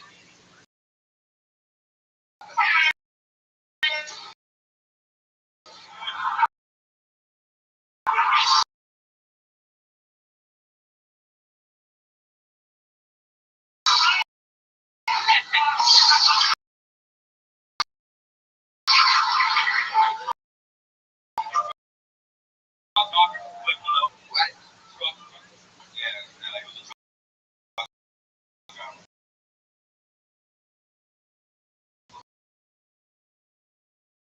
Oh, shit. A black truck driver?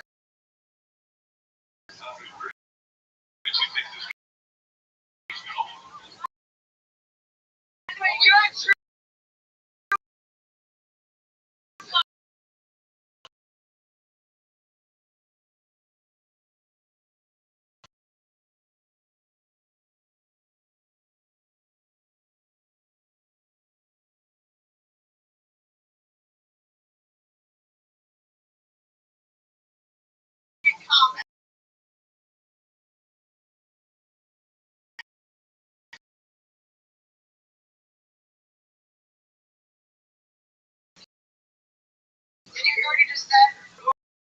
Oh, he went, everybody dies. What was he hauling when he died? That was a dumb question. You're still reading insurance?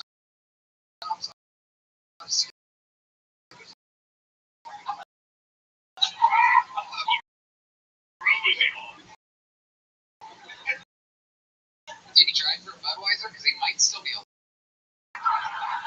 This may be one of those old black dad tricks.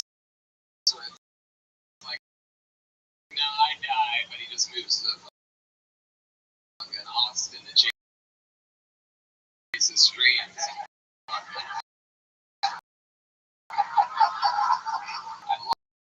love it. What do you do for work? I'm going to school right now. I was in the Army for a while, and yeah, I love it. Absolutely. An American hero. What are you going to school for? Supply chain management. So what exactly does that mean? What are you going to end up doing? You don't even know. Google it.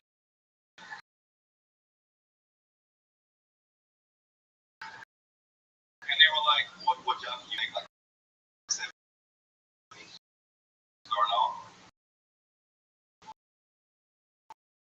I was like, okay. I'm learning now. Of course. This might be why we have so many supply chain issues.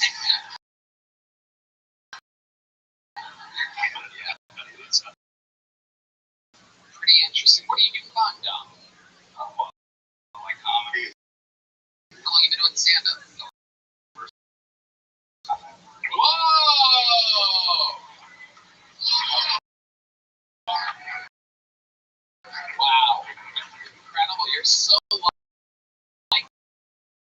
You have such an incredible stage stage presence. I never even would have guessed that about you. Yeah. I mean, the setup. But this part, you're doing good. Owning it, rolling with the punches. You started out in a hole with the race stuff because I don't think anyone felt comfortable because they didn't know what it was. Right. Yeah. And your beard is very like Periscope. Am I the only one that watched? What? Never mind. I'm talking like this. Wow, I get still off Periscope. Oh, what is this? Do you remember the Middle East versus?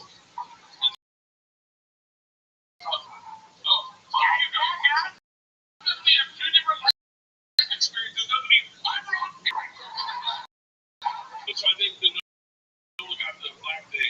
So yeah, they got nervous, but then when you said black or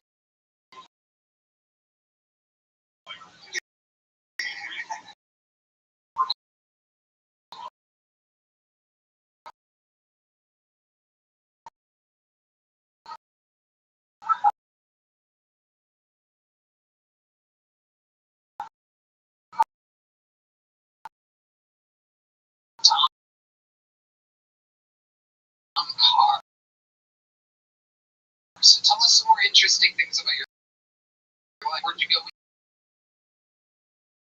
you were in? I was in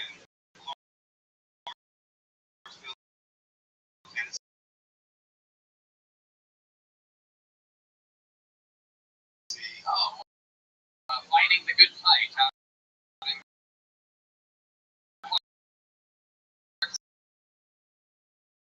Still kind of same.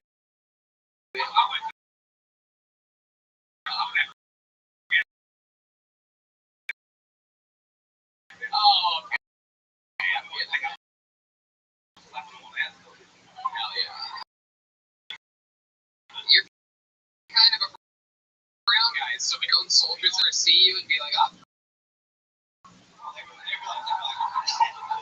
You have a little bit of a DJ palette kind of look to you. You know what I mean?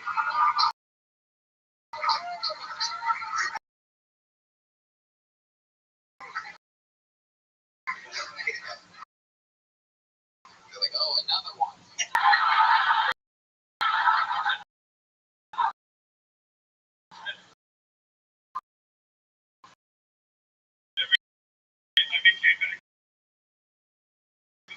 they're like,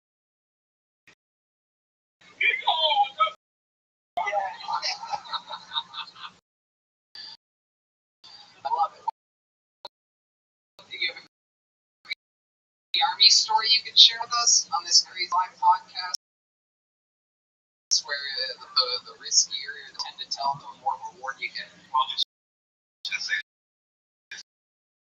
I'm still trying to get That's how all the good ones start. That's how all the good ones start. I can you be called and you say that's the whole thing. Oh wait, okay, hold on. Let me tell you a story.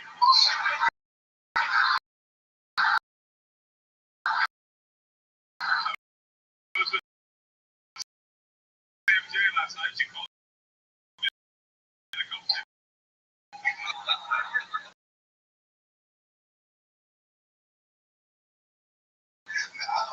But I was I used to smoke too when I was in Afghanistan. Me too. It's synthetic marijuana. Terrible shit. But I was smoking there. I was like Vegas. Wait. Catch yourself on Sniper Hill. It's just over there. People get sniped. Oh, shit. Damn, I just smoked a lot of weed and done a lot of cool shit afterwards. on Sniper Hill.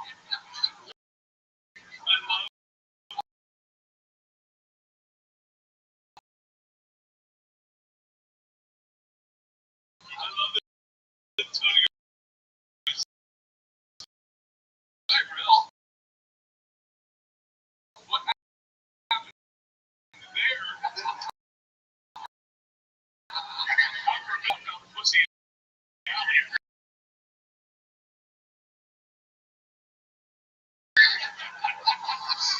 You put the alley out.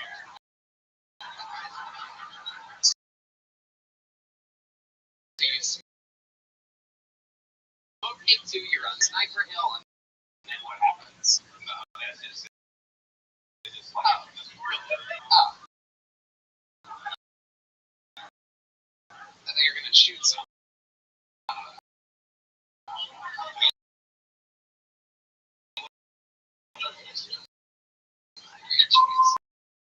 It's like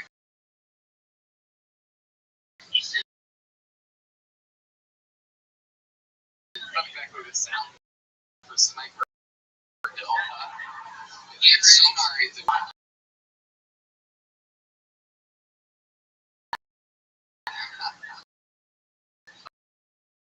okay. Did you grow up? Did you grow up with? Did you know what like technically black? Yeah.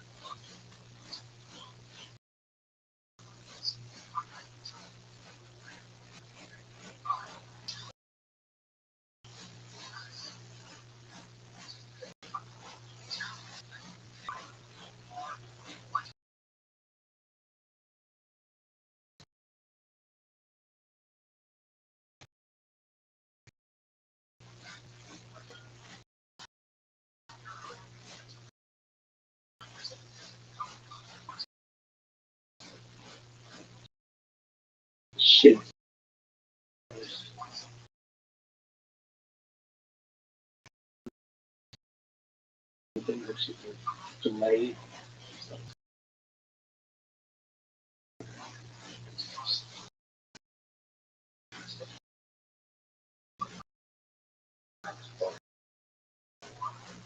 This is bigger.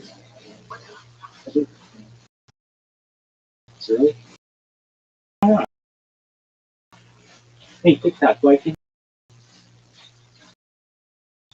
fucking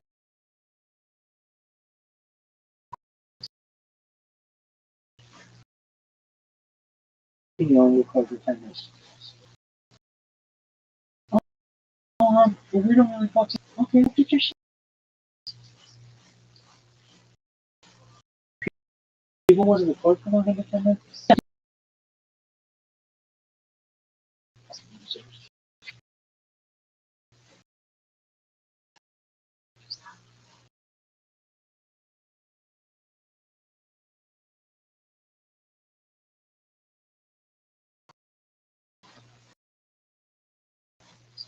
I go to the internet and ask why can't I why can I only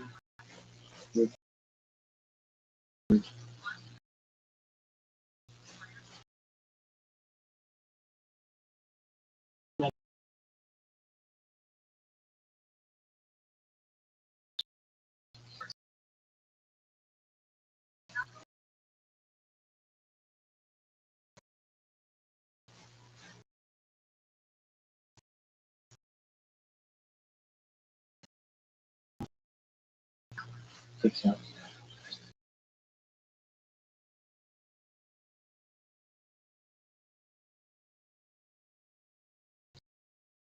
Why do you do longer?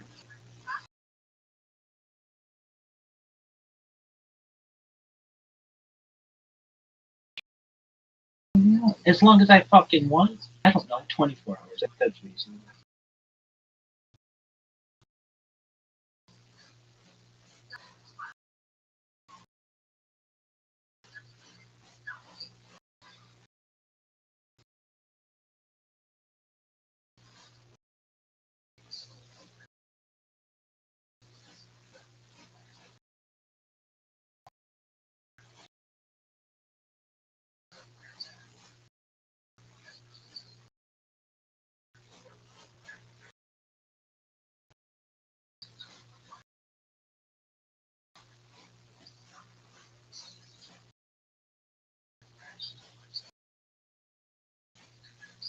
Dude.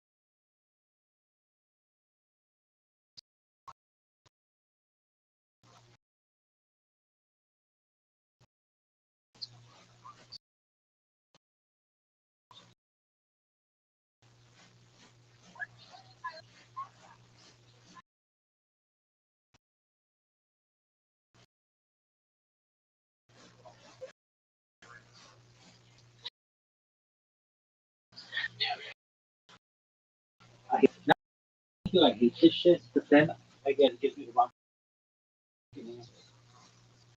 stupid.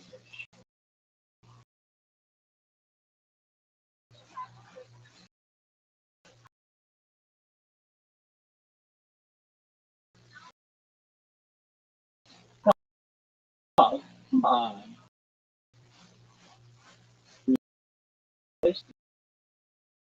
This computer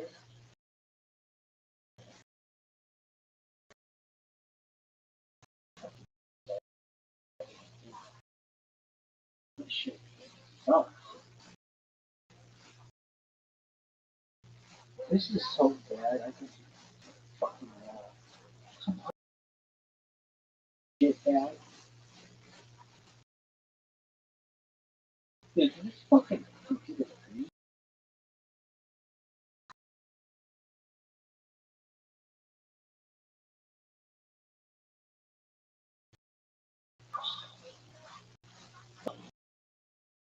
Close. Just don't never use this phone. This shit is optional. Never use the phone.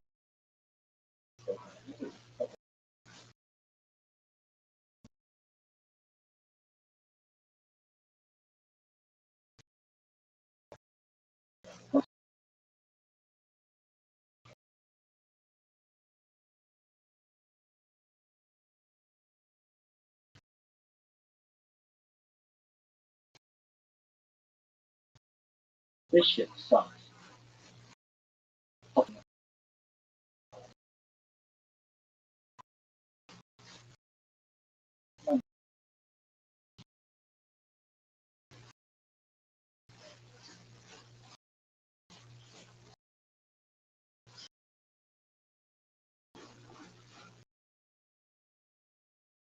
One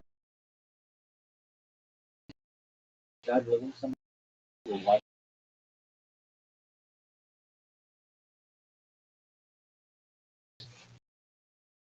it, but that technology is like a real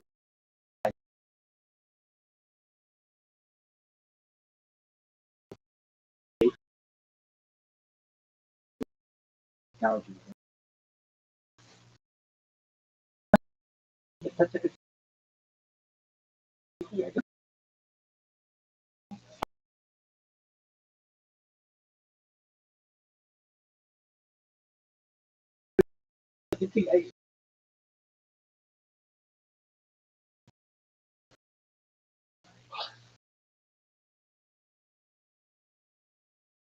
Really? Uh,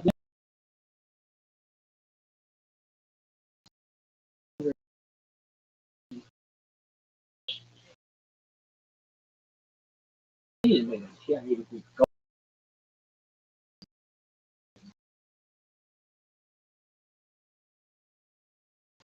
Be already installed, mother. And lock man.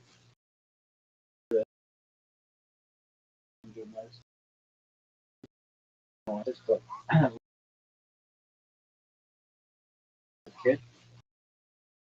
Kid, there's this game. Somehow, some ways, people got and it's kind of like not that I was the first person to do it, and the way that you do it,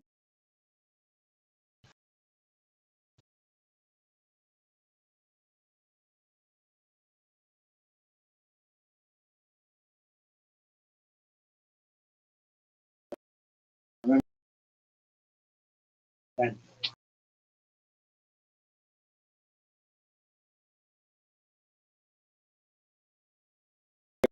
trying to compete, who could win? I remember being Judy. We both trying, like, everybody in the school was trying to do this person. Yeah, what was it called? Really?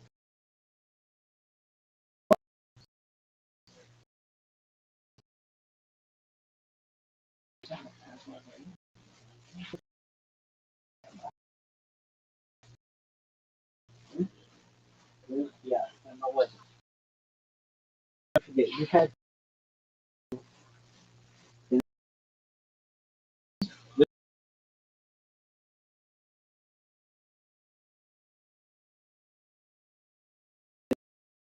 Mario.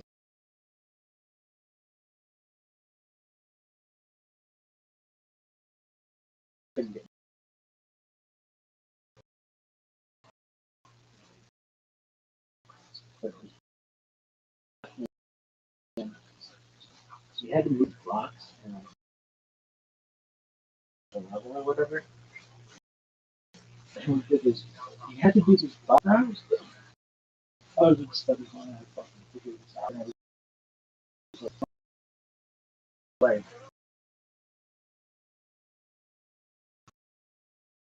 it was like level 7 or something like that. And then I did it.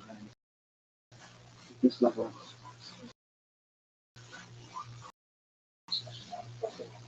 I got it.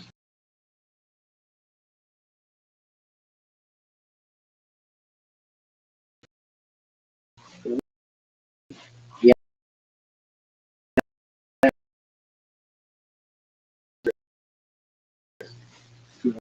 I beat the game. This is uncharted territory. I'm fucking Columbus. Come on, you little bitch.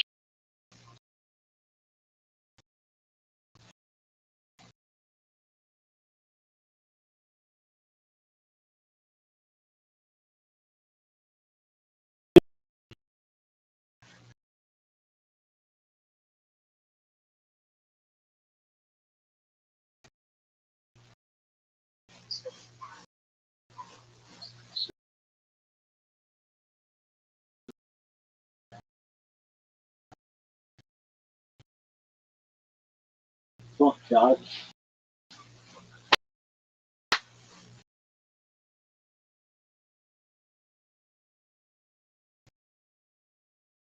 That computer sucks so much fun.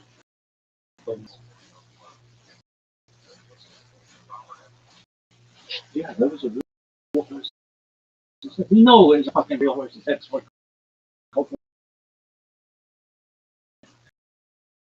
It's always the same fucking shit for years. No. Whatever. Little bitch. This is the worst. I'm fucking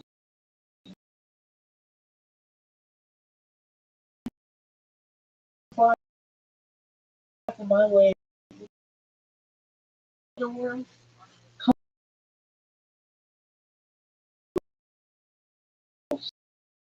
slut.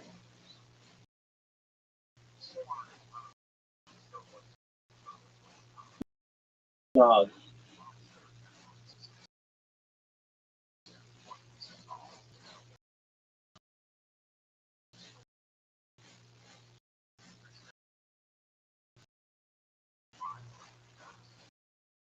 I'm such a piece of shit.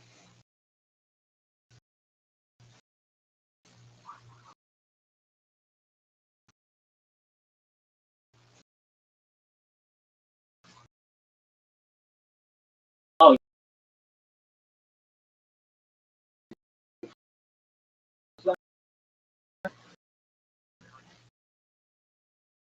oh, cool. You want to open up TikTok? No. Dog. This is the fucking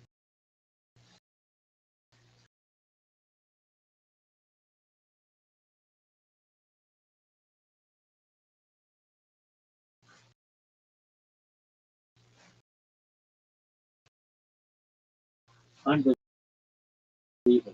Ah, na, na, na, na, na, na, na, na. What the fuck, dog?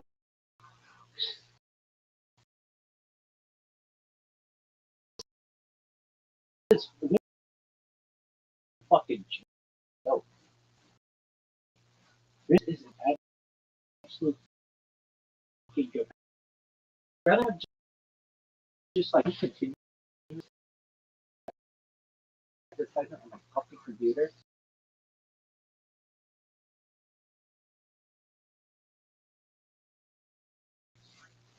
Then and it's shit. This is just absolutely ridiculous.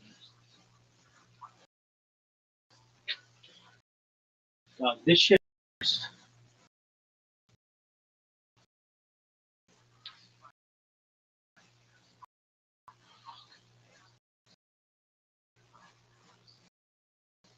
This shit is so bad.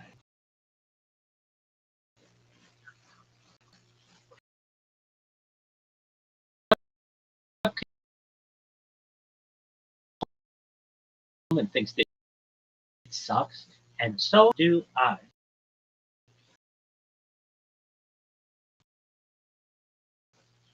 Well, bitch.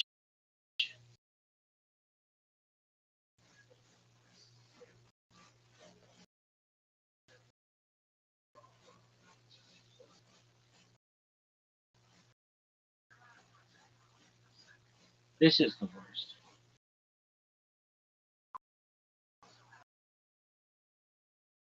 It's terrible. I mean, I don't know. There's worse shit. Like what?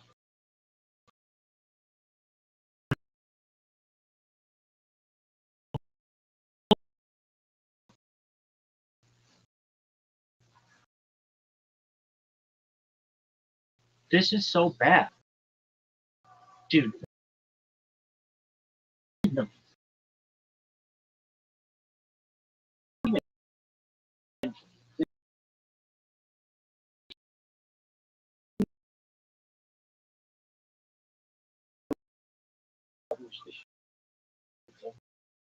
Fucking stuff. Damn. Alright, dog.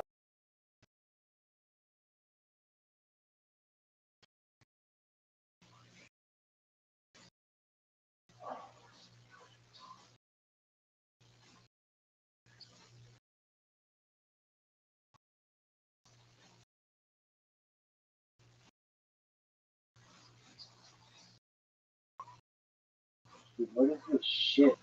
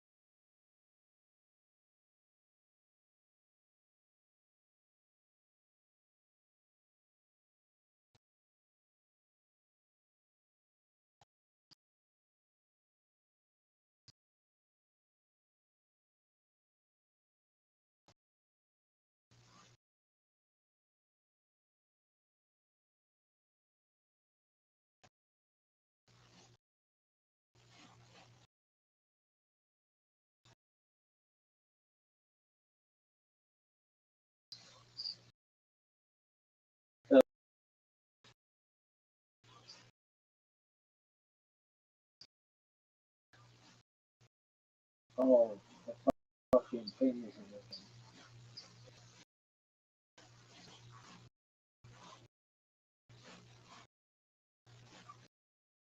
Oh.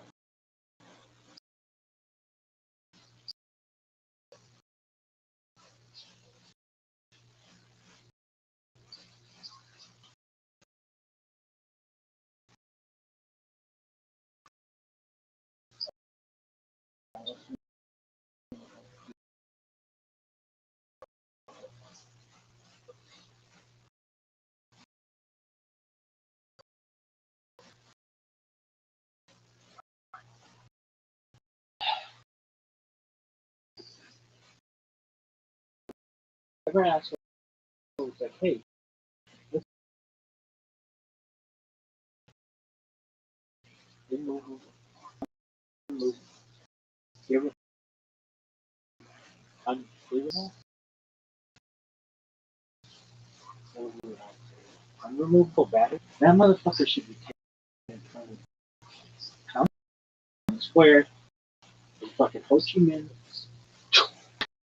Why? That. Oh, but it helps with waterproofing. Nobody's taking one fucking Chromebook scuba diving. Come on.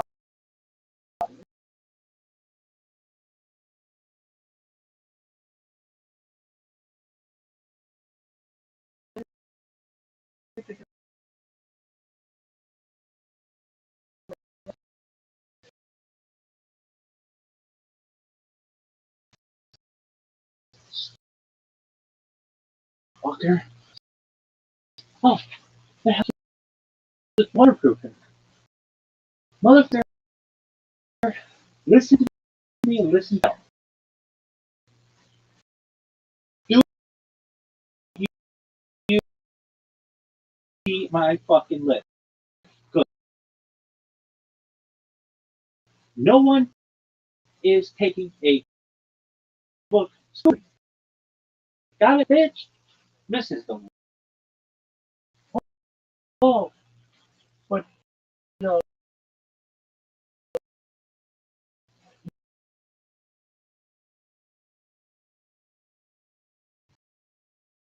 no. All this internal batteries would just get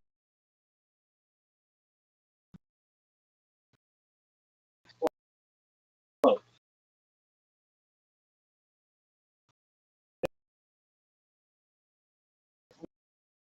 Like, fuck,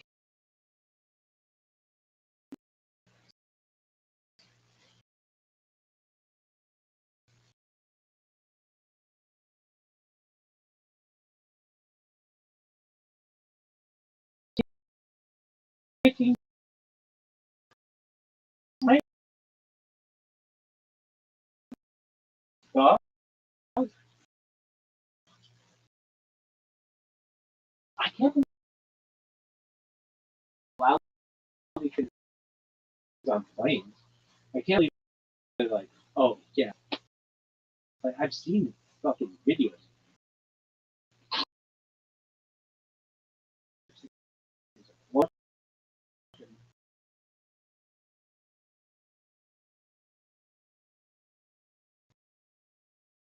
What a compartment? They would let me on a plane to go out there. Your fucking batteries are crazy. Like, yeah, I'm the slutty batteries ever, dog. Really? No, my batteries are so slutty. I'm so dog. I don't even recall seeing a battery that was a fucking audio. Hey, dog. How would you like the new body of Kaplan? Like Darkwing Duck, son? Who's your favorite character in Darkwing Duck? Ratchet? Why? Bitch. Are you highly regarded? That's me. Crap houses. This is the worst. Okay. No. Restream. This is the worst. Let's get more about that. So I want to bite them. I want to bite these batteries.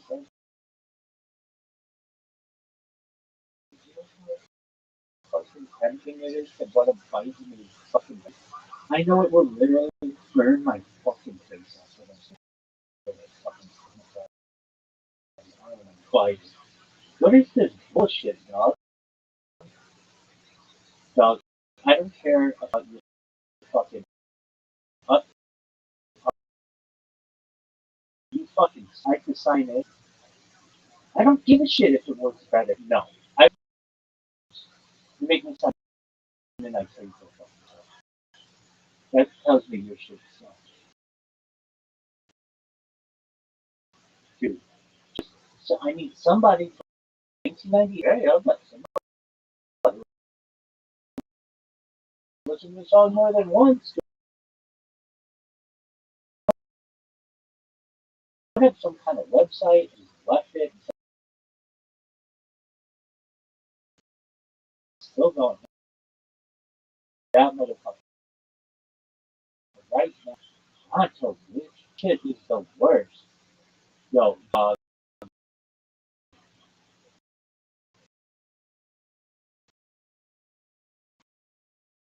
There's no way this shit is gonna work. Look at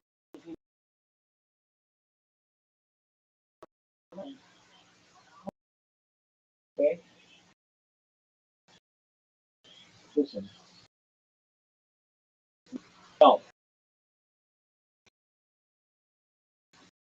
this isn't start editing for free. Dude, no. It's just, it's like,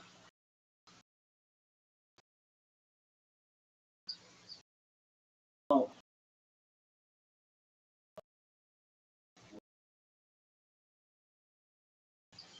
stop. Look, free online media. Not just repeat.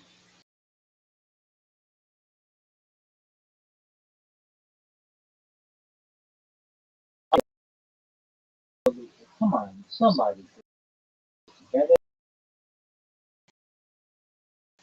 Oh, you were in the room with something like,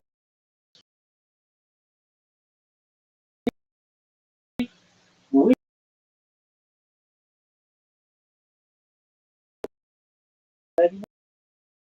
we like dogs. You know song? Yeah. Have you ever heard one? Oh yeah. Have you ever heard one more than once? I just got confused. Like, dog, get your shit together. You were there. I want there to be no out there. The sun is about to flip the rest. Just fucking stop it. Let's go. What? Dude, this is the worst. Dog, I don't want your fucking stop. Stop. Why the f am I seeing this shit? Just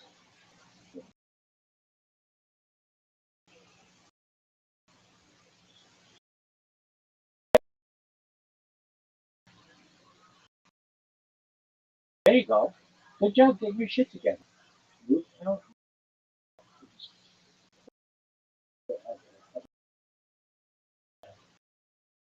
Oh, it'd be 2 to 5. Are you fucking serious? Are you fucking serious?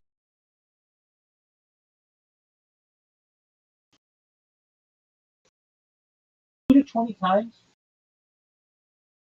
That's supposed to develop that.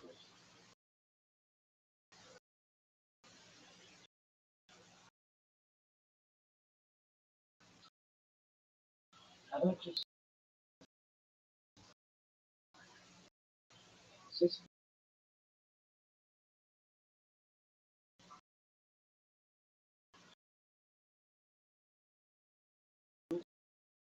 song? Yeah.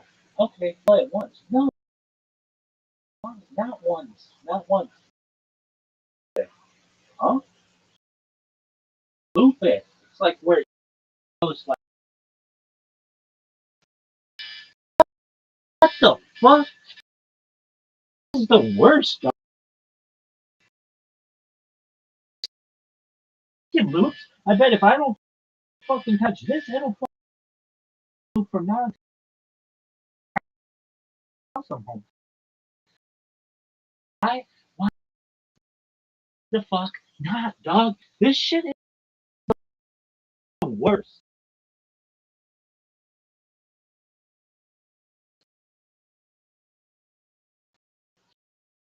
None of this shit is fucking bullshit.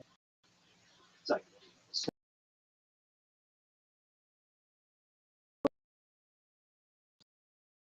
wait, that's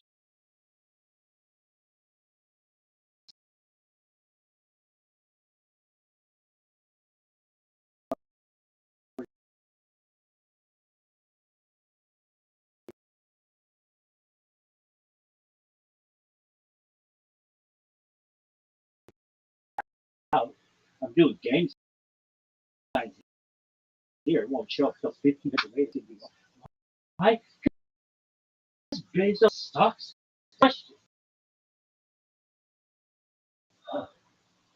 Dude. Stop.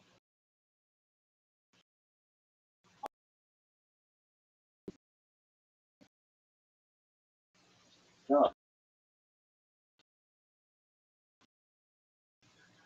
Just fuck work.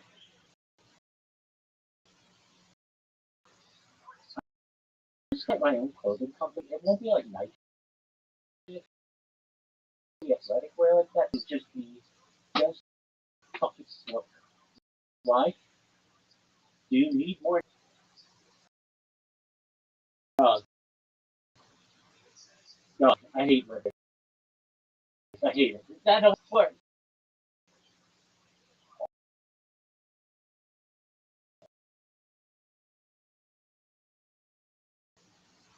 Oh, you want to do Luke food? Dog.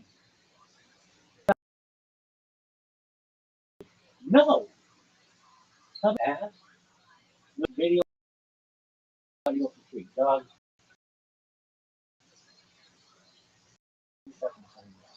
You're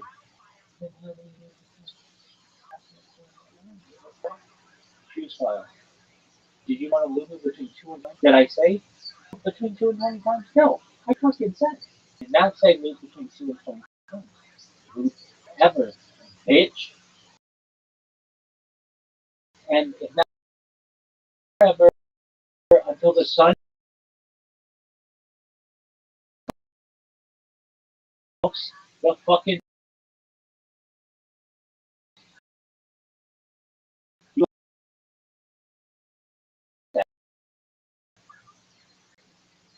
this is the worst. Studio, this year I don't see your camera.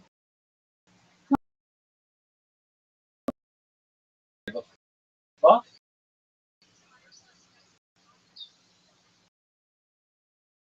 I don't even know how this is working. Are you fucking serious? No, not really. Stop. This sucks. This, oh, this is so fucking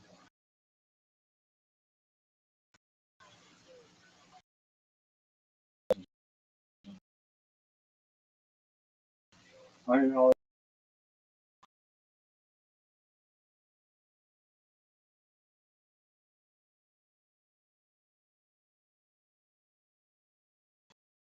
but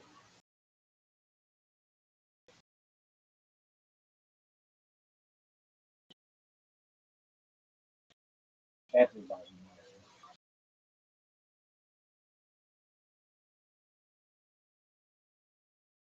knows it.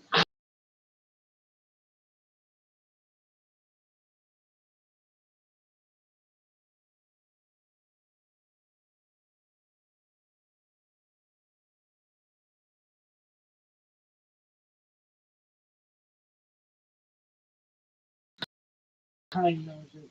The fucking young knows it. Everybody knows it. Take their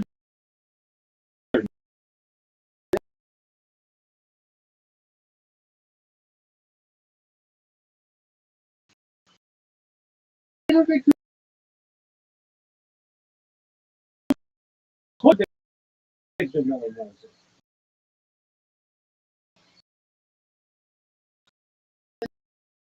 Stop. Bob, Victor Miller knows it. Really? What? Joe Soloveitchik thinks this shit's hot. He knows that Soloveitchik doesn't think this shit's hot. Really? Soloveitchik think this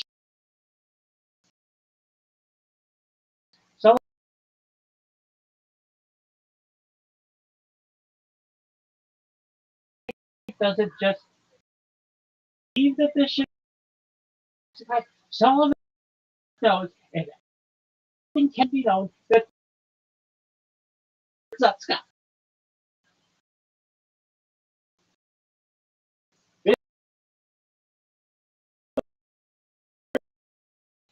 Are you serious?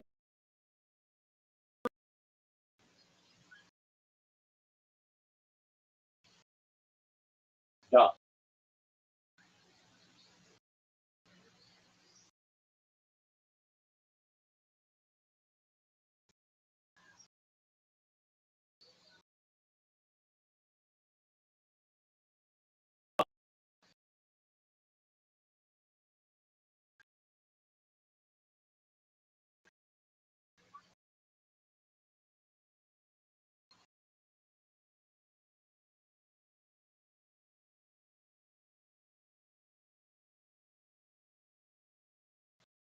This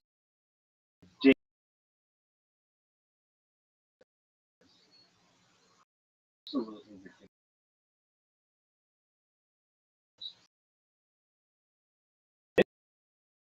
Computer is the computer.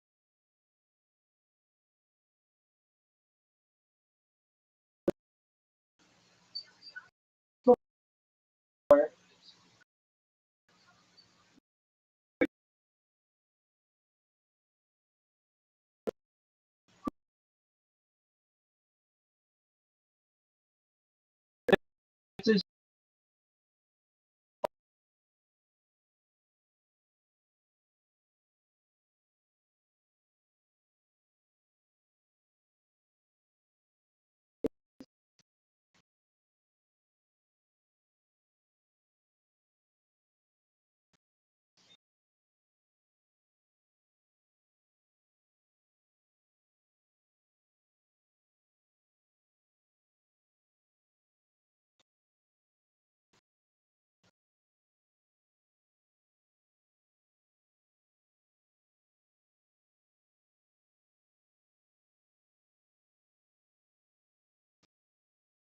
shale.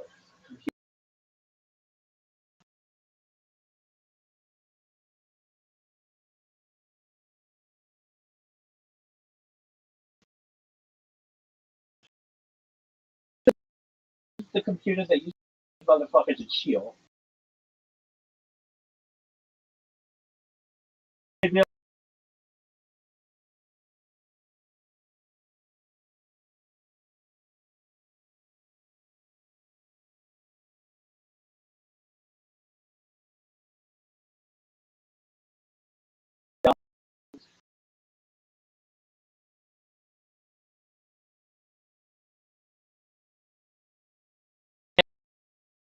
We know you just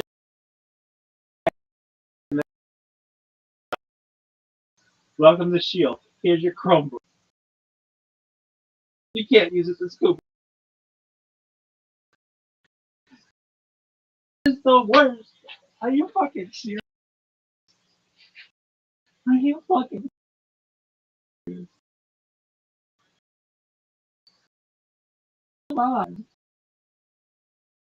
You need some shit. This is the worst. This is the worst. To be honest.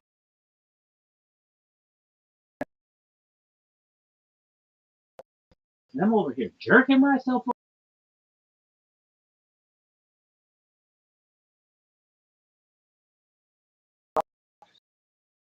Shit sucks. So bitch.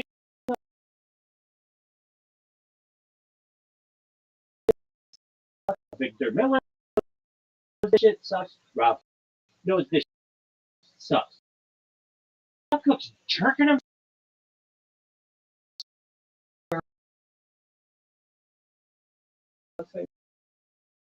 It's more efficient than what we're doing. Everybody knows that. Oh,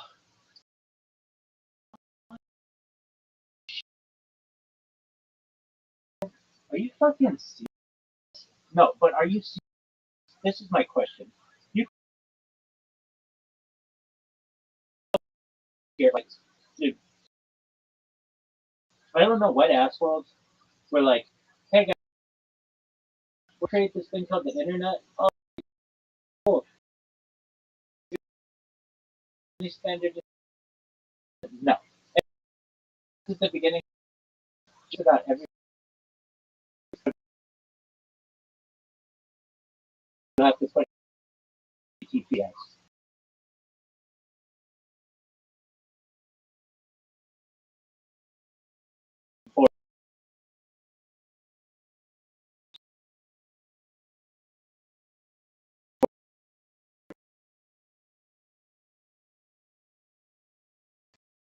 Why? Well, we just want to make this most difficult thing of all time.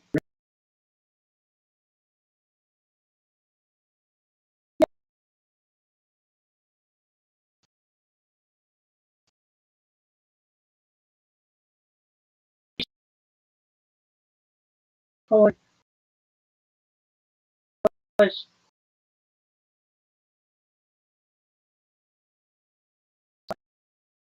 Why? I mean, okay, give your pro.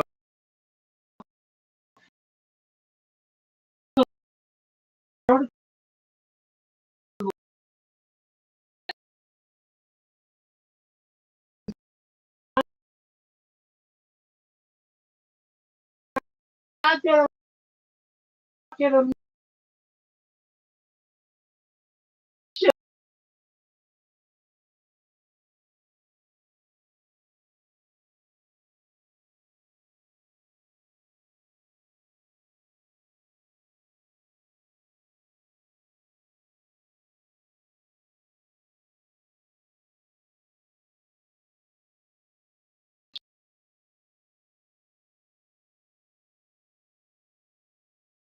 Doesn't fucking work, motherfucker.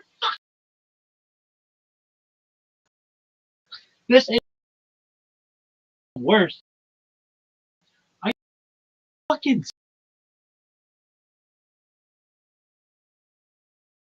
serious.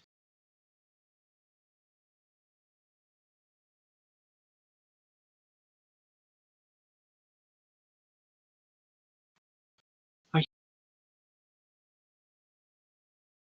fucking serious? This is this is.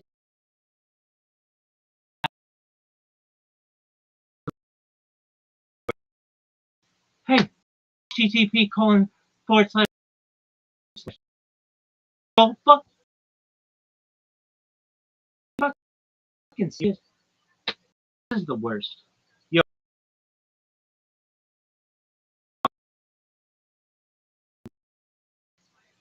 dog.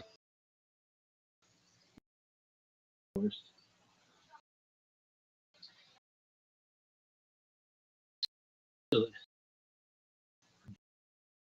Shit. Fucking bull. This is the worst. The worst. Come on, you. Come on, you.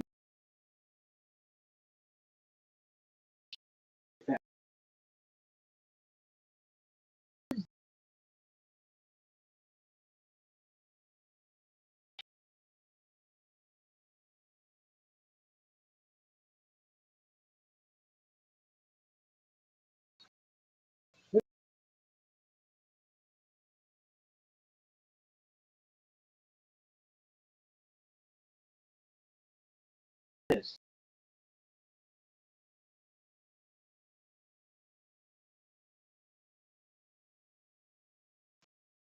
Hey, we know the fucking dream.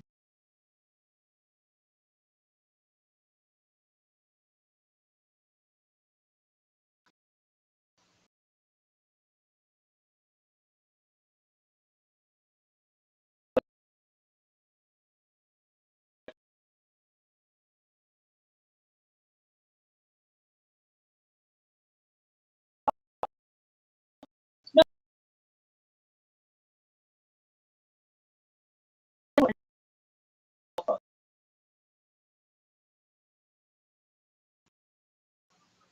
phone. How about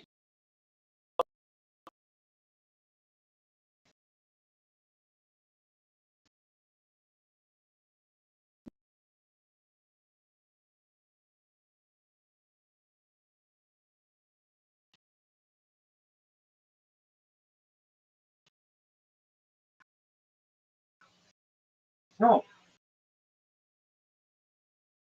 You want it to work?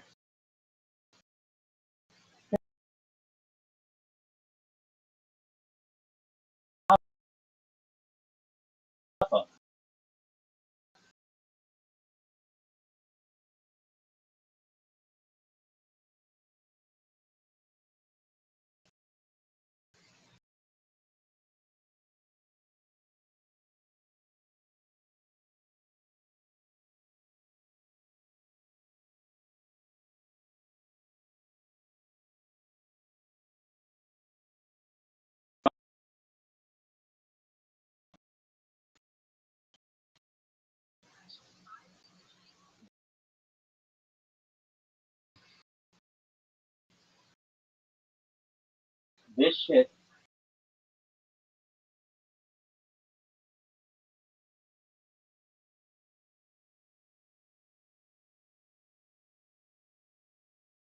is so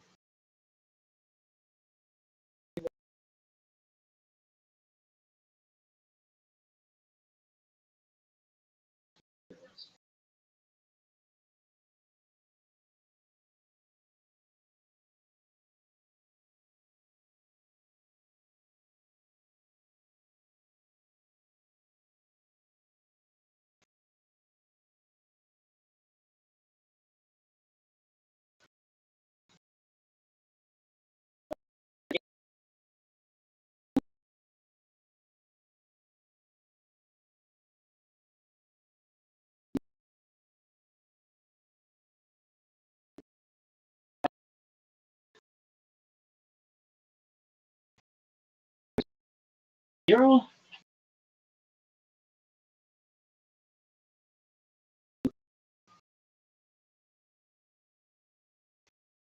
normal as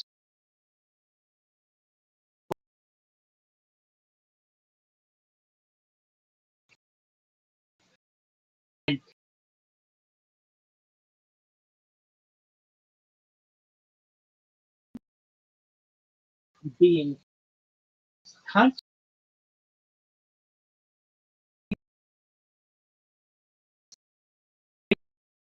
my big toe and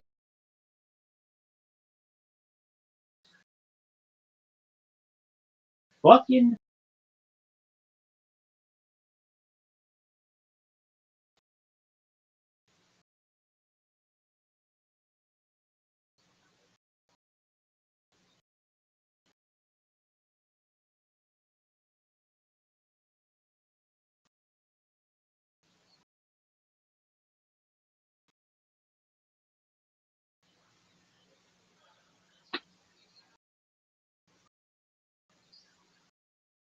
serenity now, bitch. I don't even want to say it. Why? Big toes. I want to talk about shit work. This is the worst.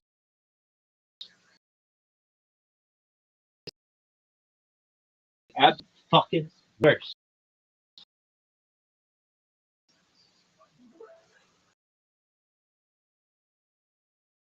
Give me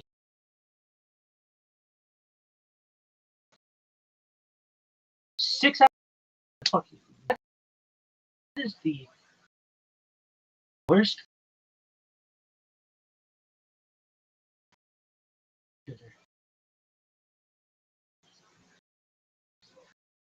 Hey, dog.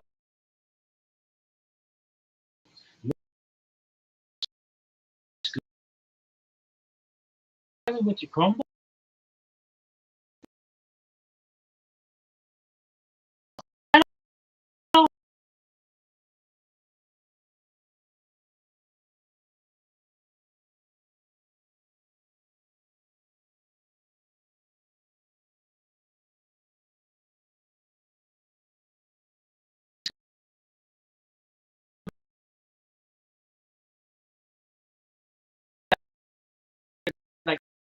Chromebook. I went to work. Oh, my name is Sundar Pichai. I haven't given a penny back to. But what I tell you, sitting on my fucking ass.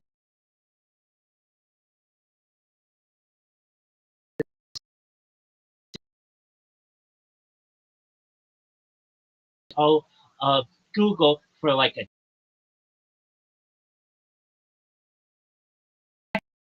decade,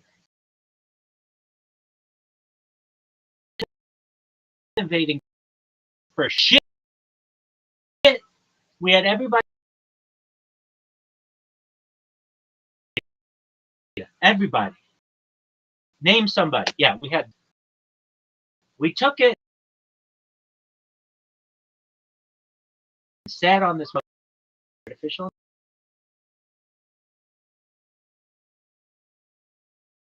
Did you guys know that? Did you guys know that? Listen, they're pretty shy, and I jerked myself.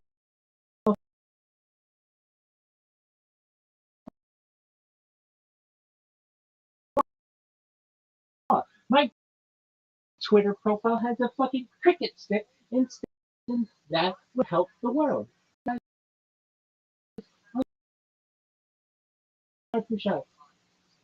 I like cricket.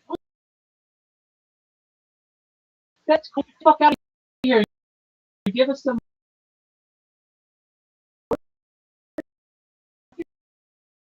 You're the dog. You're the worst.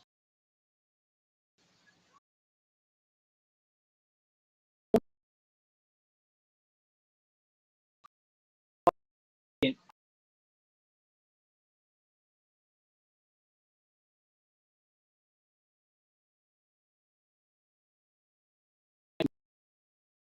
gives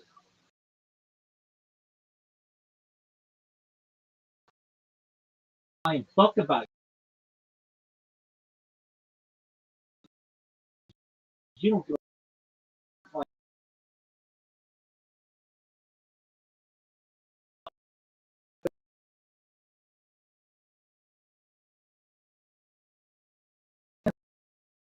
You become like a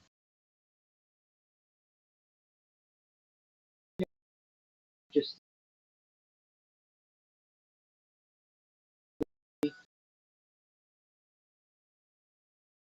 your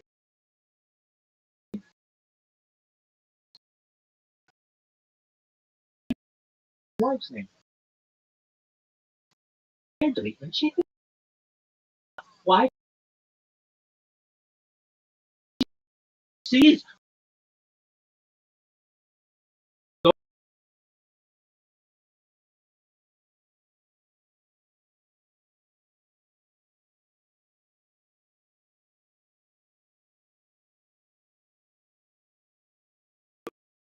with this fucking Chromebook.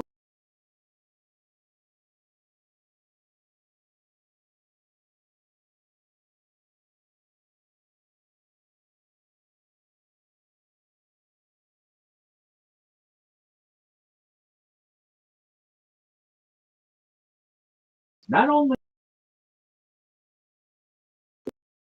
not working, you can't fucking move it out. The worst. Shit is worse. It's the worst.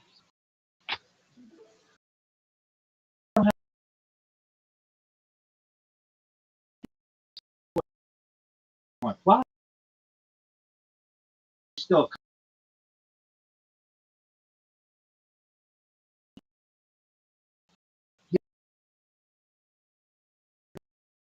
okay. Well,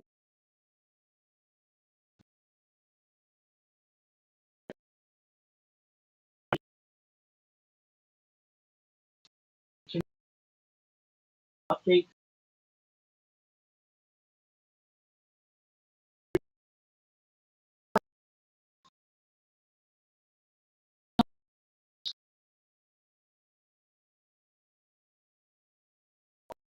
old.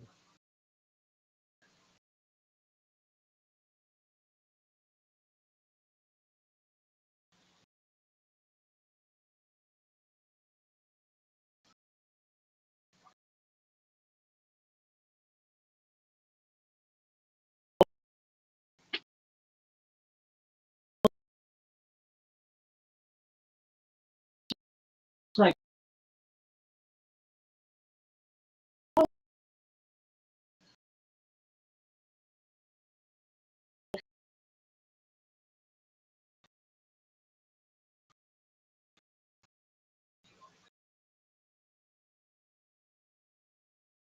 your boy,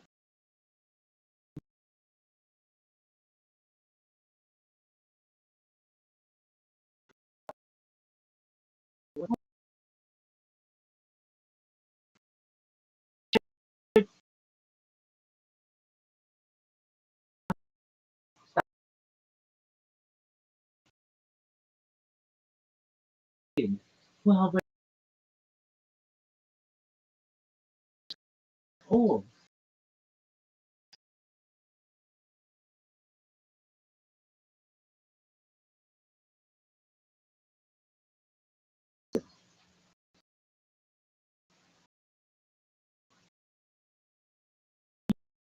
Understand the words that are coming out of my mouth.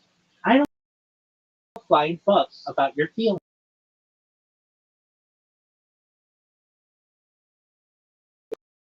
You sell a piece of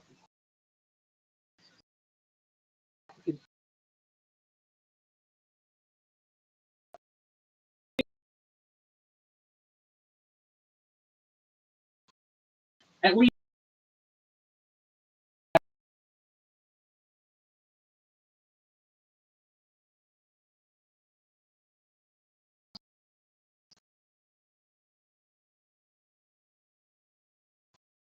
for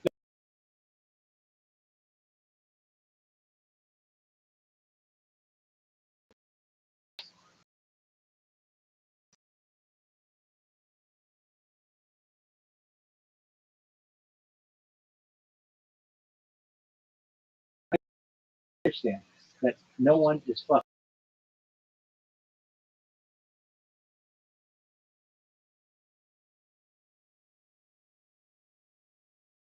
with update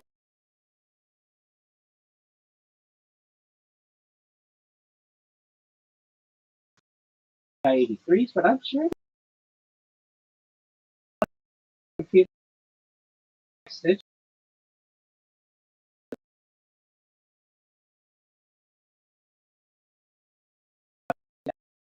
bitch. It's called 83 plus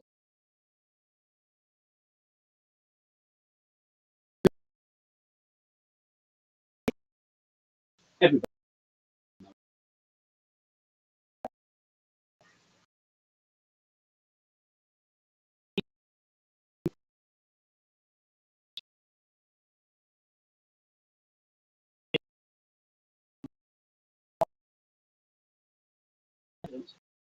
Fucking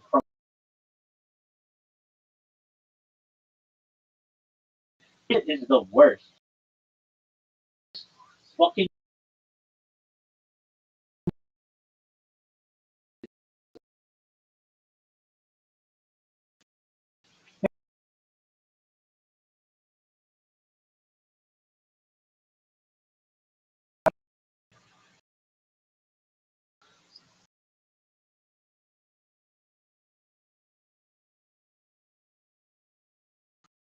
you have to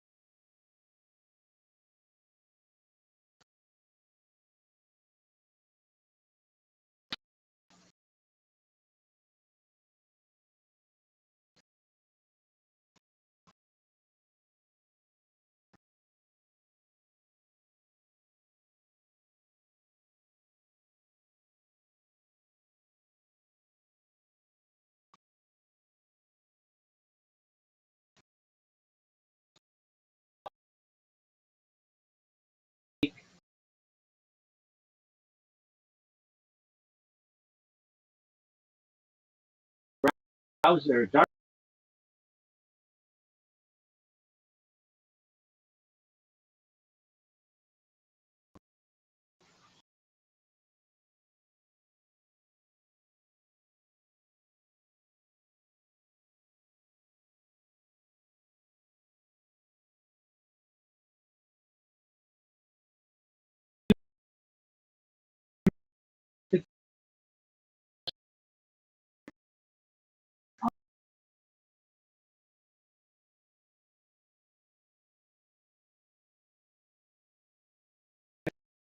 Yeah, you can't do it. Wow.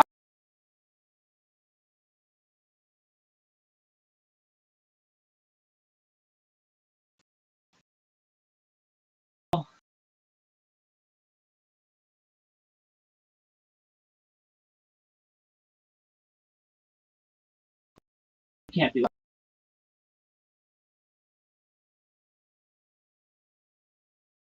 Okay.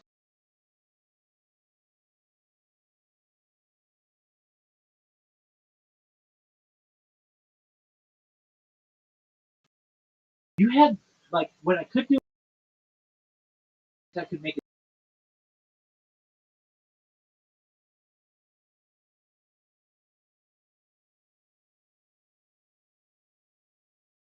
Yeah, no, we understand that. Understand that this is.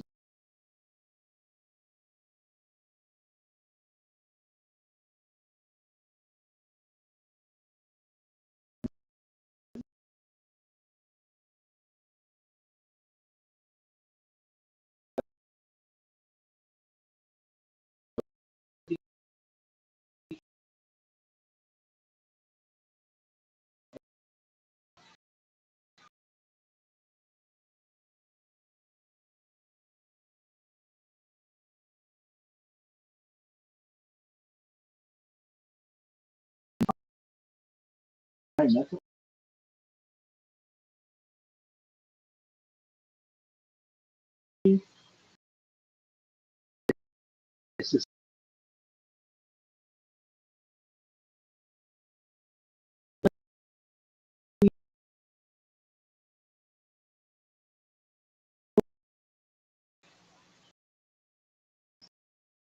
we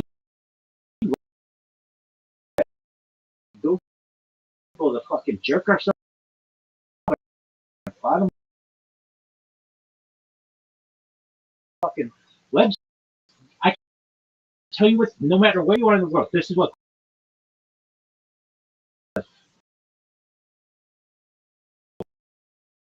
it's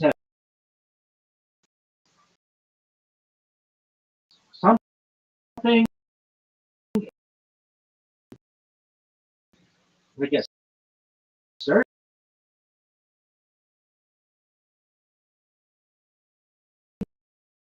me and it's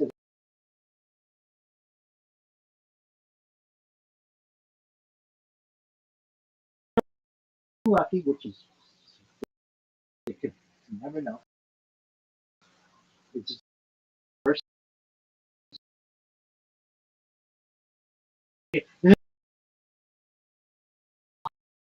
bottom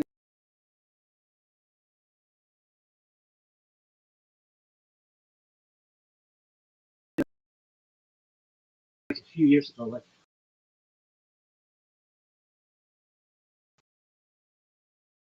just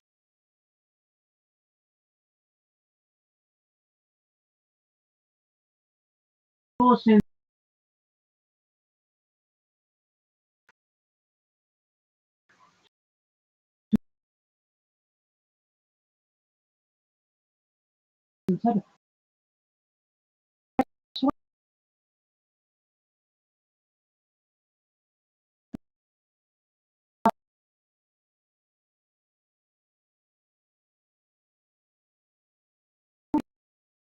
shit. Stay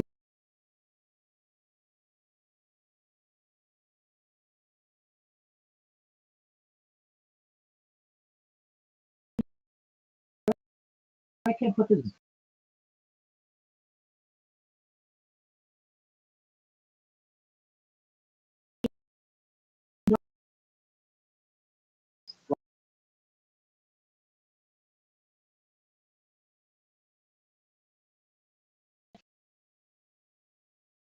You motherfuckers are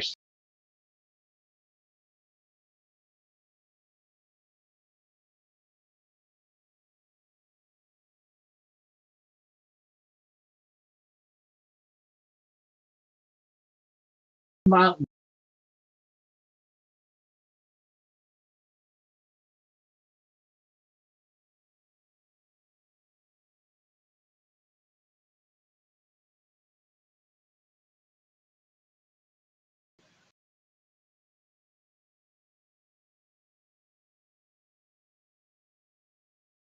Have the goats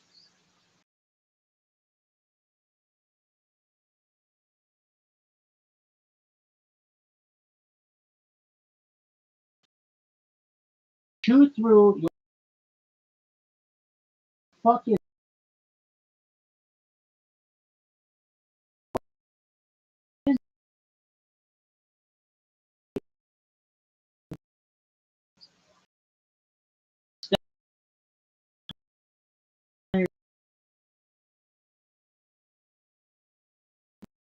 lawnmowers or robot lawnmowers.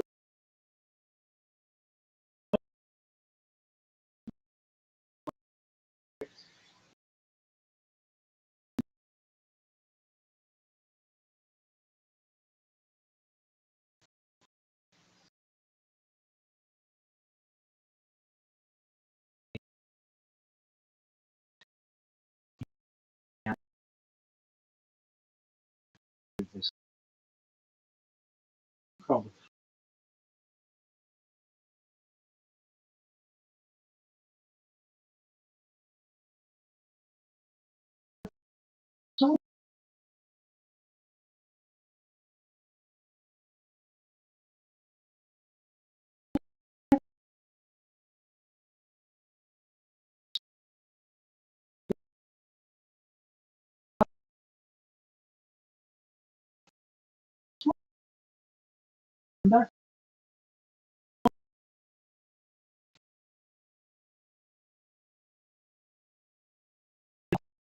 fuck.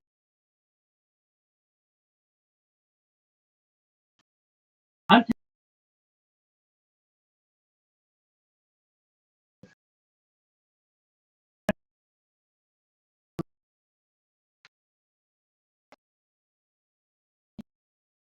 to keep your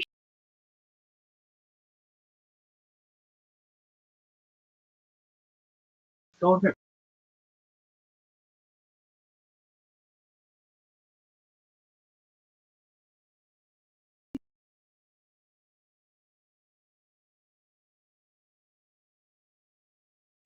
Why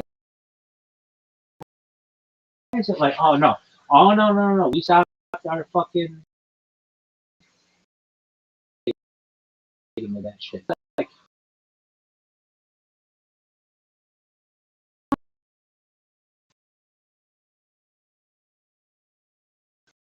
what? Well, because it's just not the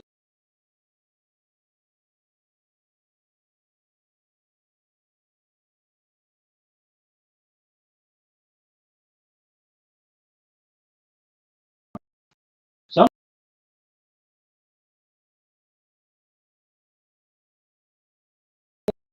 somebody some react.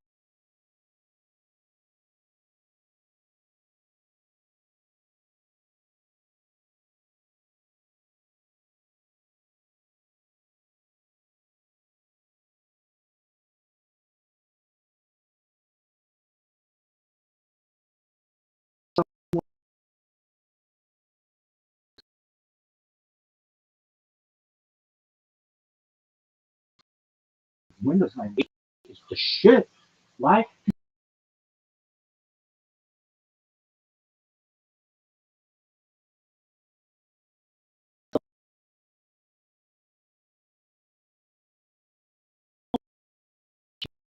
Shit.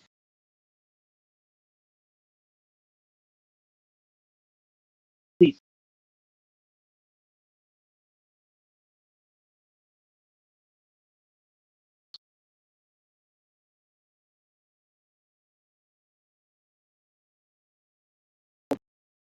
Google wrote on your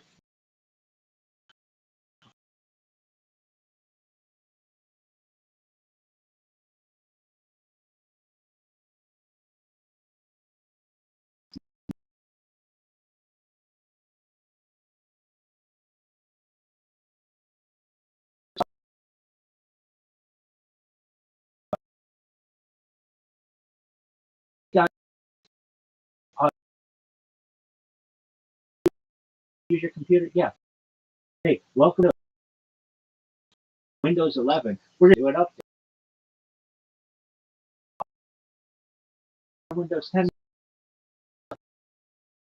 fucking billboard that won't let you proceed unless you put that on a fucking update. It'll be like, hey, you want to Windows 11? And it'll be, uh, I guess, whatever. If you're an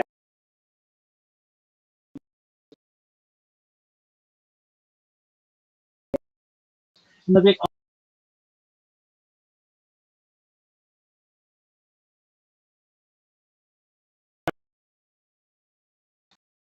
you're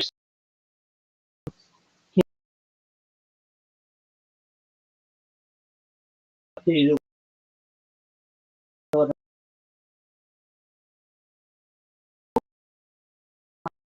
you to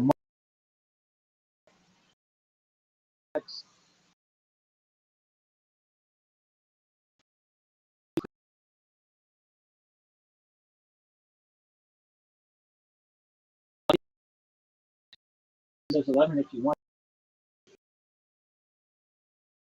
something to do. They come around, hey, so Windows,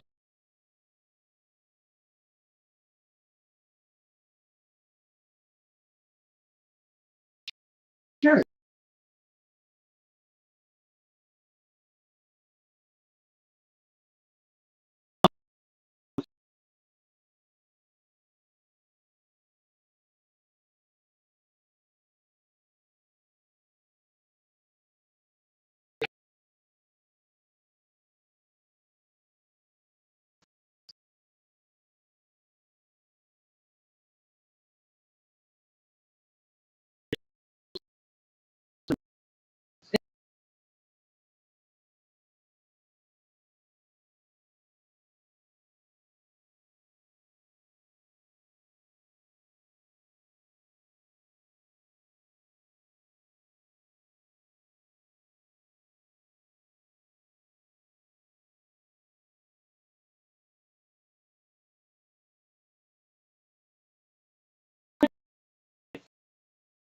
Change.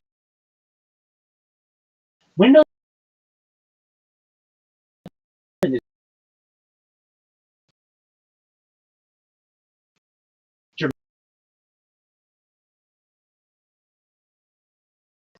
different.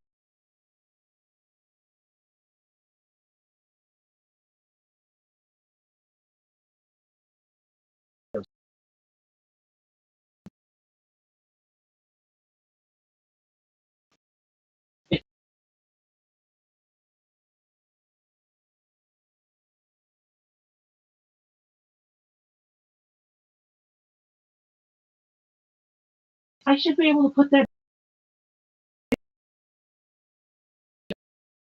on a fucking.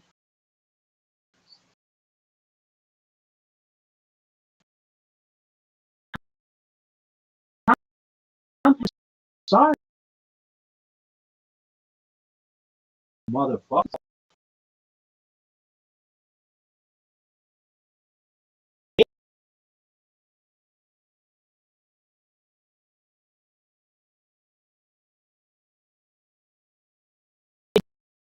Love too, bitch.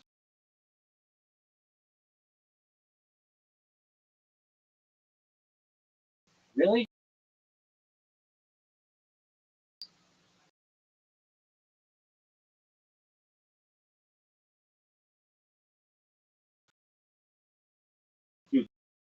This shit is the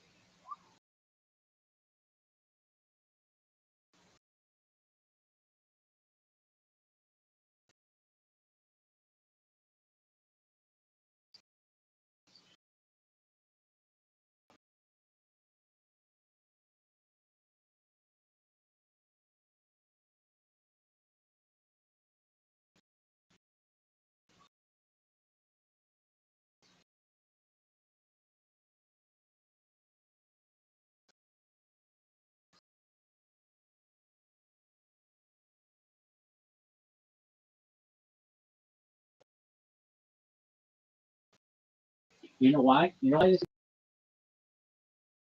is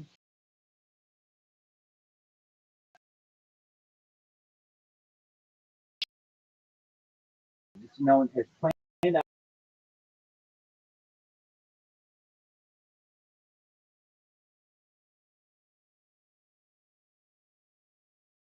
obsolescence, and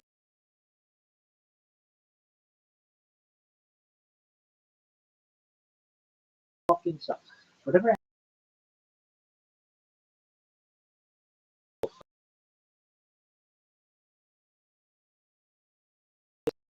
some fuck organization, that motherfucker should be in the middle of the street at Ho Chi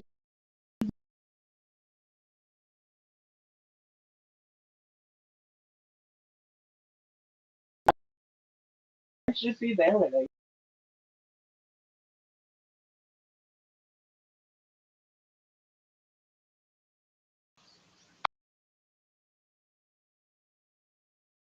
knowing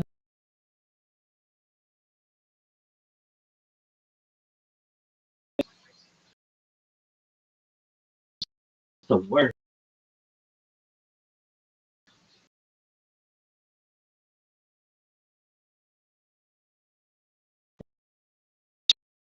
sucks.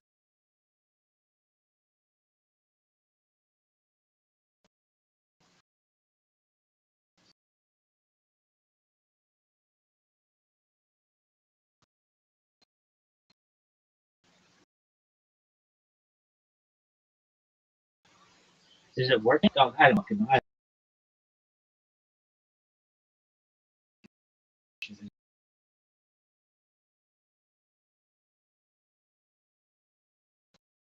This sucks.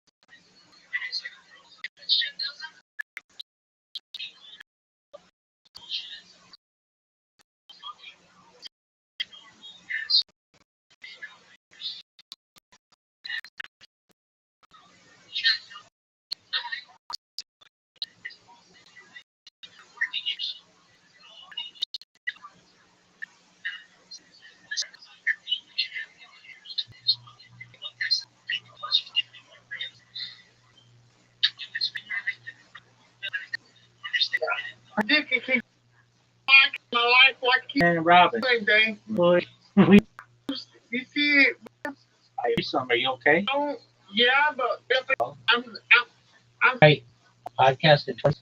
But afterward, if you want to let me know, okay? trying to you get podcast walking and rolling. Absolutely, big dog. You I'll get my, thing that you wanted here, big dog. I'm going to bounce in so they'll and when you But we have opportunity. okay, temple There's 3 Absolutely. You might see. forgotten. Right.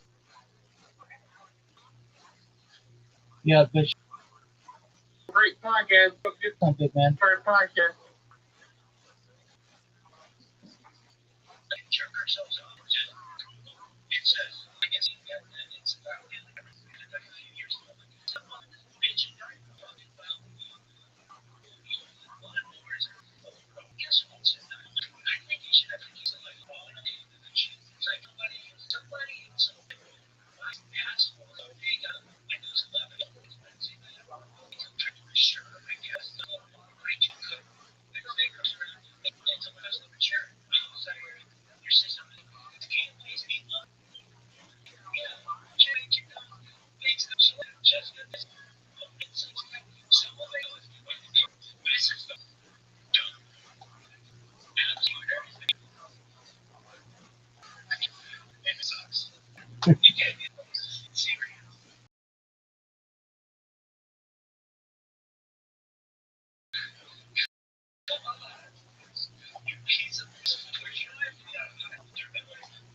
Such jerk. Serious. This is my question. Whatever. We're gonna make this thing. We just want to make this.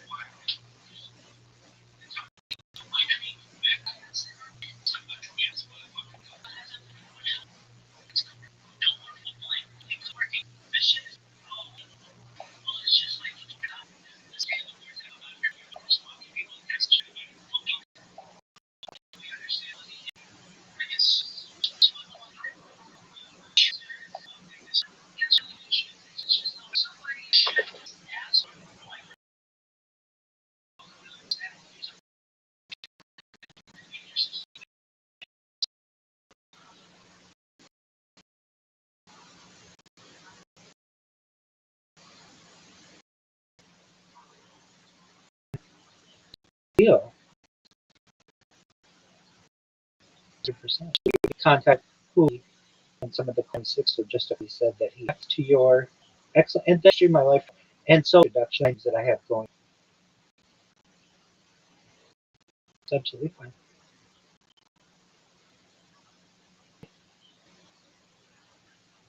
To be here.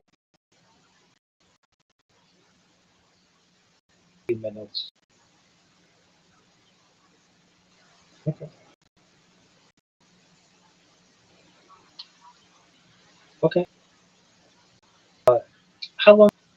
I also to just oh,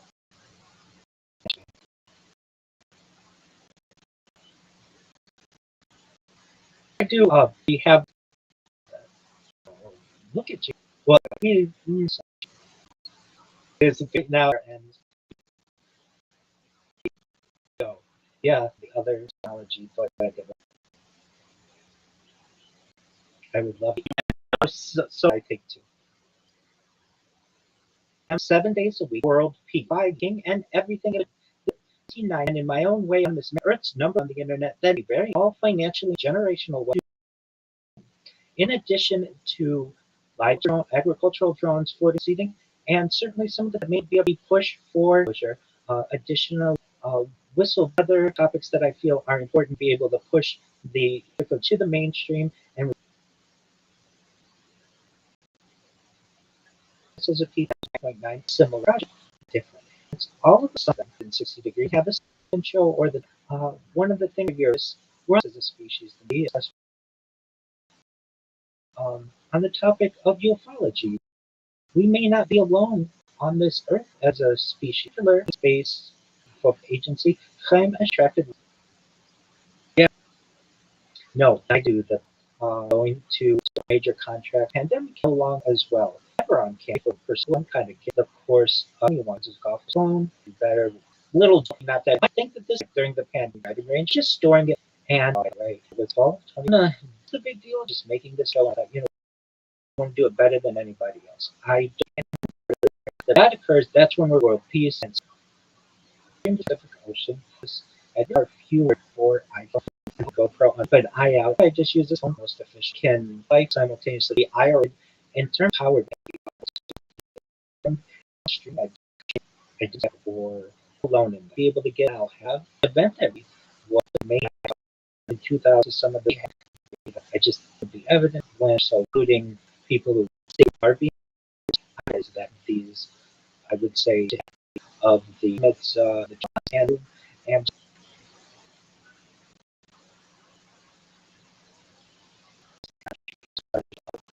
but we universe that over to another ship made over to my Rabbi will which is what do we creation story that's it. I mean, for those who don't know that Hasidic one in what his job of the line that my community recognized and a Jewish person recognized and the God always are able to perhaps I would say something along but and we are not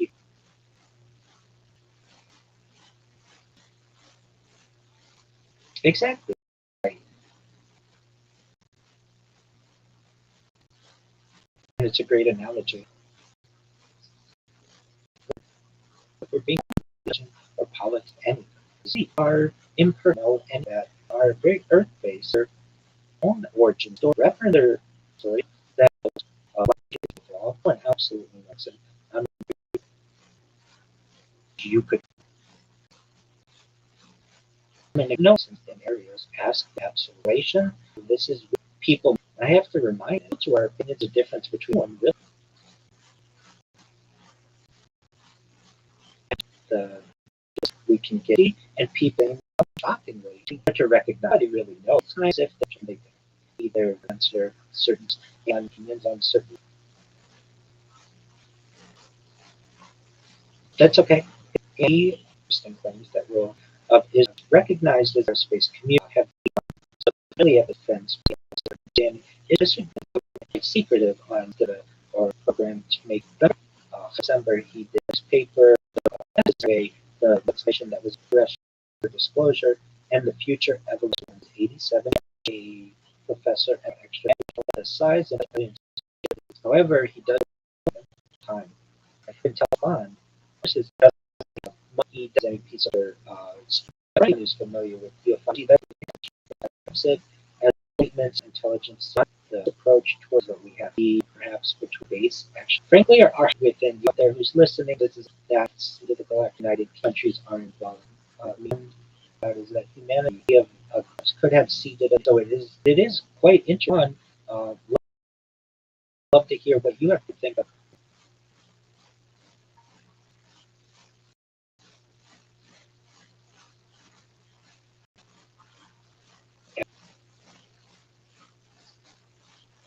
Yes, and so occurs. All this coming, we basically but we could ask for energy. The extra share request earlier. As we're seated here. Next, the questions of economic and culture. We may be in our media, and more of the tree exists. An event, 24-hour news.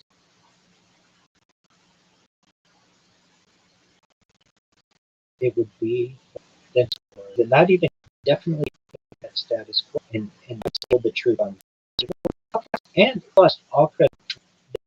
Let's just blame with having its disclosure in the way it left the phrase that we advance years that much of space time that would have matters the interview puts humanity confirming knowledge that I have only know about it either it's hard any there are disclosure videos that have been video what's is research it technology and for just put out a video of the issue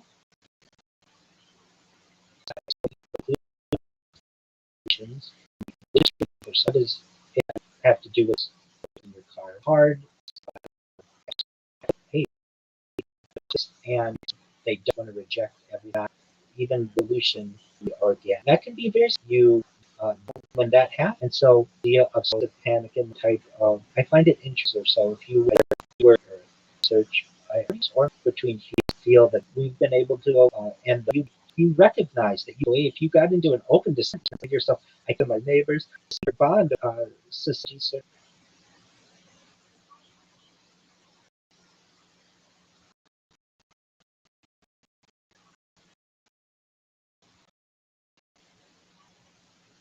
they have to they so I'm not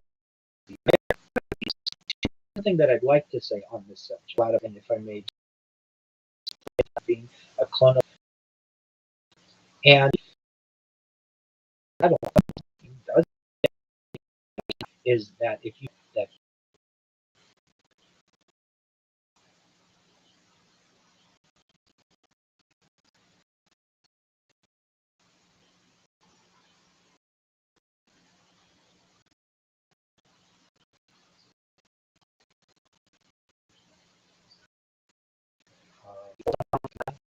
but I interject that is don't know that I don't is just some that I don't UFO. It's not like every has a UFO, but there are these strange that make connections.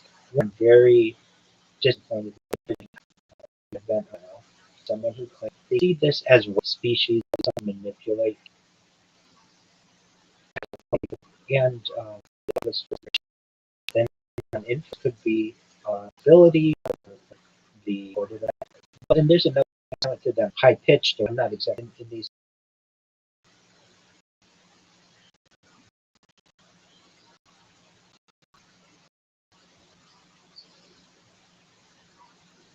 That's an extraterrestrial. That body, if it ever does that, is but also alone because of it as well. The mob rays primate.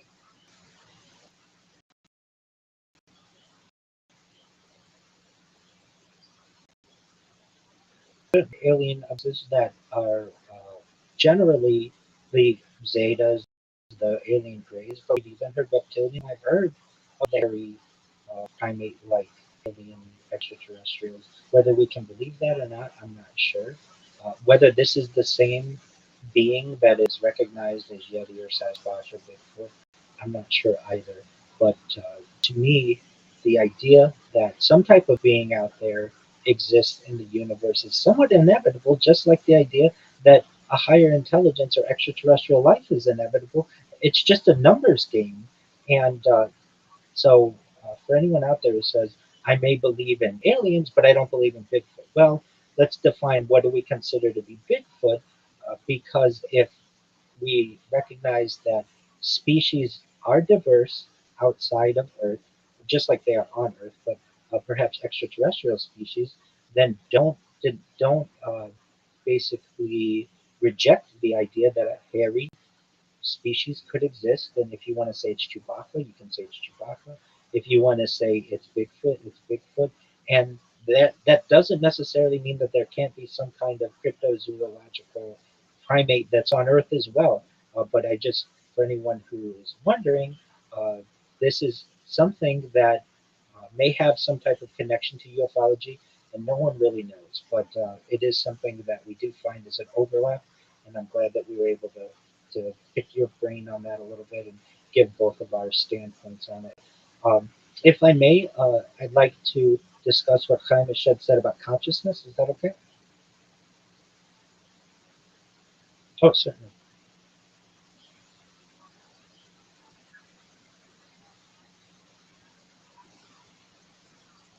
Mhm.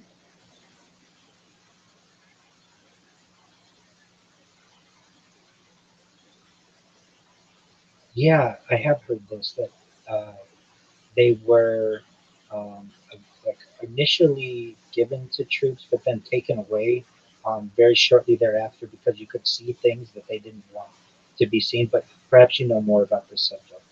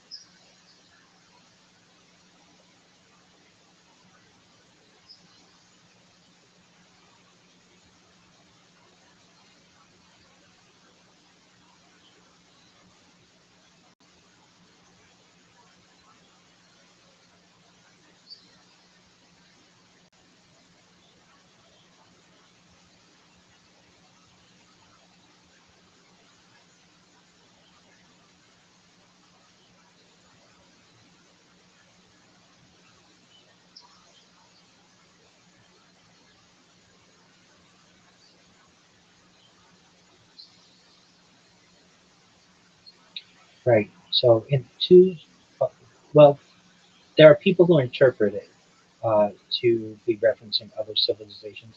Generally references the Nephilim, the fallen ones. Generally is what's referenced, and that's referenced in two parts of the Hebrew Bible. Usually, there are two camps in how this is interpreted. One is that these were an extraterrestrial species that mated with the women of Earth to perhaps reproduce. The more traditional sense of this, especially within Judaism, is that Nephilim is like giants, and giants could be interpreted perhaps as just nobility. But you're absolutely right. There is a question there that exists. Okay, yes, absolutely. That too. Apologies. Certainly, message. Yeah,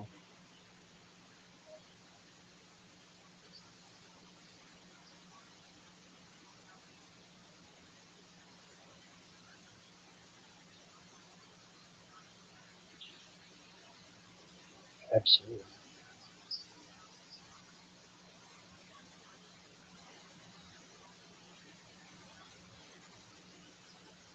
It doesn't exist. Uh, and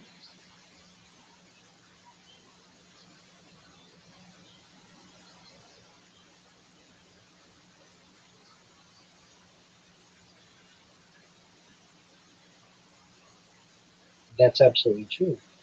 And to that point as well, it doesn't say that this is the only thing that exists anywhere in the universe either, that Earth is. It just basically gives information but doesn't necessarily say that this is the only information. And yes, angels are referenced and do have some understanding that these are messengers of God, but what does that even mean? What could a messenger mean? Something in the sky, some type of being that is non human. And then I should also reference another major point that is given within the Hebrew Bible of some type of alien evidence or evidence of aliens is Ezekiel's wheel from Ezekiel 1, basically a vision that the prophet Ezekiel had. Some people interpret this flying disc or this wheel as a flying disc with many eyes around it and different faces. Other people say that it's just a vision that was had, and it's really up to the individual on how they want to interpret it.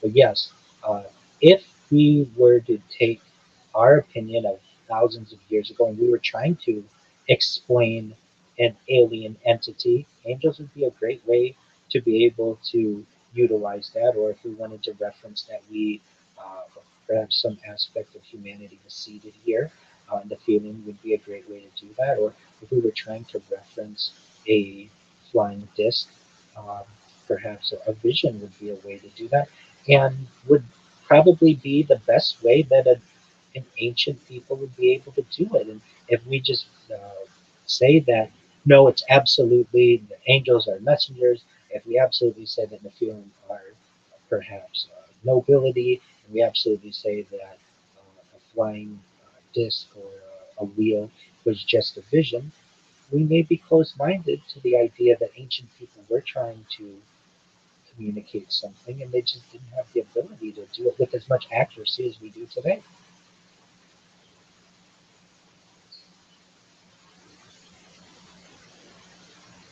Well, it really is. There are multiple ways.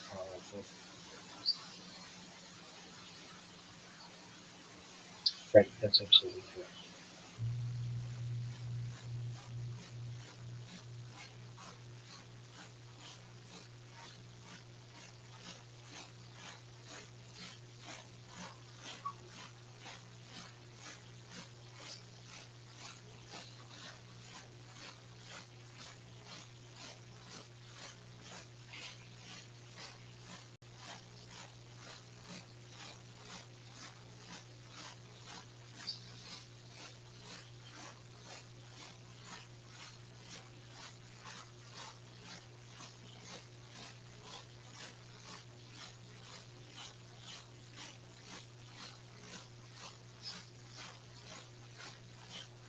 That's absolutely.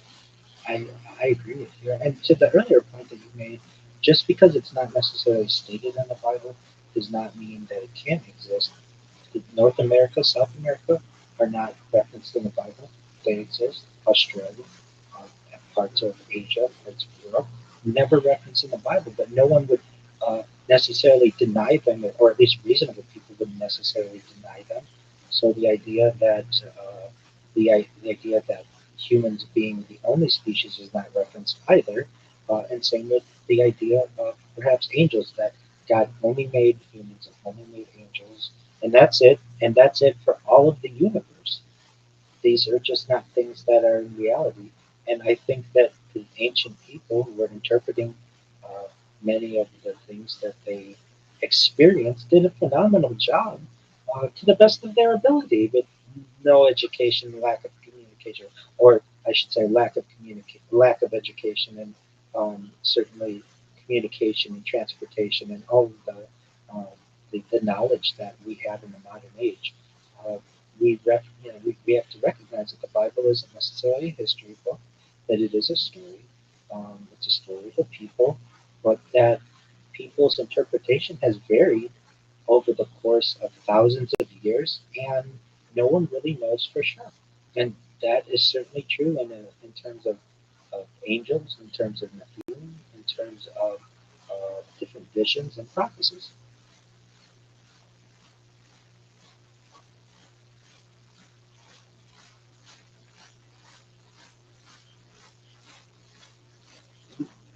No, no, no. That's absolutely fine, and these are excellent topics that we're bringing up. So I'm glad that you have. And I should have been more open-minded, thinking, "Oh, he's referencing the feeling," because I get asked that all the time. But yes, angels as beings as well is certainly something that is referenced within the Bible, and we just don't know. And for anyone out there who hears, and they may say, "Well, my religious leader says that we know." I've got news for you. Nobody knows. These are just the best interpretations that people have. Uh,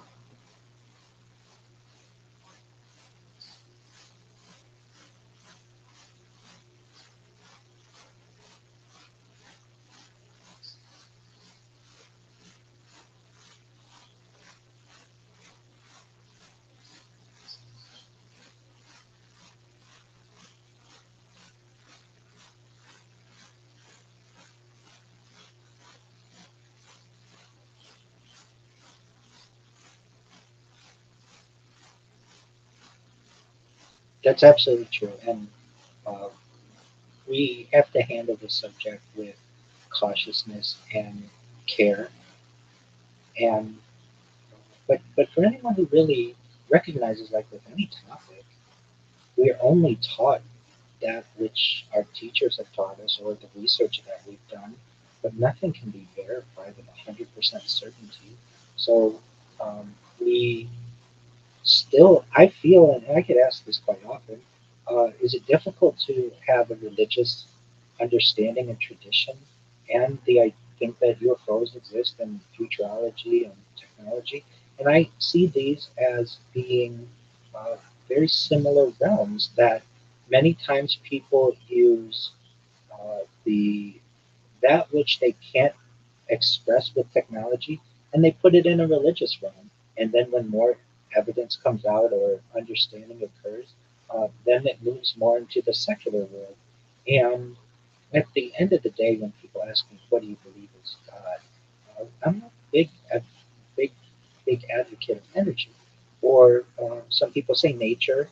It depends on what you want to reference it as, but many scientists, that's what Einstein believed, that his God, as he referenced, was Spinoza's God, and Spinoza thought nature was God. And I don't mean to say what you should believe or shouldn't believe, but for anyone out there who's very uh, uh, scientifically motivated, when there are some religious people who just believe that God could be the energy that puts a smile on your face or allows you to appreciate a sunset or your family.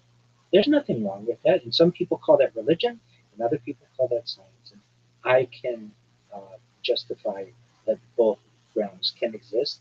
And it's it's for one people, they may reference that as a religious tradition, other people a secular or scientific tradition, and they don't have to be that separate.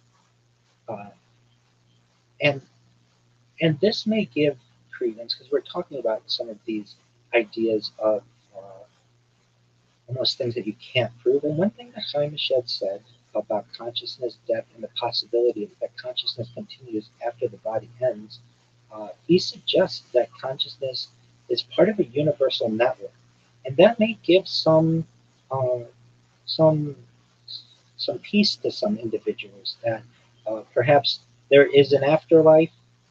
Perhaps it's not as it's described in religious texts or from religious teachings, but there may be some type of universal network that exists, that human awareness is perhaps connected to a larger cosmic structure, and that death is not necessarily the end, but it's possibly a transformation rather than a complete ending.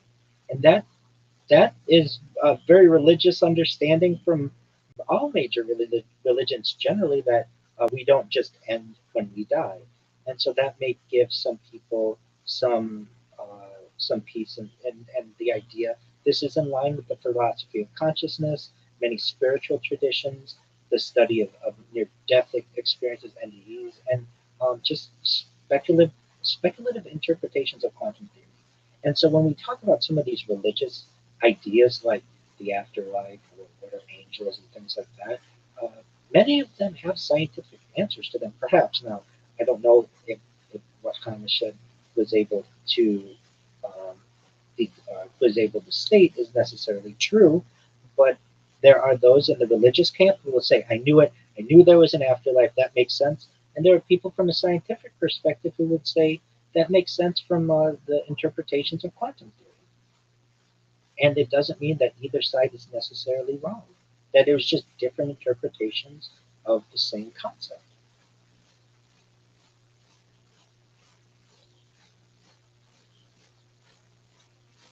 I would love that. I would love that. That this has been a really wonderful conversation. If I may give a um, bookend to the Chaim Shed story before we close, excellent. So, 2020, Chaim Shed makes these statements during the pandemic. No one really knows what to do with them. They make international news and everything. And then he goes dark for approximately 6 years or so, 5.5 years or so. And no one hears from him. And everyone's really curious what happened to Chaim Shed. Did he die? Is he alive? What's going on? He is alive. He's still alive. He came out in June of 2026, so just a couple months ago, in an interview with Uri Geller, another fellow Israeli, um, who has his own connection to the, the supernatural and such. And they basically did an interview, this time in English, stating that Chaim Shed was okay, that he had been visited at his apartment in Israel shortly after he made these claims that he did by some type of dark figures, some type of men in black figures, and was basically uh, informed that they had a lot of intelligence about him, things that were deeply personal to him, aspects that he didn't think that anyone else would know, very private information, and additionally information regarding nuclear secrets. And he felt that at 87 years old back in 2020 that he should be silent, but for whatever reason, well, he did say specifically that once he was able to connect with Uri Geller, and he thought that now being 93 or so, it was perhaps the right time to be able to say that he did not rescind any of the information that he had, so that the idea of the Galactic Federation, he stands by that, and that he is okay, but there was a reason why he had stayed silent for all these years. And I find it quite interesting that this just happened just recently. So perhaps by the next time we meet, we may have some more information on this. Maybe not. That might be the end of the story. But I find this story to be fascinating because it is someone who is a credentialed individual in another country who makes these claims that are major about everything from Galactic Federation to consciousness. And much of this story that he tells, or this information that he reveals, does have some credibility within religious circles and within secular circles, and there isn't necessarily, there doesn't have to be a direct contradiction there. And so, with that, John, I really appreciate the opportunity to be able to share this information. I look forward to a potential interview in the future. Do you mind if I tell people how they can find me? Excellent. So the easiest way to view my life is to type Rabbi Rothschild, Rabbi space Rothschild into YouTube and filter by live. I want you to filter by live so that you can see portals into my life from all of my cameras. Moreover, you can type hashtag Viral Rabbi or Rabbi Rothschild into any search engine, social media, or AI platform of your desire, and you'll find more information there than you'll ever find. I have more social media than any person on earth. I have over 100 YouTube accounts, over 200 Instagram accounts, over 500 Twitch accounts, over 1,000 TikTok accounts, over 2,000 Twitter accounts, over 5,000 Blue Sky accounts, and over 10,000 Kick accounts. I am the most documented person in global history, and one of the major pursuits that I have, in addition to world peace, ending world hunger, ending world thirst, is certainly the promotion of alien disclosure for the betterment of humanity. If people want to find my social media, the best way to do so is linktree.com/Rabbi Rothschild. I give people a unique opportunity to connect with me 24 hours a day in my Discord, which is discord.me/Rabbi. Not only do we have all of these types of discussions, but we have games, we watch sports, certainly we watch movies. it's a really wonderful community of thousands of people, and it grows every day. So if anybody's out there who wants to be a member of the community, you don't have to be Jewish, you don't have to be religious. We welcome people of all backgrounds. The only thing that we ask is that you're an adult, and you're more than welcome to live in there with me if you want. And we do have other people who live in my Discord with me, and I am someone who's there to be a friend. I lend pastoral assistance to individuals. We are really people who are looking for answers in this world, and we do so to the best of our ability. And if I don't know the answer to your question, I'll do my best to find the answer to your question if it's possible. You can also find my writings at rabbirothschild.medium.com. Every day or so, I publish multiple blogs on topics on technology, on sociology, on social justice, on humanity in general, on futurism, technology, you name it. I am generally an avid writer on the subject. And with that, I want to again thank you so much, John, for the opportunity to be here today, to be able to speak with you and to communicate to your audience. And I look forward to doing it again in the future. Thank you.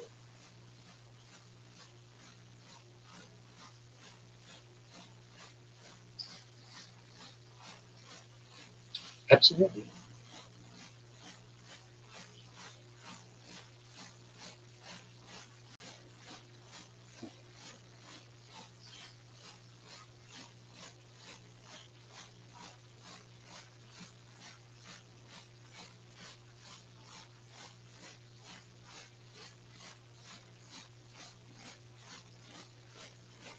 Excellent. I'd love to.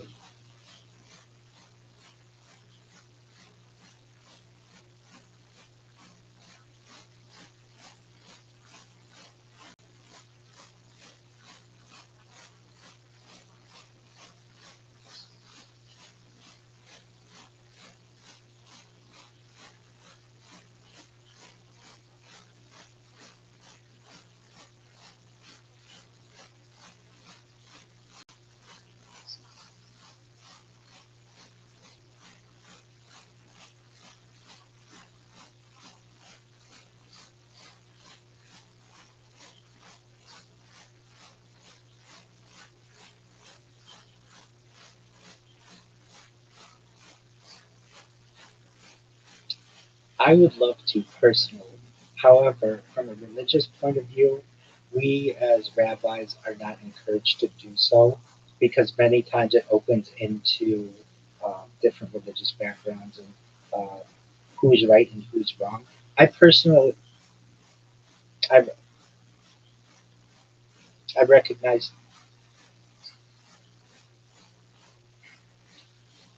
I absolutely recognize that.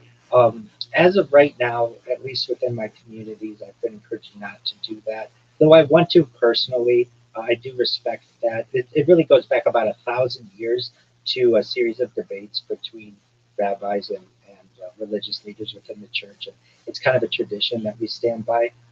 But that doesn't necessarily mean that I will always have this stance. But at least right now, for respect of my community, I will at least pass on that invitation. But again, in a couple of years, maybe when I have uh, gained more, uh, perhaps visibility, I would love to have that conversation because that is certainly of interest to me.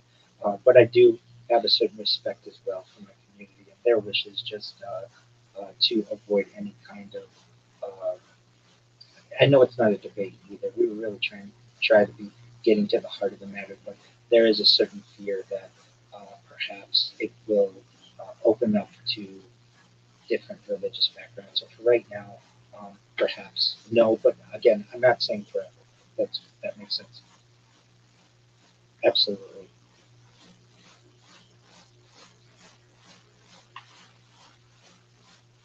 Excellent. And that we could absolutely get into more religious aspects of ufology, the paranormal, and perhaps demonology or whatever you may wish, or more topics that we may have in the development of disclosure, or perhaps government um, declassification of information. I would, I'm all about that. If I may ask, um, so it's right now August of 2026. um, I do this. I try to ask this of all the podcasters with whom I have the opportunity to with whom I've had the opportunity to podcast. At a minimum, I'd like to do this again next year. This time next year. And okay, good. And I would too. But what I'm saying is, so we can do it whenever you want. But at a minimum, at least I like to do it. I really want to build relationships with people and have like a timeline of what we thought in 2026, what we thought in 2027, 2028. Because you're a very successful podcaster. You're going to be doing this for some time, and my influence is growing as well. So if anything, let's do one annual one as well, and we can go back and say what kind of development has occurred. But yes, even before then, I would love to do a podcast with you. I would really appreciate that opportunity.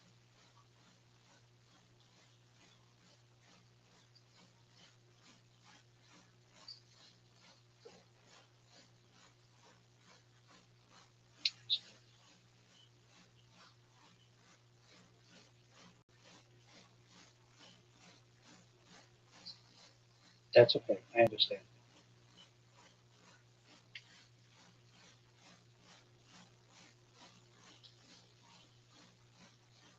Absolutely. Definitely. We'll have to.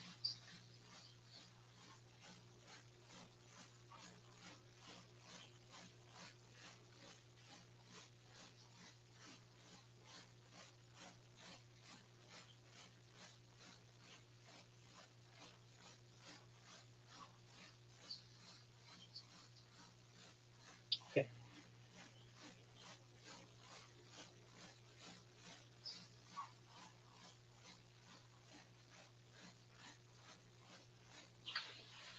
I'll get my calendar right now.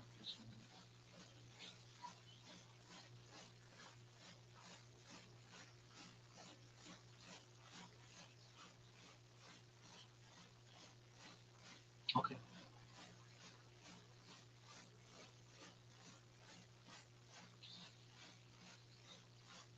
Okay.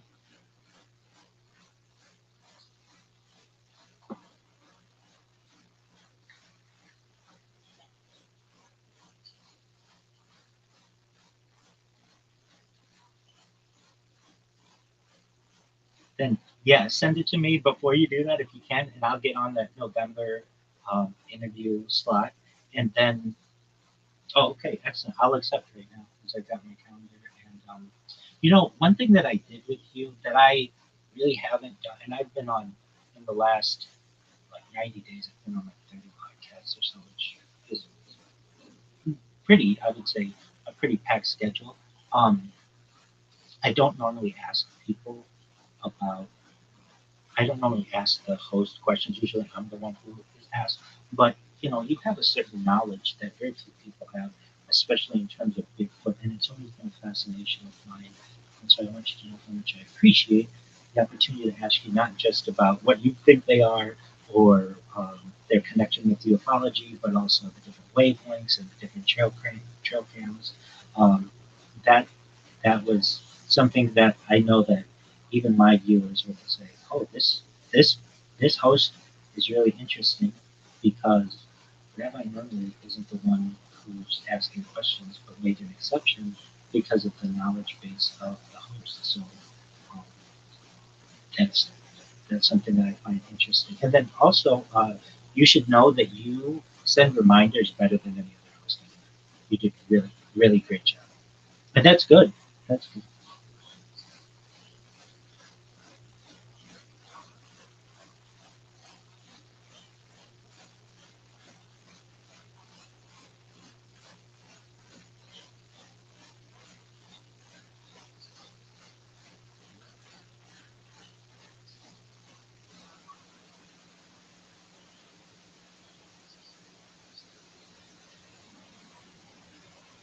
No, not at all.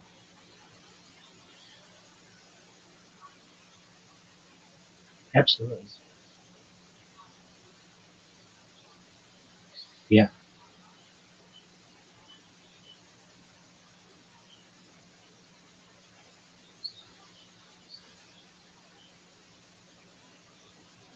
and that's how I want it. We all get busy.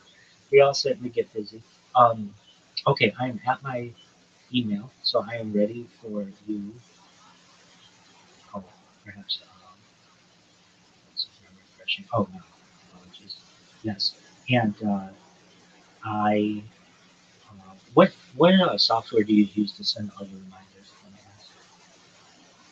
Oh, perfect. Yeah, I know what it is. Yeah, so there's this person who has a small podcast who I've been assisting, and I had them download or had them register for that within the last 12 hours because it works so well. And so I was wondering, is that how you sent it? So yeah, that's from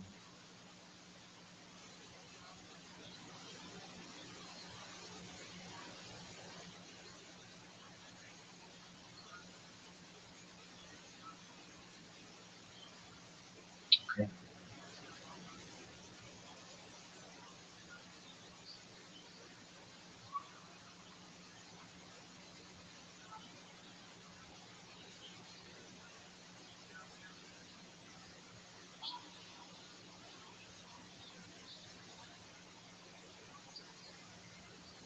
Excellent. I was able to schedule for a Thursday at 6 p.m. your time, I believe, and 3 p.m. my time. So uh, it'll just be like in 4 months or so on a Thursday, same deal. If you need to make any changes or anything before then, I'm pretty flexible. And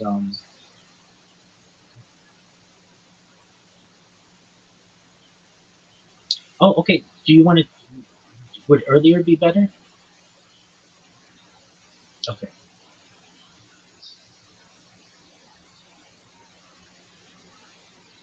Okay. But okay. Well, if you need to, I've got it. No, no worries. No worries. We could certainly reschedule, and that's a great reason. I have no issue rescheduling because of the birth of the baby. So um, that's phenomenal. And so we got it for November. That one perhaps will post sometime in the summer, but then we're definitely going to do one a year from now. And uh, I like to say this with the podcast hosts that we'll have like a record, of where disclosure was in August of 2026 and 2027, 2028, and that's really interesting. And then the Bigfoot topic as well. Um, are you in the Bigfoot topic? There's an overlap, but like we're waiting on disclosure for Bigfoot as well, right? Like that that video that's on multiple views or something like that, or a body or some type of ability to just what do you think it would take to be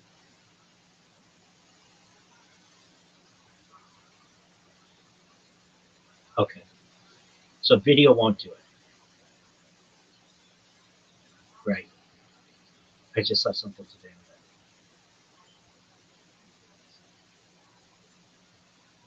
Okay.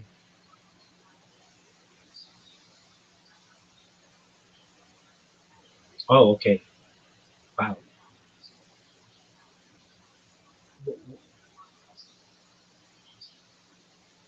Yes. Yeah. Sure.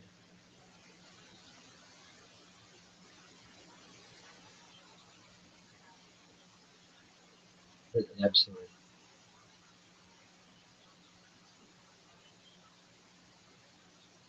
Right. What do you, what are your thoughts on Patterson Gimlin?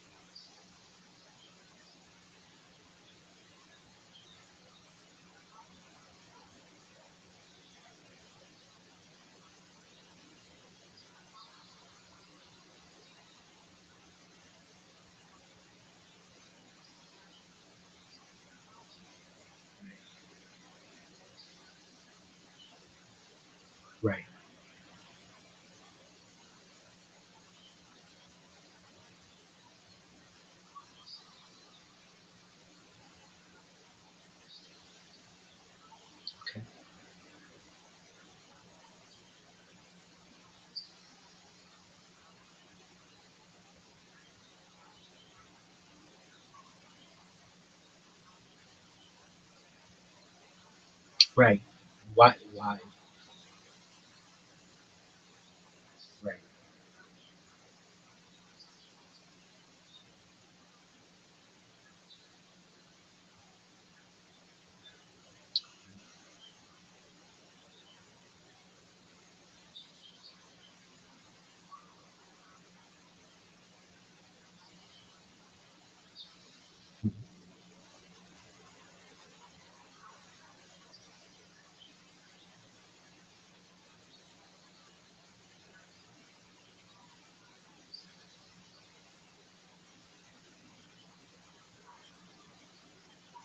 It's an excellent point, and especially with how remote it was, and just like you said, they were like an hour walk away from even a vehicle, and many hours away from civilization. Uh,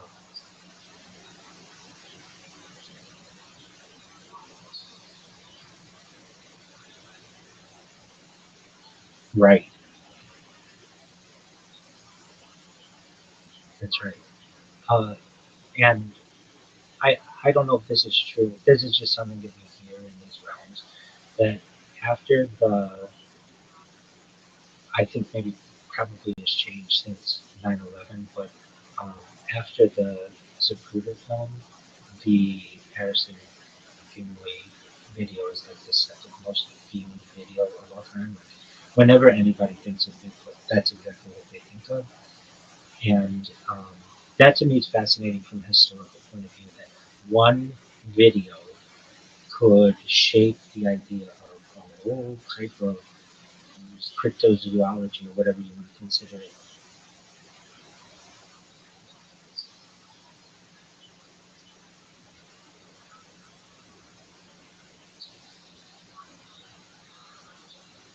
Oh, you know,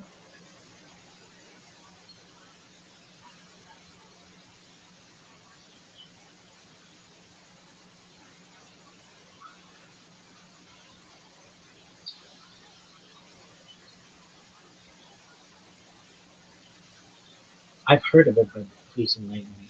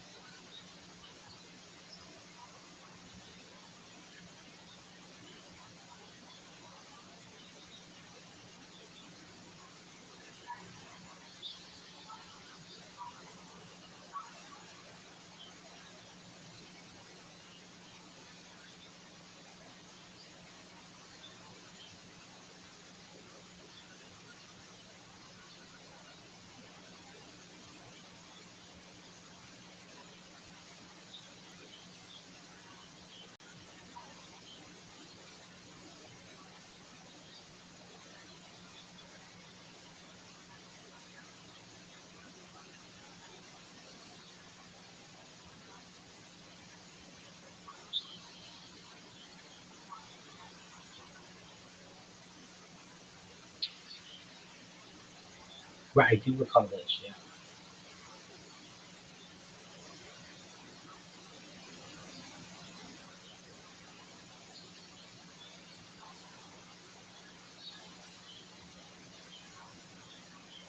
Right.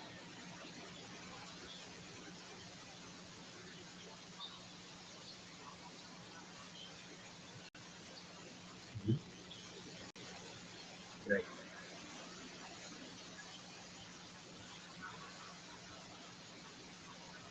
Right. And the people around the world, it's not just the Pacific Northwest. You know, it's in a lot of different places. And it's fascinating.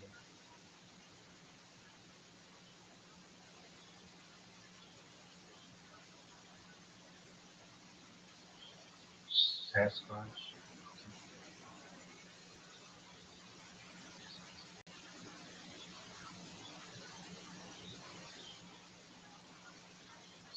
Right. Right.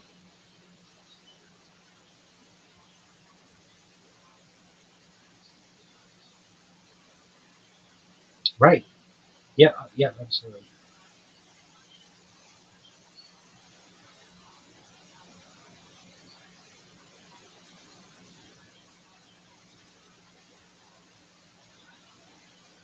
Right.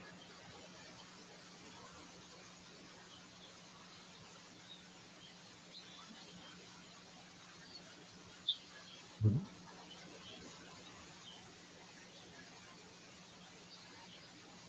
That's absolutely right.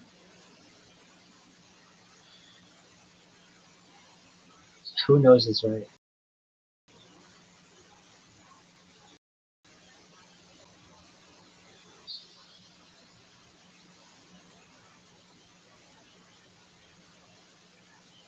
Yeah.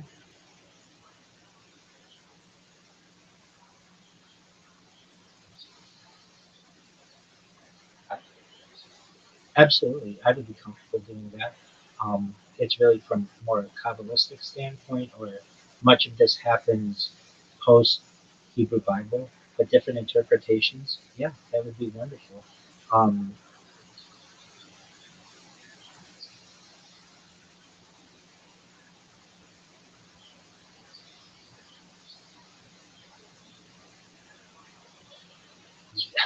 and there are different interpretations, certainly, um, of what kind of their actual physical structure. But yeah, definitely a spirit of demigod that may exist, and um, there are there are night demons. There are references to female demons. So excellent. So we'll make it on demonology. And for that one, if you don't mind, I know we keep it to a conversation. I'd like to send an outline to you to make sure that we're on the same page. Because if there's something else that you want me to reference, but like I'll have the names of everything. And so we don't necessarily have to follow it, but um, yeah, no, I certainly understand that.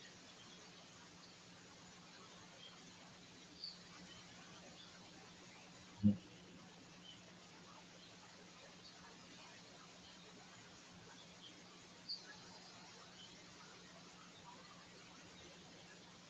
most certainly. And they were,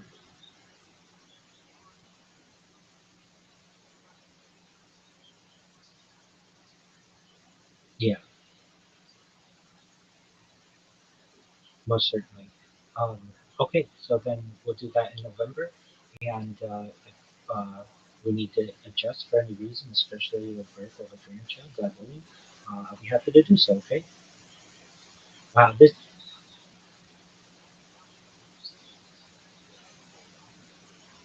Okay.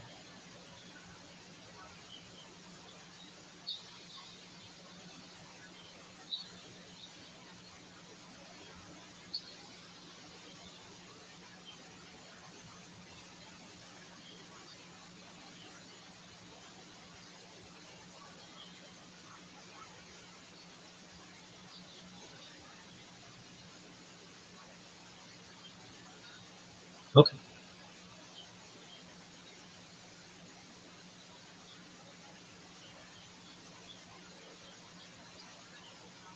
Excellent. Okay. Very well. And I'll make sure in the meantime to ensure that I can provide what I would say not just a good historical background, but be able to answer any questions that you can anticipate an audience member may have. And if you need anything from me in the meantime, please let me know. This is somewhat unique too. Normally, when I do a podcast, sometimes the host and I talk for a few minutes afterward or whatever, but I know you and I could keep on talking for hours if needed. So we both find each other, I think, to be quite interesting. But with that, we'll put a bookmark in our conversation and look forward to speaking in November, if not sooner. Okay. Excellent. Thank you, John. Take care.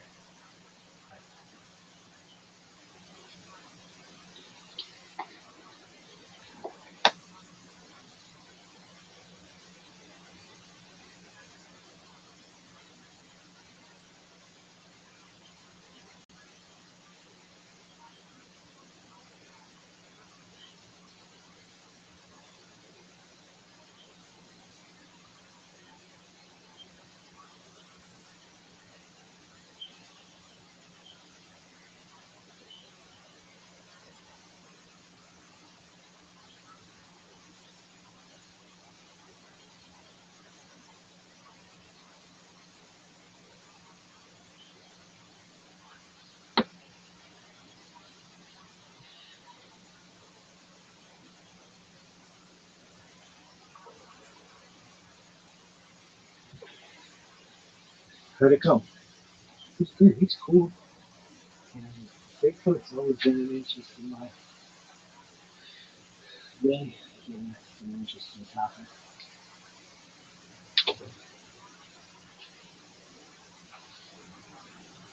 Of course, when the shit is recording. Uh,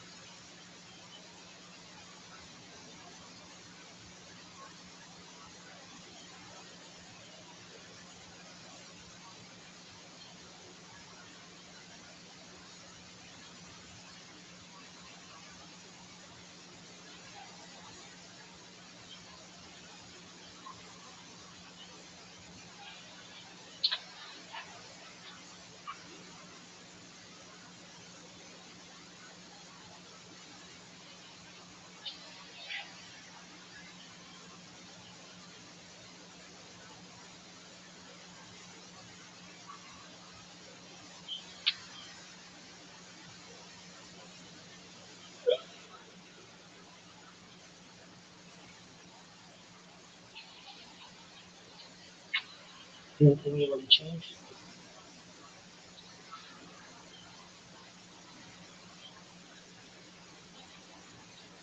No, good.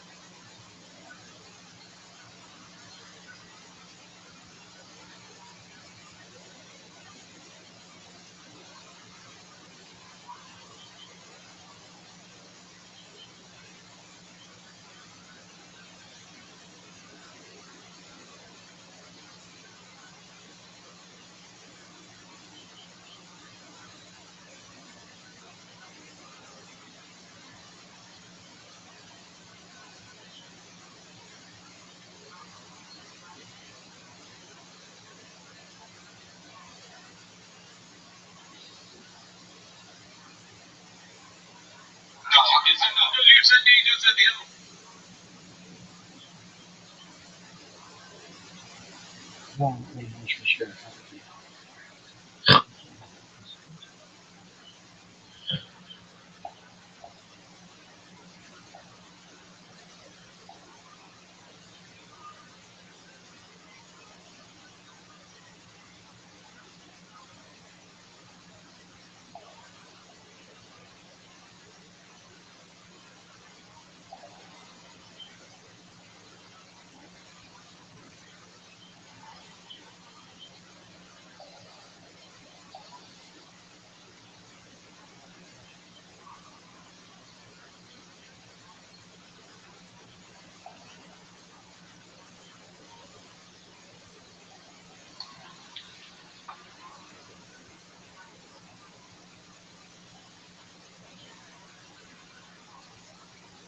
Hotly debated by Kabbalists, academics,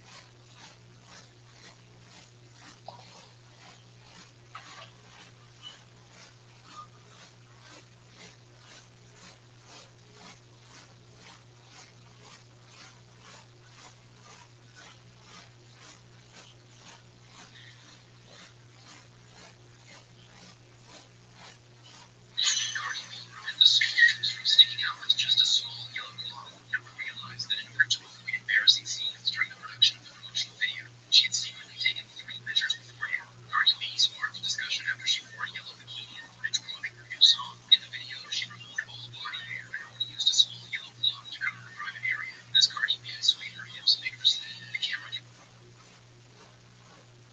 Good choice, Harvey.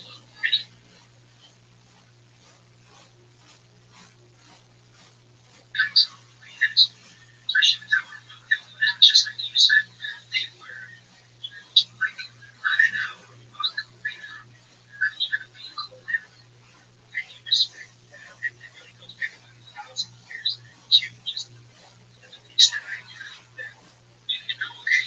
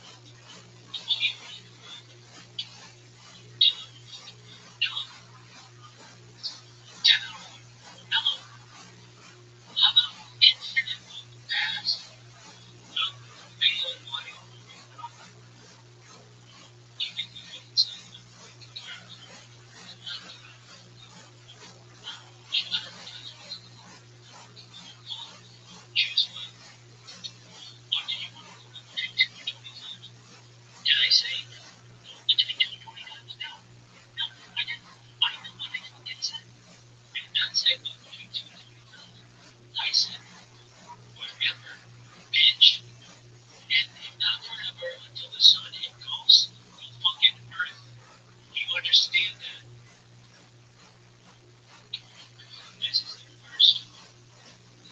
Still, I don't want to see your camera. I don't give a fuck. I didn't know I was talking.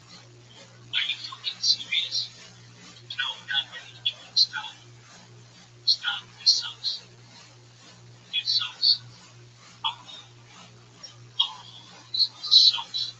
There's so much fucking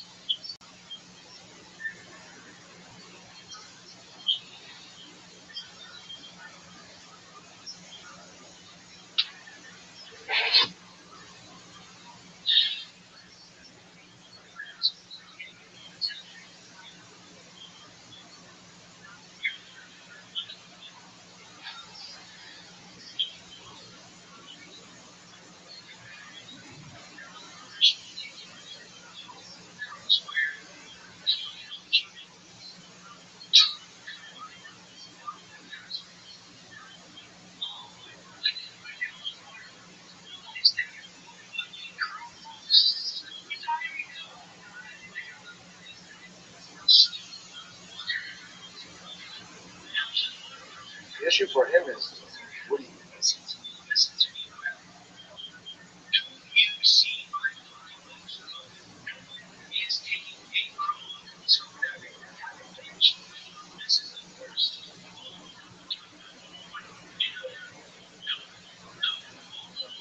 Internal batteries damage, get pregnant, and explode. They were like, taking time out of God.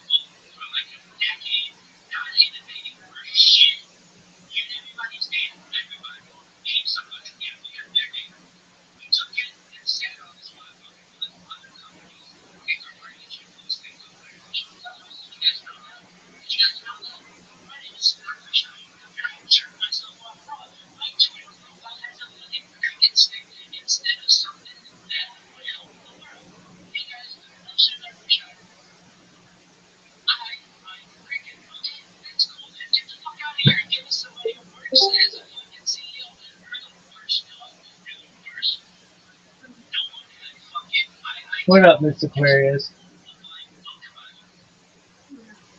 You busy? Yeah, but not busy enough to not play with you. No, don't make me cry. How you living, girl? I'm good. How are you? I am well, thank God. I just had a podcast that went well. We we That's good. That's right. It didn't happen. Okay. we scheduled another one for November. This guy, he's pretty popular, and so his podcasts are like booked way out. So my podcast won't air till like January. It's like 6 months out, but I'm glad I got to do it. And I'm gonna do one, God willing, with Tony tomorrow. And I'm gonna do everything I can to get on some more for the upcoming weeks.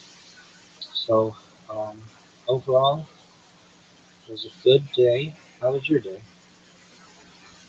I had a good day too. How was your mouth? Look at you starting over the strike. Yeah, thank you.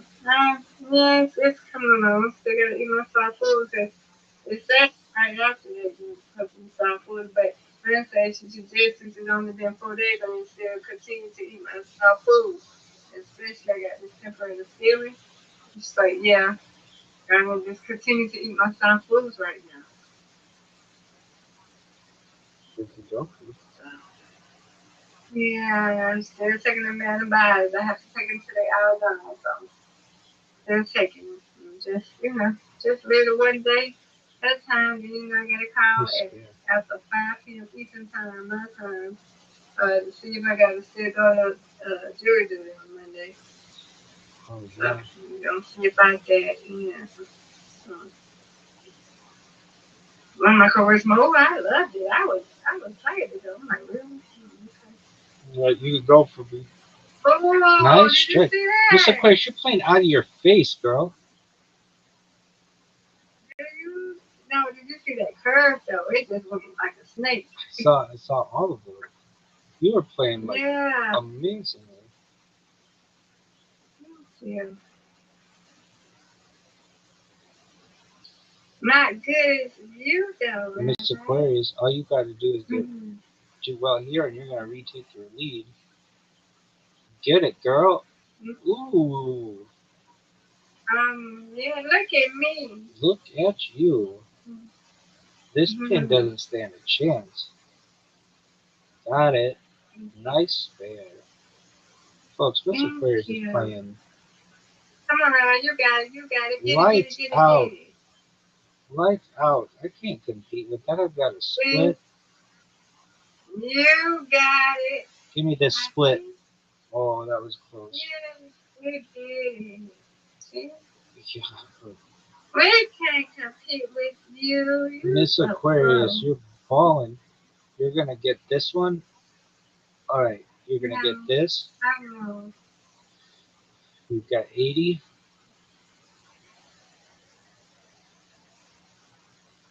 Folks, she just got that spare.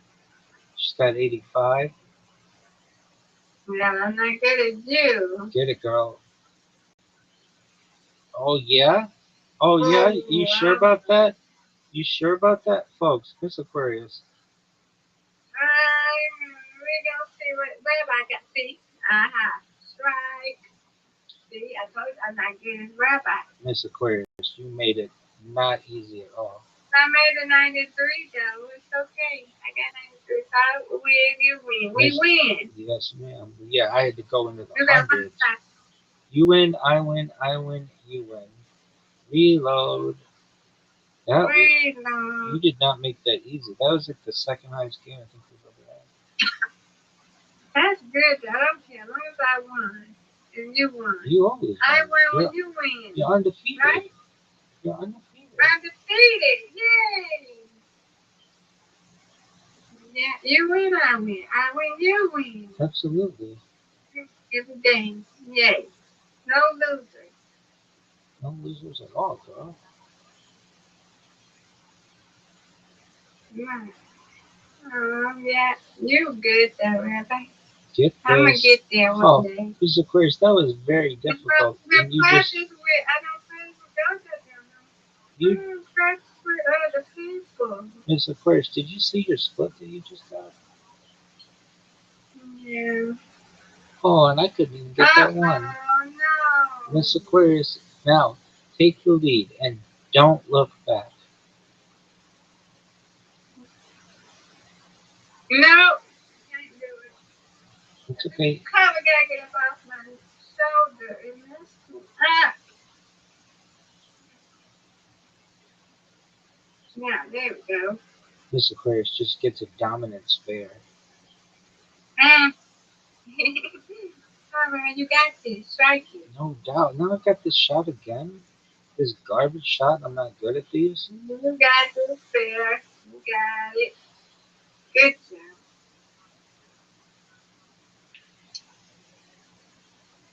Okay. No, what is going on? That is nice.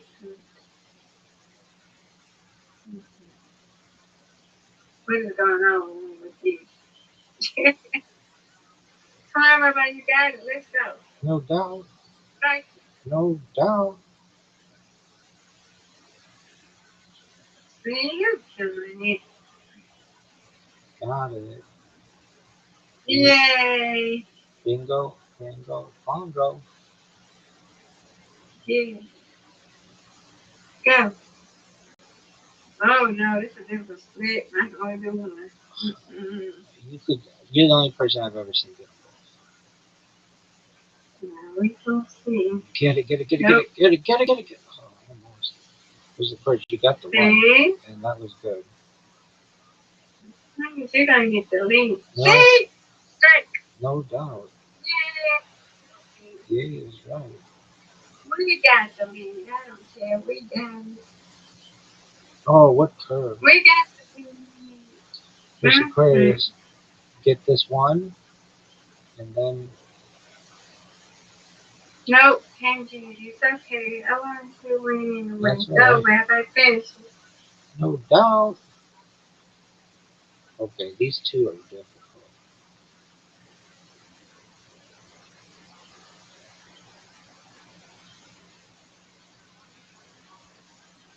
Yay. Alrighty. You win, I win, you win. Undefeated in bowling, undefeated in friendship. Undefeated in friendship. No doubt. Yay. No doubt, Mr. Aquarius. Has anybody been in here? I know Brandon. I miss Brandon. Yeah, Zoo was in here. Brandon and I Yeah. talked. Tony was in here. Riser was in here. Everybody was in here. Yay. Roger was in here? Yeah, he the only How you doing? the only person I've met in real life from like internet activities went and visited Riser in Canada. This guy is like a he like has a business where he travels all over the United States, and so he got to meet somebody that we both know. So that's cool. Oh, yeah. And he's doing well. His sister's getting married, so that's cool. And I talked about some business things that he wants to do, which is cool. And yeah, just overall, good day. Thank God. I know. I was a good day. What's on your agenda for this weekend, man? No, yet. I know I'm just gonna be organizing and do jeans. That's what I've been trying to do. Let me do that. Yeah. I think I already know I'm on Monday. And just get stuff together and stuff like that. I may go to this thing we got like our county days. They got like little city days. Like so they got like some like bar sport day over here. So some like jungle day that's Saturday, and then they got they got fun day. I think tomorrow. But I don't think Ada said she may not be going because she's like, a little bit in pain a little bit, but she's gonna be fine. Just having a little cramping and something like that, she'll be fine. And we may go Saturday. I told her just let me know. But I told her I might go Friday tomorrow. But if she goes, if she don't go, then go. I'm not going. I want to go. I go with her on Saturday. So it depends on how I feel. So yeah, I ain't gonna be doing this in 2 weeks. I'm gonna get my nails done. Yeah, get my nails done tomorrow. Okay, that's a And big that's deal. it. That's a big deal. If you can you remind me what are you getting ready for on Monday? Oh, you're doing it? Good, Yeah, Judy. yeah, yeah. Apologies. I didn't know that was. I wasn't thinking that was Monday when you were talking about your jeans. Did you say Yeah, jeans? I got it right. My jeans I have to organize. I gotta get serious organized and stuff. I get my socks and stuff. But I gotta get my these shirts that's in this stuff because I'm not getting the same dress for no more. I'm getting a chest job. So we're trying to organize stuff in my room and get this stuff and stuff that I don't wear no more or whatever and take it to jewelry and stuff like that and stuff to do. Let's look at stuff in Papa room. So once my chest is dry going, we still downside and stuff like that. I'm still trying to organize my dresser real quick. So once I get my chest dry, I'll be good to go. Get my new bed. Yeah. That's a big deal. Do you get to pick out your bed? Mine's already got one in mind. Okay, that's good. Mm-hmm. Yeah, she got one of mine. She showed it to me. So before she think it's gonna be cool to go with my pink. That's okay. Do you like And I it? already got my new shower curtain. She put that up in this today. Yeah. Do you like So the we started for sure to doing stuff. absolutely? Do you like the bed that you picked out? Yeah, I went with her so she showed me. Yeah, I do. For cute color. It's like a wood color. It's not because this one's like a sleigh bed. I never have a sleigh bed on. It's got drawers all around it. I never get that no more. So we just a regular like a regular bed. It's like I guess like a grayish type of like type. It's gonna go with like a light gray wood like type. It's gonna go with this pink. So it's gonna something that's gonna pop with the pink with the blush pink. So yeah, we get that, and it's a matching chest. But I don't get no nightstand like that. Maybe a nightstand one day, but not that sick of it. So yeah, we're gonna get a chest drop, and then I'm gonna get a desk, as you know, a desk. So that's gonna be the last resort though. Mhm. Well, that's pretty good. So we just still organizing stuff like this. I'll be probably doing that tomorrow or Saturday. But yeah, eat my South foods like I am. I was talking to my auntie earlier today. She said, "Well, I don't know. We'll figure out something tomorrow." I said, "Okay."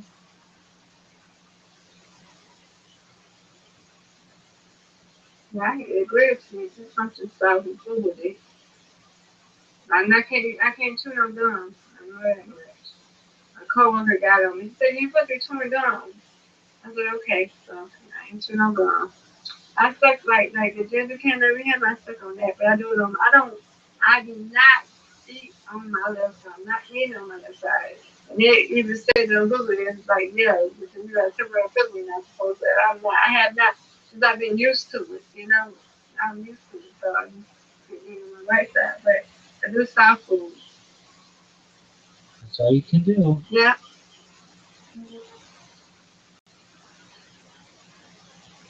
Actually, yeah. And I don't. I get the gum because what if it accidentally switches on the other side? So I get that. I get that message. So sometimes it can, it might not be your fault. It accidentally goes on the other side, because it's stuck in that area. And when the feeling come, I don't want that. Yeah, so I get it now. Okay, I'm gonna be good. Find something that's like a ginger candy, but I don't bite on it. So once it gets milk, I just throw it away. Spit it out and throw it away. I don't. Yeah, I don't do that. Mm-mm. there you go. Yep. Yeah. Okay. What you gonna be doing, Rabbi, for the rest of the day? You still on social media? I think so. I say I think so, but I don't really pay attention to that You computer. ain't check? Rabbi. No, it's just on another computer. I'm just letting it be. Oh, it's on me over there. I know. Yeah. Now, I don't want to be like that. I don't want them kicking me out. I ain't saying that. I'm not saying social life. I'm good. I'll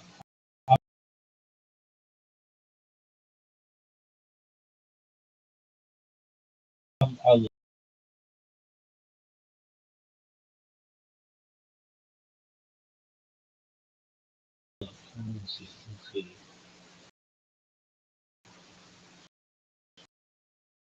I wouldn't be surprised if I go look in the pages and look at me. Say, you know how it can. Yeah. I'm still think I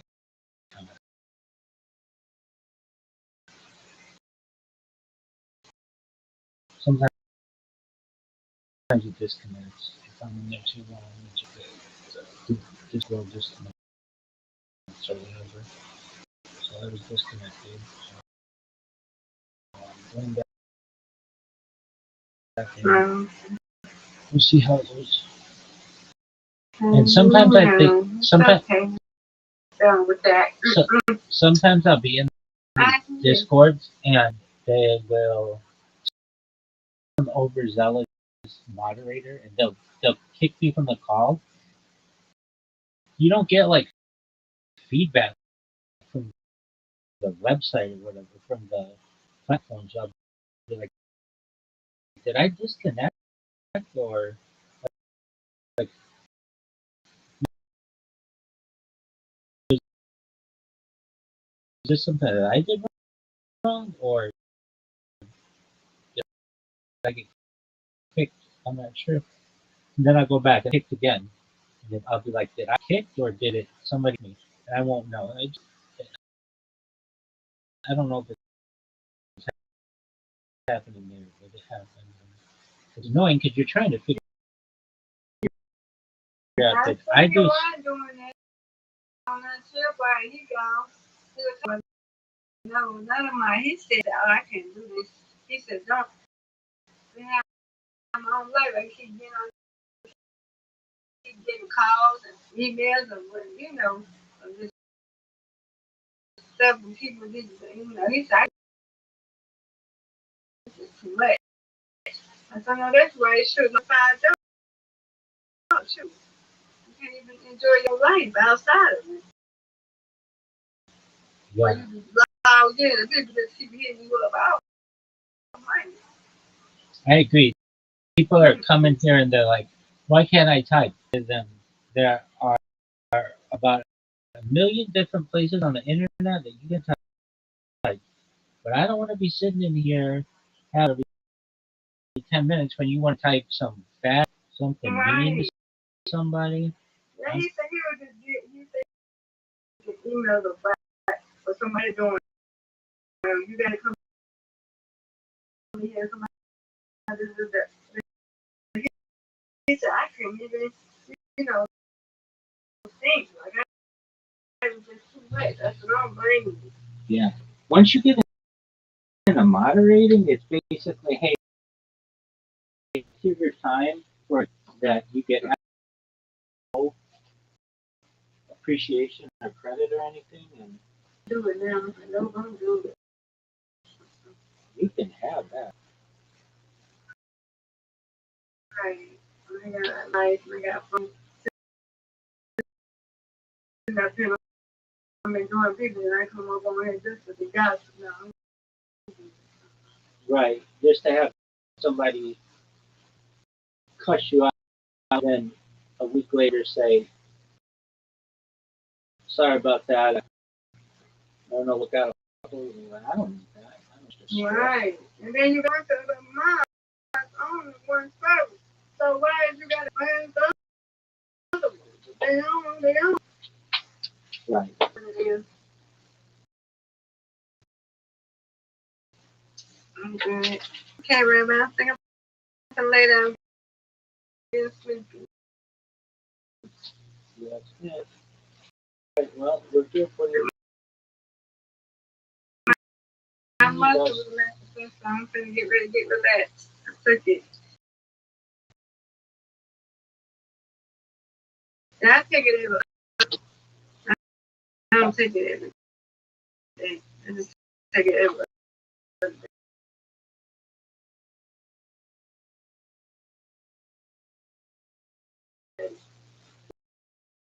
Did you take it tonight? So I can You relax. said? Yes, I did. Okay, so it's got to be turn the kick in.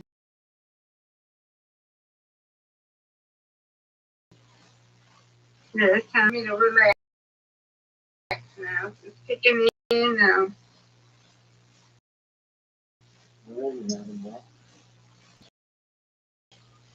You need that one. Okay, guys, I'll see you in the morning. Absolutely. Sabrina, say hello. Yeah, it's going to be something. Okay. All right. He's all excited. He had all his accounts here. He's like, "Can I have my accounts in the Discord when you're doing your podcast?" I was like, "Yeah, absolutely." And it was very funny. Normally,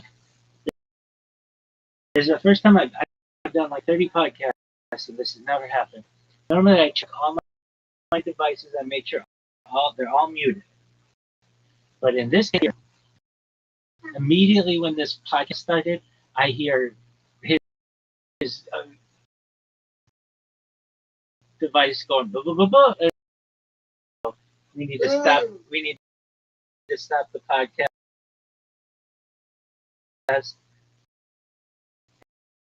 And it was right at the beginning, so we were able to just restart it. And I was like, "Oh, I gotta mute this." But I'm glad his computer made a noise because you never know. You're gonna get somebody who comes in here and they're like, "Grandma, I'm in the middle of a conversation. I can't."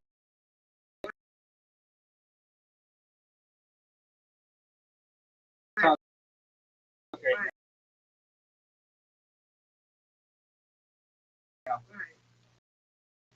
So that was funny. It's good that and it's good that his thing made that sound right at the beginning. I mean, the guy did my introduction. Can we do it again? There's no big deal about it. He was really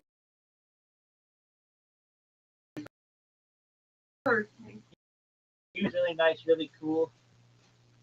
Whom I've done podcasts, the motions for him. He is not a bitch, shouldn't say that. Hunter sounds like you want to hurt it, but he's just a foot researcher. Doesn't, there are all kinds of folklore and stuff, and whether it's true or not, he doesn't know. But there's like people who are interested in it, and he got into it. He's also into like all kinds of like theories and things like that. And I had he was just an interesting person. So I'm glad the next time I'm going to be on this podcast, God willing, is November 12th. And I'm going to be his demonology expert. And I got to tell you something, Mr. Aquarius. I'm going to have to, I know some about demonology, more than people. And I have my training. I want to know it really well. So for the next few months, I'm going to really be getting into demonology. Oh, yeah. So we'll see how it goes. All right. I won't take up any more of your time. Suit you. We'll talk. We'll talk, Edwin. Bye. You're okay. It was a bad time story. That was funny. And I heard you, though. There you go, Miss Chris. Sweet dreams to you. Sweet dreams. All right.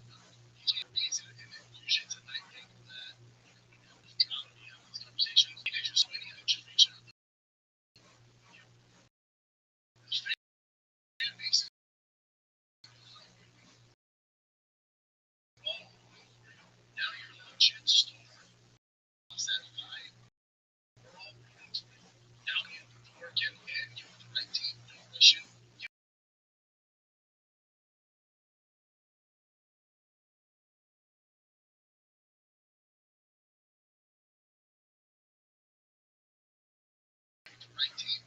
We can trash Dan all we want. You can say he didn't earn the most. So that's his team.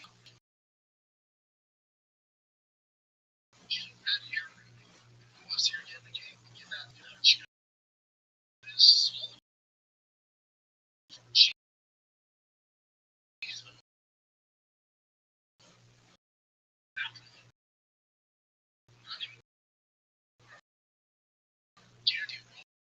guaranteed to do his next fight. You didn't get paid for this. And I don't know.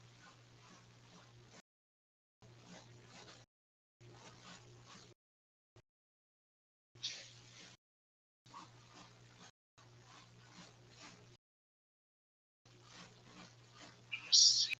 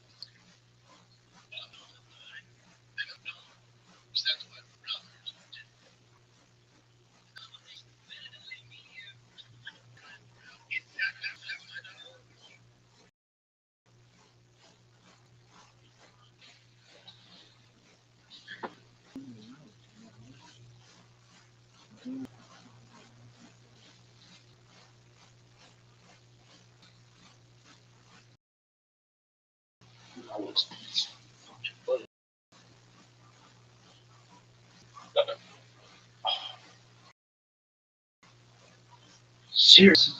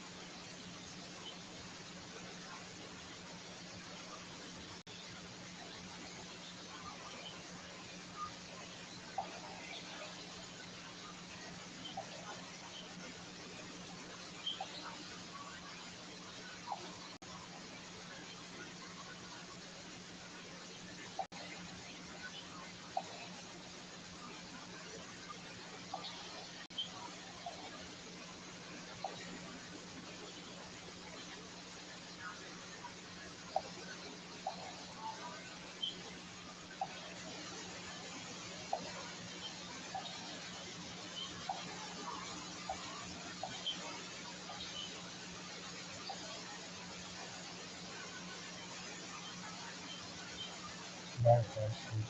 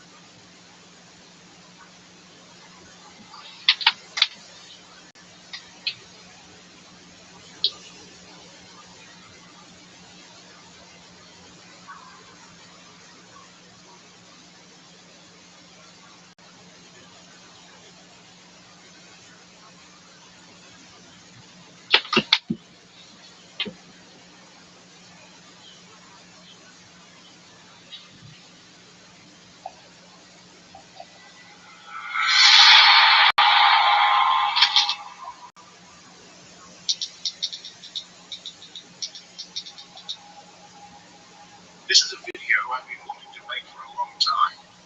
And honestly, I know a lot of you are waiting for this one too. Because if there's one topic that never fails to fascinate the community, it's demonology. There's something uniquely powerful about it. Something that speaks directly to that part of us that's drawn to the forbidden, to the unknown. But here's the thing. Most people have a very limited idea of what a demon actually is. A leftover image from religion, pop culture, or horror movies. But when you step into the world of the occult, everything changes. The concept of demons expands into something way bigger, way more complex, and honestly, way more disturbing. Because in occult traditions, demons aren't just horned monsters or tempters of the soul. They're forces of reality, archetypes, energy patterns, conscious intelligences exist on the thread between the physical and the spiritual. And understanding them means understanding how reality itself actually works. So today, we're going deep into it. The history, the meaning, and the terrifying truth behind occult demonology. Let's begin. What exactly is a demon? It's a simple question on the surface, but the deeper you dig, the more complicated, and honestly the more disturbing it becomes. See, the popular image most people have today, it's a distortion, a shadow of something far older. The word itself, demon, comes from the ancient Greek daemon. And the funny thing is, it wasn't evil at all. A daemon was a spirit, an intermediary, something that existed between the human and the divine. Not good, not evil, just a force, a presence. Even Socrates claimed to be guided by his personal daemon, a whisper in his mind that helped steer his destiny. But as the monotheistic religions started to dominate, especially with the rise of Christianity and its theological wars against anything that didn't fit their binary worldview, this concept was completely demons, the spirits of nature, the gods of other cultures, the intermediaries between worlds, are all rebranded as demons, evil, corrupt, dangerous, and suddenly the word no longer meant spirit, it meant the enemy, and from there the stories only got darker. Because depending on which text you read, or which tradition you ask, the origin of demons shifts. Some are said to be the fools, the ones who followed Lucifer in his rebellion against heaven. Others are described as the disembodied spirits of the Nephilim, the hybrid offspring of angels and human women, cursed to wander the earth after the flood. And then there are those never belong to heaven or hell, entities that beings that have nothing to do with Lucifer, God, or any of the narratives humans wrapped around them, forces that are older, stranger, almost alien to the human mind. And that's where occultism breaks the frame completely. Because in the occult world, demons are not just monsters with horns, they are principles, archetypes, manifestations of chaos, desire, destruction, forces that are part of the very fabric itself. Some traditions even patterns of consciousness, frequent thought forms that gain human belief, attempt or emotional energy, and whether they're treated as literal entities or symbolic forces, one thing stays the same: their influence. Because whether they exist inside the psyche or far beyond it, these forces have shaped humanity since the beginning of time. And whether people know it or not, they're still shaping it today. And this is where we really start pulling back the veil. Because to truly understand how demonology works, you need to understand what the occult actually is. The occult isn't just about rituals, candles, or secret symbols. It's a philosophy, a way of seeing reality itself.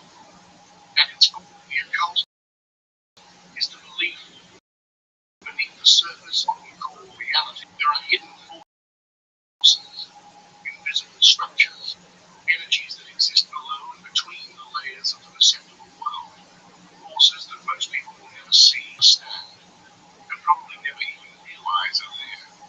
These forces don't operate the way normal physical laws do. They behave strangely, fluidly, almost like consciousness itself. They twist and shape the material world in ways that seem impossible, at least from the limited perspective of ordinary perception. And the occultist, the one who dedicates their life to this hidden knowledge, believes that by learning to interact with these forces, they can access forbidden truths about the universe. Not just about how reality works, but about life, death, and what comes after. Because in the worldview of the occult, mastery over these forces means mastery over fate itself, over existence, over the soul. This is why the occult is deeply intertwined with psychic magic.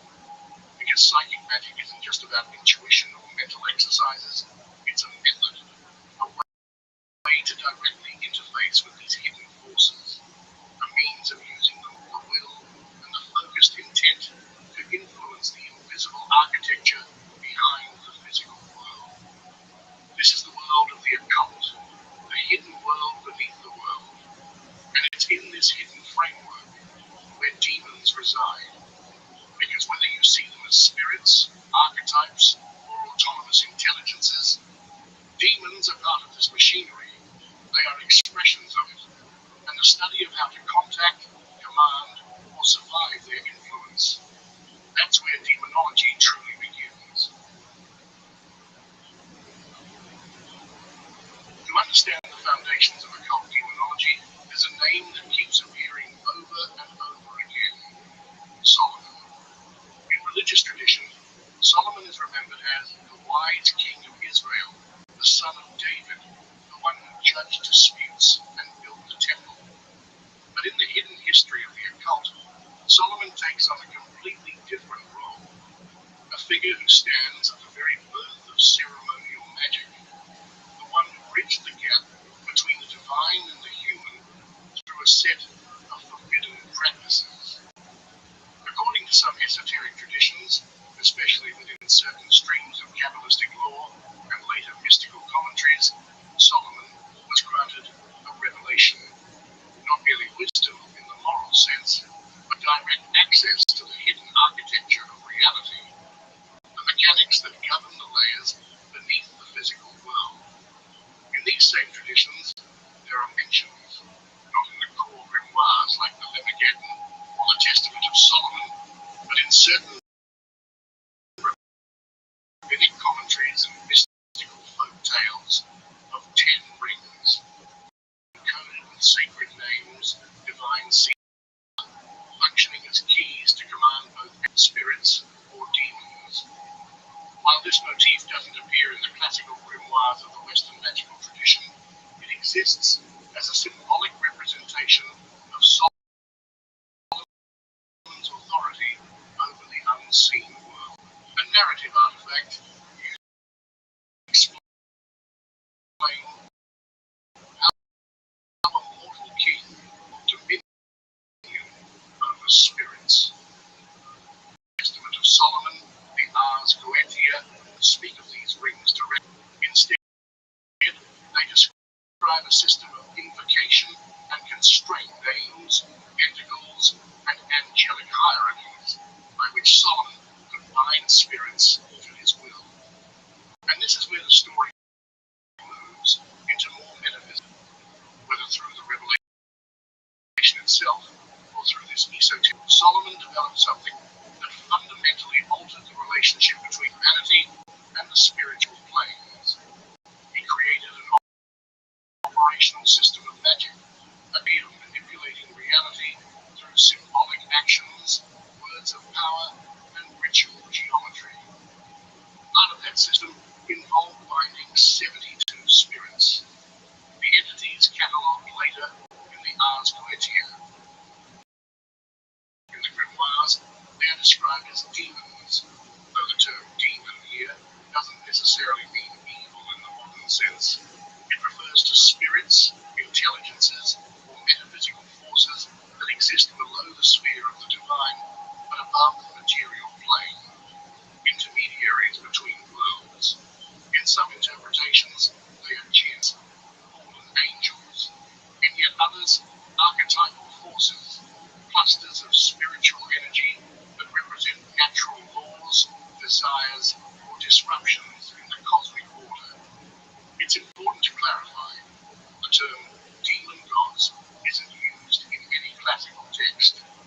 This is a modern interpretation, a way to emphasize their metaphysical function as engines of reality rather than mere tempters or malevolent beings.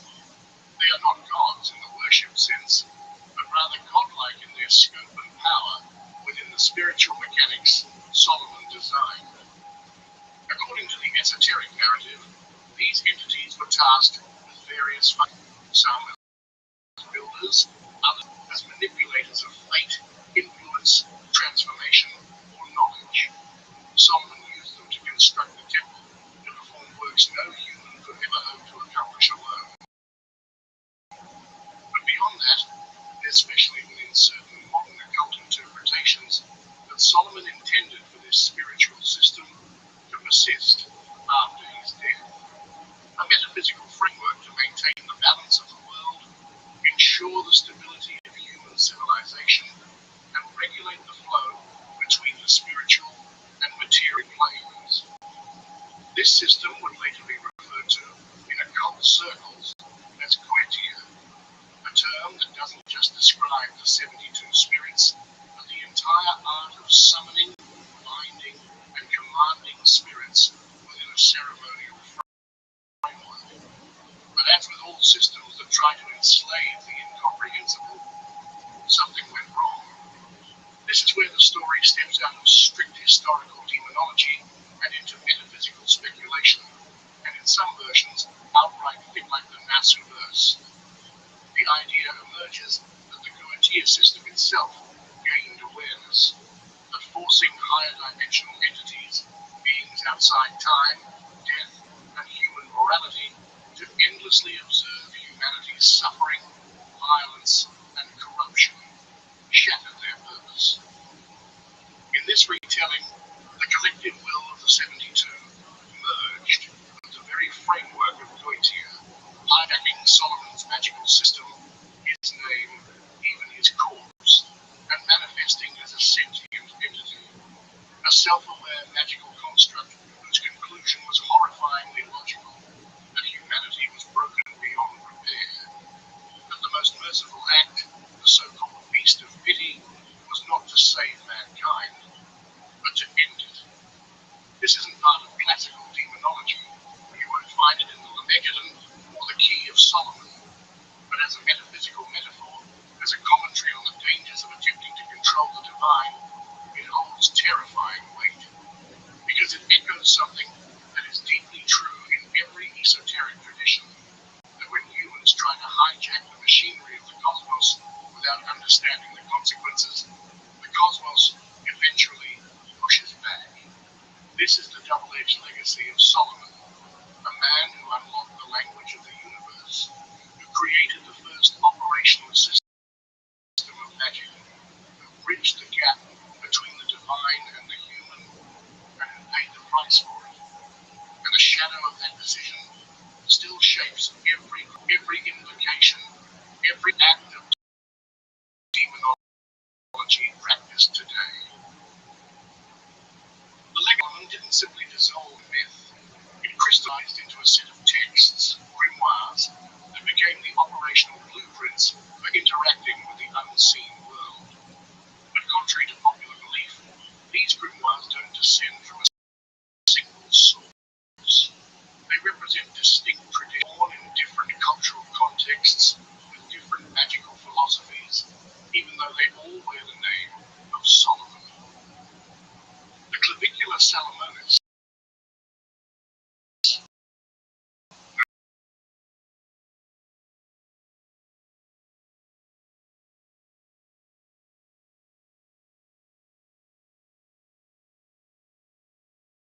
widely as the Key of Solomon originates from the medieval Jewish southern Europe, particularly the Italian 14th and 15th, drawing in from Gala, Neoplatonians transmitted. This is not a demonological text in the strict sense. The Key of Solomon is a book of theurgy, divine magic. It details how the magician aligns themselves with the celestial hierarchy to enter the material world. The focus is on consecrating tools, creating talismans, purifying the practitioner, and invoking planetary intelligences under the authority of God. Every operation is nested within divine names, angelic forces, and cosmic correspondences. Its worldview is deeply Neoplatonic. The magician doesn't dominate reality, but harmonizes with it, channeling divine order into the lower realms. The Lemegeddon, by contrast, comes from a completely different world. It is a child of the 17th century, post-Reformation, post-Renaissance, written in Protestant England, where the currents of Renaissance magic had already fragmented into divergent paths. Unlike the Key, which is a product of Jewish Hermetic synthesis, the Lemegeddon, particularly the Ars Goetia, emerges from a distinctly Protestant esoteric framework. Its structure is more mechanical, less theurgical, and heavily influenced by the intellectual environment of early modern England, rationalist, pragmatic, and obsessed with cataloguing and classification. The Ars Goetia collects 72 spirits, derived partly from earlier texts like the Pseudo-Monarchia Daemonum by Johann Meyer, but it reconstructs them into a formal system of evocation. Each entry lists the spirit's rank, appearance, abilities, number of legions, and most critically, its sigil, the metaphysical address that links the spirit to the ritual space. It's important to be precise. The Lemegeddon doesn't descend directly from the Key of Solomon. They share the Solomonic branding, but they are products of entirely different esoteric lineages. is capitalistic and theurgical. The Goetia is functional and focused on command, an operational technology for spiritual coercion rather than divine alignment. And then there's the Grimorium Verum. This grimoire stands apart from both. While it shares the superficial Solomonic branding, it does not descend from the Solomonic current in its DNA comes from the tradition of magic, specifically the popular grimoires circulating in 18th century France and Italy. Texts like the Petit Albert, the Grand Grimoire, and the Red Dragon are its closest relatives. The Grimorium Verum represents a different philosophy entirely. It belongs to the tradition of magia pactual. The magician doesn't merely compel spirits through divine authority. Instead, there is an implied and sometimes explicit negotiation.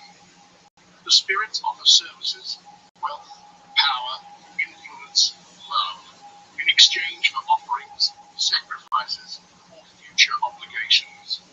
But even here, the structure isn't purely diabolical.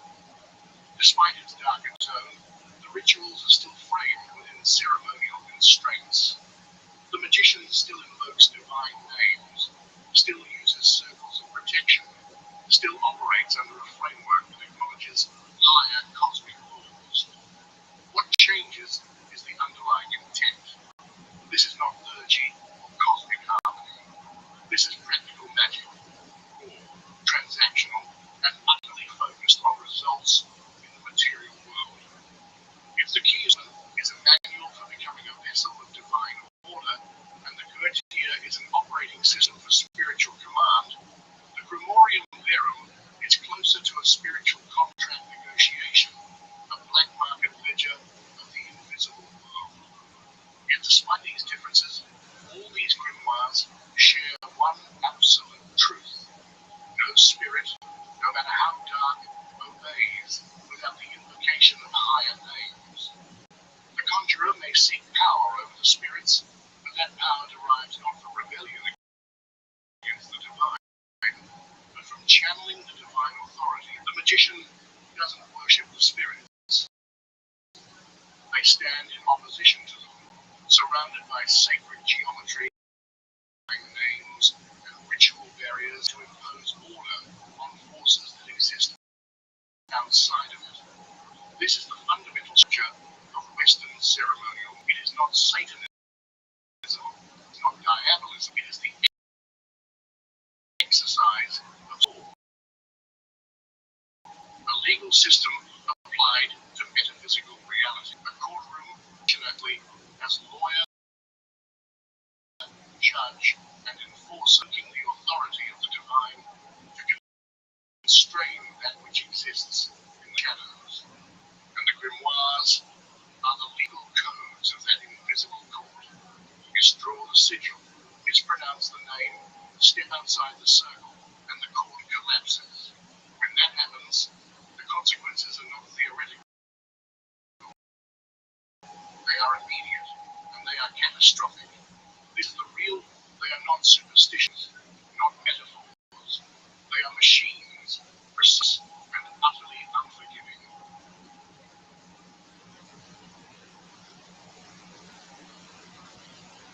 Stepping into the world of Solomonic magic isn't as simple as lighting a candle and whispering a name into the dark. This isn't folklore. This isn't chaos magic. This is an ancient, highly ancient technology that demands absolute precision, discipline, and alignment with the architecture of the cosmos itself. The first thing every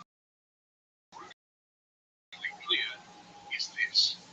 Before you even the name of a spirit, you purify a major Solomonic grimoire. The King of Solomon, the Megaton, the Grimorium, insists on a period of ritual purification, typically 9 days.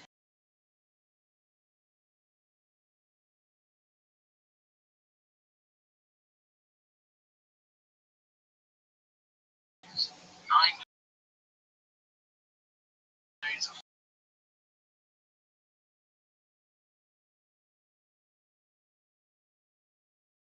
fasting, abstinence, prayer, and relentless spiritual cleansing.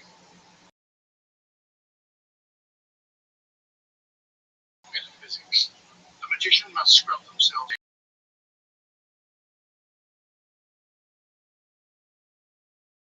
No bloodshed, no indulgence in base desires. The body becomes a vessel, the soul line, precise measurement, spectacle, each metaphysical circuit, an extension of the magician's will within the framework of the unseen world. But there's another layer, one that modern minds often ignore, the sky itself. Astrology is not optional, it is absolutely foundational. The grimoires are crystal clear. Every planet governs certain days, certain hours, certain functions, and the spirits respond according to these cosmic rhythms. Attempt to summon a spirit under the wrong planetary alignment, and at best, nothing happens. At worst, what comes through is fragmented, chaotic, hostile, completely uncontrollable. The sun governs works of power, authority, vitality, and wealth. The moon rules over illusions, water, transformation, emotions, dreams, and the manipulation of hidden knowledge. Mercury controls communication, commerce, intellect, travel, trickery, and theft. Venus governs love, seduction, harmony, beauty, and pleasure. Mars rules over war, violence, destruction, aggression, and conflict. Jupiter presides over wealth, expansion, leadership, success, and the granting of honors. And Saturn governs death, binding, banishment, restriction, decay, endings, and the cold machinery of spiritual limitation. Every spirit catalogue in the Goetia, in the Key, and in the Grimorium Verum is tied to planetary forces. Some are most compliant under the hours and days of Mercury. Others respond under the dominion of Saturn, Mars, or Jupiter. The grimoires instruct the magician to calculate planetary hours, not according to mechanical clocks, but by dividing the daylight and nighttime into 12 unequal segments, based on the length of the sun's passage across the sky. It is an ancient system, a living rhythm in harmony with the breathing cosmos, not the dead gridwork of modern timekeeping. Get this wrong, and the ritual collapses, or worse. Then comes the language of symbols. The grimoires do not simply list names. They encode power into geometry, sigils, seals, and physical talismans. These are not decorative, they are keys, machines, interfaces between the material world and the invisible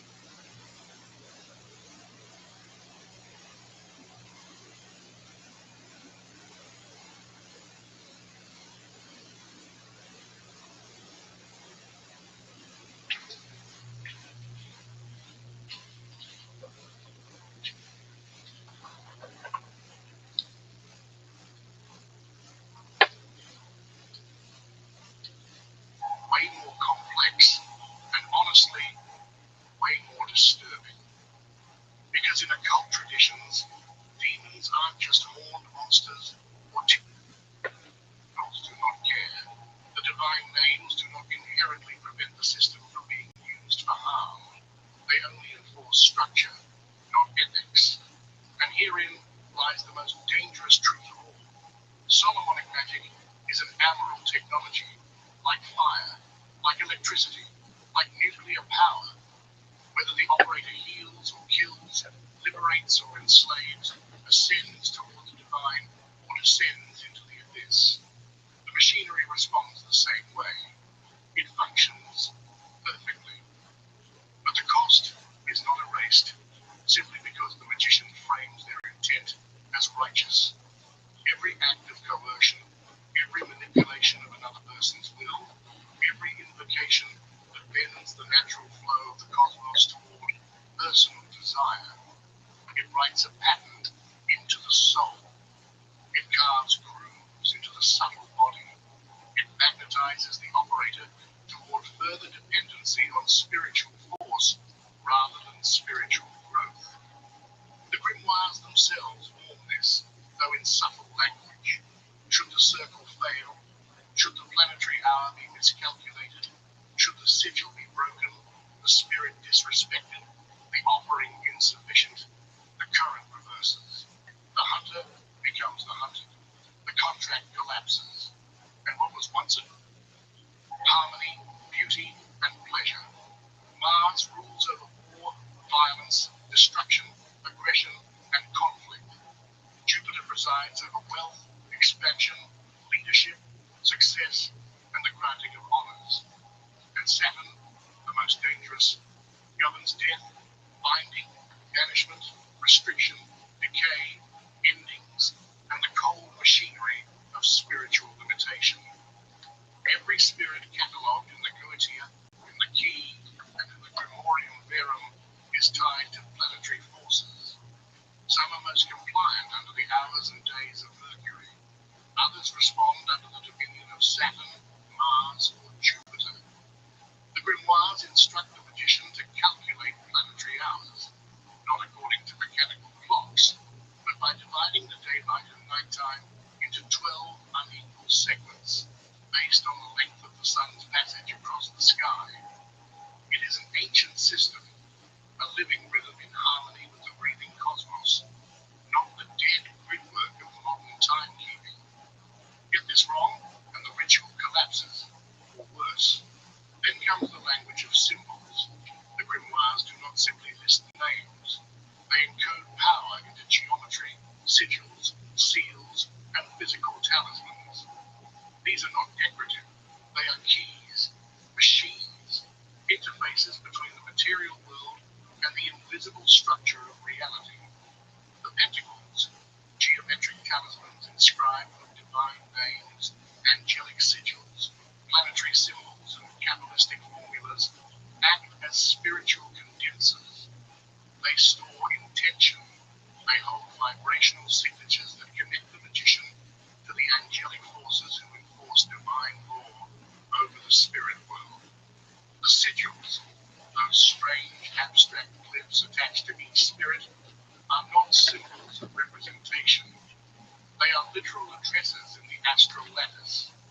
Constructed correctly, aligned with proper ritual, the sigil becomes a beacon, a forced handshake between the magician's circle and the entity's plane of existence. The Ring of Solomon is more than just an ornament. It is a legal seal, a mark of jurisdiction, usually inscribed with the name of God or the seal of the Archangel Michael. The ring represents the divine contract under which the entire operation takes place. Without it, the spirits do not recognize the magician's authority, and they will not obey. The circle itself is not merely a line of protection. It is a microcosm of the divine order, a metaphysical embassy of cosmic law.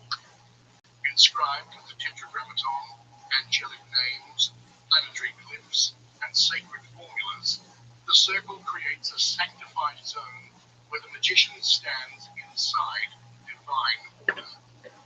Outside the circle is the triangle of manifestation, the geometric cage where the summoned spirit is compelled to appear, locked in place by the architecture of the ritual and the force of divine names embedded within it. Every line matters, every angle, every syllable of the conjuration, every planetary hour, every incense mixture, every vibration of sound.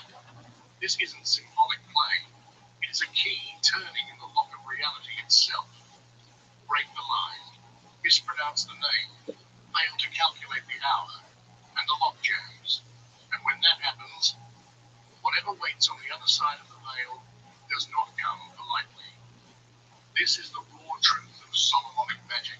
503 service unavailable. No server is available to handle this request. Chaos. A metaphysical machine designed to bend the fabric of reality to the operator's will. But only if the operator first submits entirely to the architecture of the cosmos. No improvisation, no shortcuts, no margin for error. This is not superstition. This is a machine, a spiritual algorithm encoded in divine names, planetary rhythms, and sacred geometry, designed to force the invisible to take form. And for those brave, foolish, enough to execute it correctly, the universe answers. The distinction between light and darkness in ceremonial magic is a comforting illusion. The grimoires themselves, including the highly revered Solomonic texts, betray this duality in their very structure.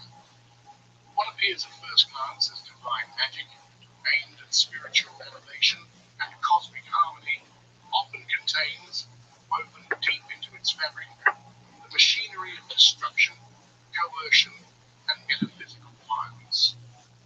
Let's speak clearly. Solomonic magic is not purely theurgic. It has never been.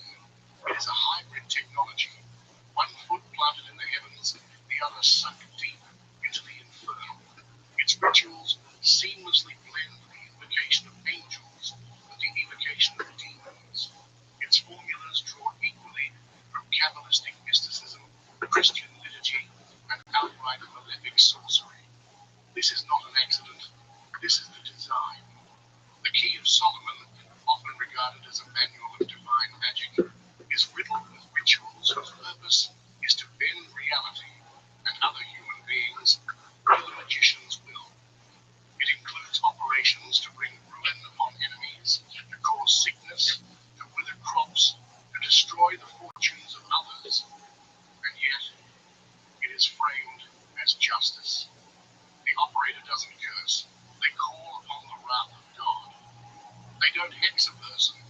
They enact divine punishment. But the spiritual machinery is indistinguishable from classical black magic. The intent is masked under theological language, but the formula, the construction of circles, the activation of planetary hours, the burning of incense, the recitation of divine names, remains identical. Then there is the Lemegita, and specifically its infamous first book, the Ars Goetia. Here, the veil is thinner. The Goetia openly lists 72 spirits, kings, dukes, marquises, presidents, counts, drawn from the infernal hierarchies. Each spirit is documented with their abilities.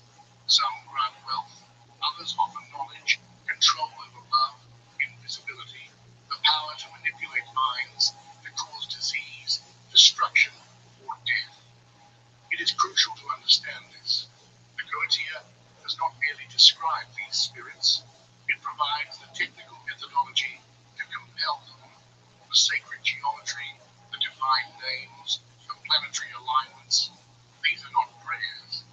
They are enforcement mechanisms.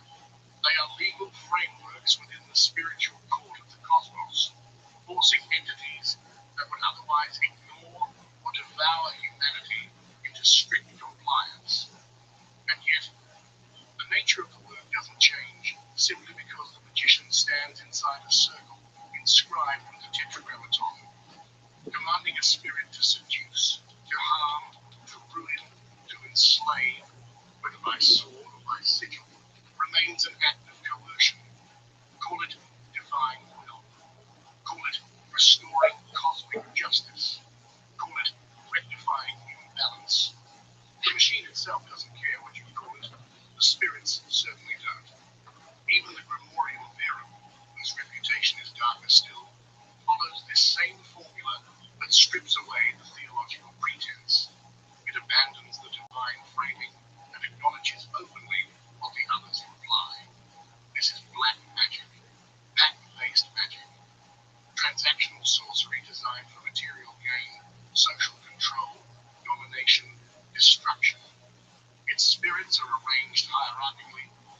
Lucifer, Beelzebub, and Astaroth, not as metaphors, but as literal sovereigns of the infernal.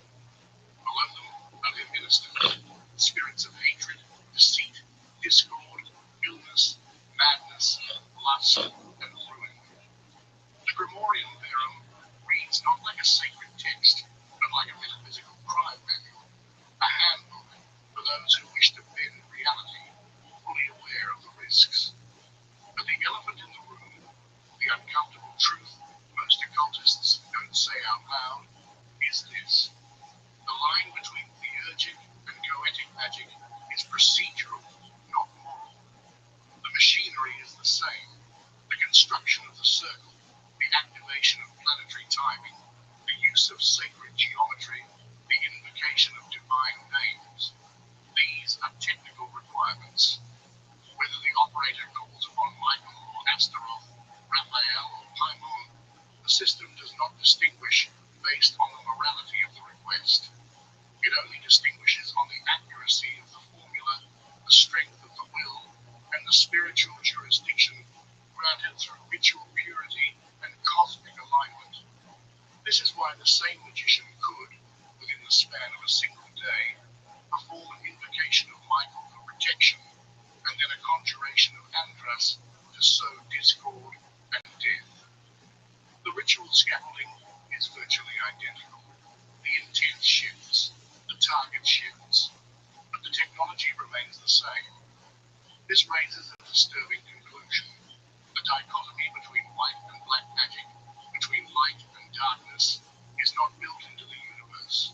It is a human construct. The spirits do not care. The angels do not care.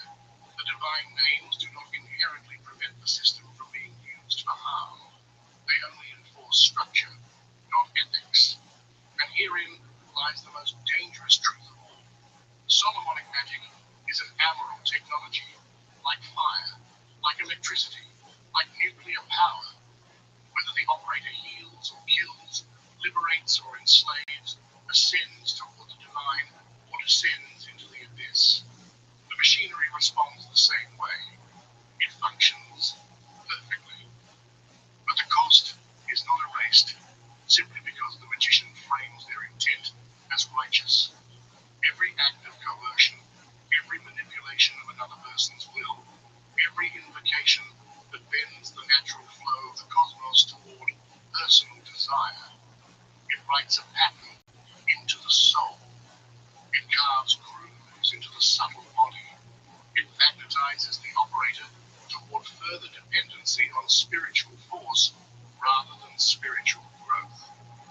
The grimoires themselves warn this, though in subtle language. Should the circle fail, should the planetary hour be miscalculated, should the sigil be broken, the spirit disrespected, the offering insufficient, the current reverses. The hunter becomes the hunted. The contract collapses. And what was once a tool becomes a predator. This is the hidden architecture behind all demonology. A system of cosmic laws so precise, so brutally indifferent, that it will grant you power over the universe, for as long as you are willing to pay its price. And the price is always paid, one way or another. As medieval Europe spiraled deeper into religious paranoia, the figure of the magician, once a learned seeker of truths, was recast as something far darker in the collective Christian imagination. No longer a scholar, no longer a mystic, now a witch, a conscious servant of the devil. This was the birth of diabolic witchcraft, a theological construct designed to explain and exterminate anything that resembled spiritual autonomy outside the authority of the church. According to this narrative, witches were not merely dabblers in forbidden arts. They were apostates of the worst kind, individuals who had willingly renounced Christ, spit upon the cross, and forged pacts with demons. In return, the devil granted them power, the ability to curse, to seduce, to fly, to command storms, to kill, and most terrifyingly, to corrupt souls. Regius Maleficarum, published in 1487 by Heinrich Kramer, wasn't just a manual for witch hunting, it was a manifesto of obsession. The text itself is a window into the mind of a man consumed by sexual hysteria and theological paranoia, a projection of his own demons, as much as those he believed he was hunting. Beneath its pseudo-legal framework, the Malleus drips with misogyny, obsession with female sexuality, and pathological fear of feminine power. It paints a portrait of the Sabbath as a grotesque inversion of the Christian Mass. Nocturnal assemblies where witches renounced God, worshipped Satan, engaged in ritual orgies with demons, copulated with incubi and succubi, consumed the flesh of murdered infants, and concocted flying ointments from human fat.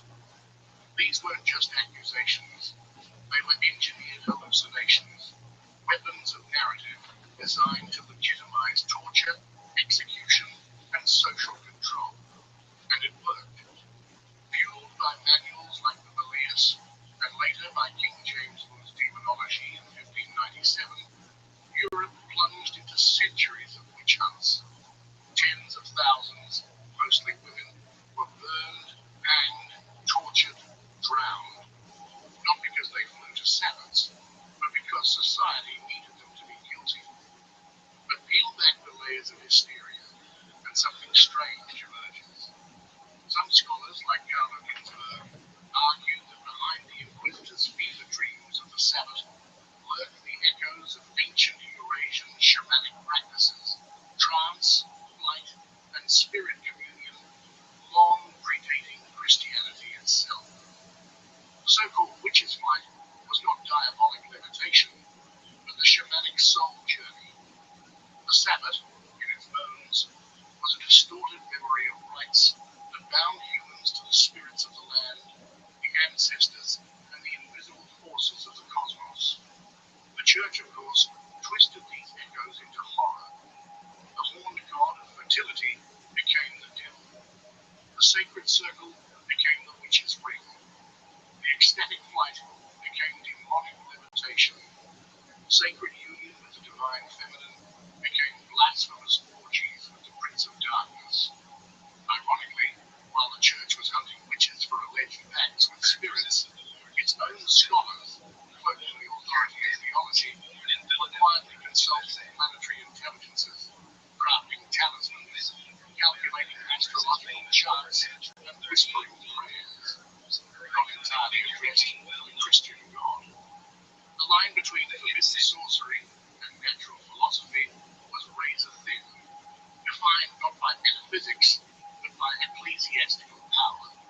And while the Inquisition hunted those who gathered beneath the moon, others gathered beneath cathedral domes to summon the intelligences of Saturn, Venus, or Mercury. They didn't call it witchcraft, they called it the study of divine order. In truth, the Sabbath was never fully real, and yet it was never fully false. It existed in the imaginal, a psychic battlefield where fear, desire, repression, and ancient spiritual memory collided. It existed in the screams extracted by torture, in the confessions written by broken hands, in the nightmares of inquisitors, and in the half-remembered echoes of pre-Christian rites. The archetype of the witch, flying beyond the reach of church and crown, communing with spirits, mastering forbidden knowledge, was burned into the Western psyche, and it never left.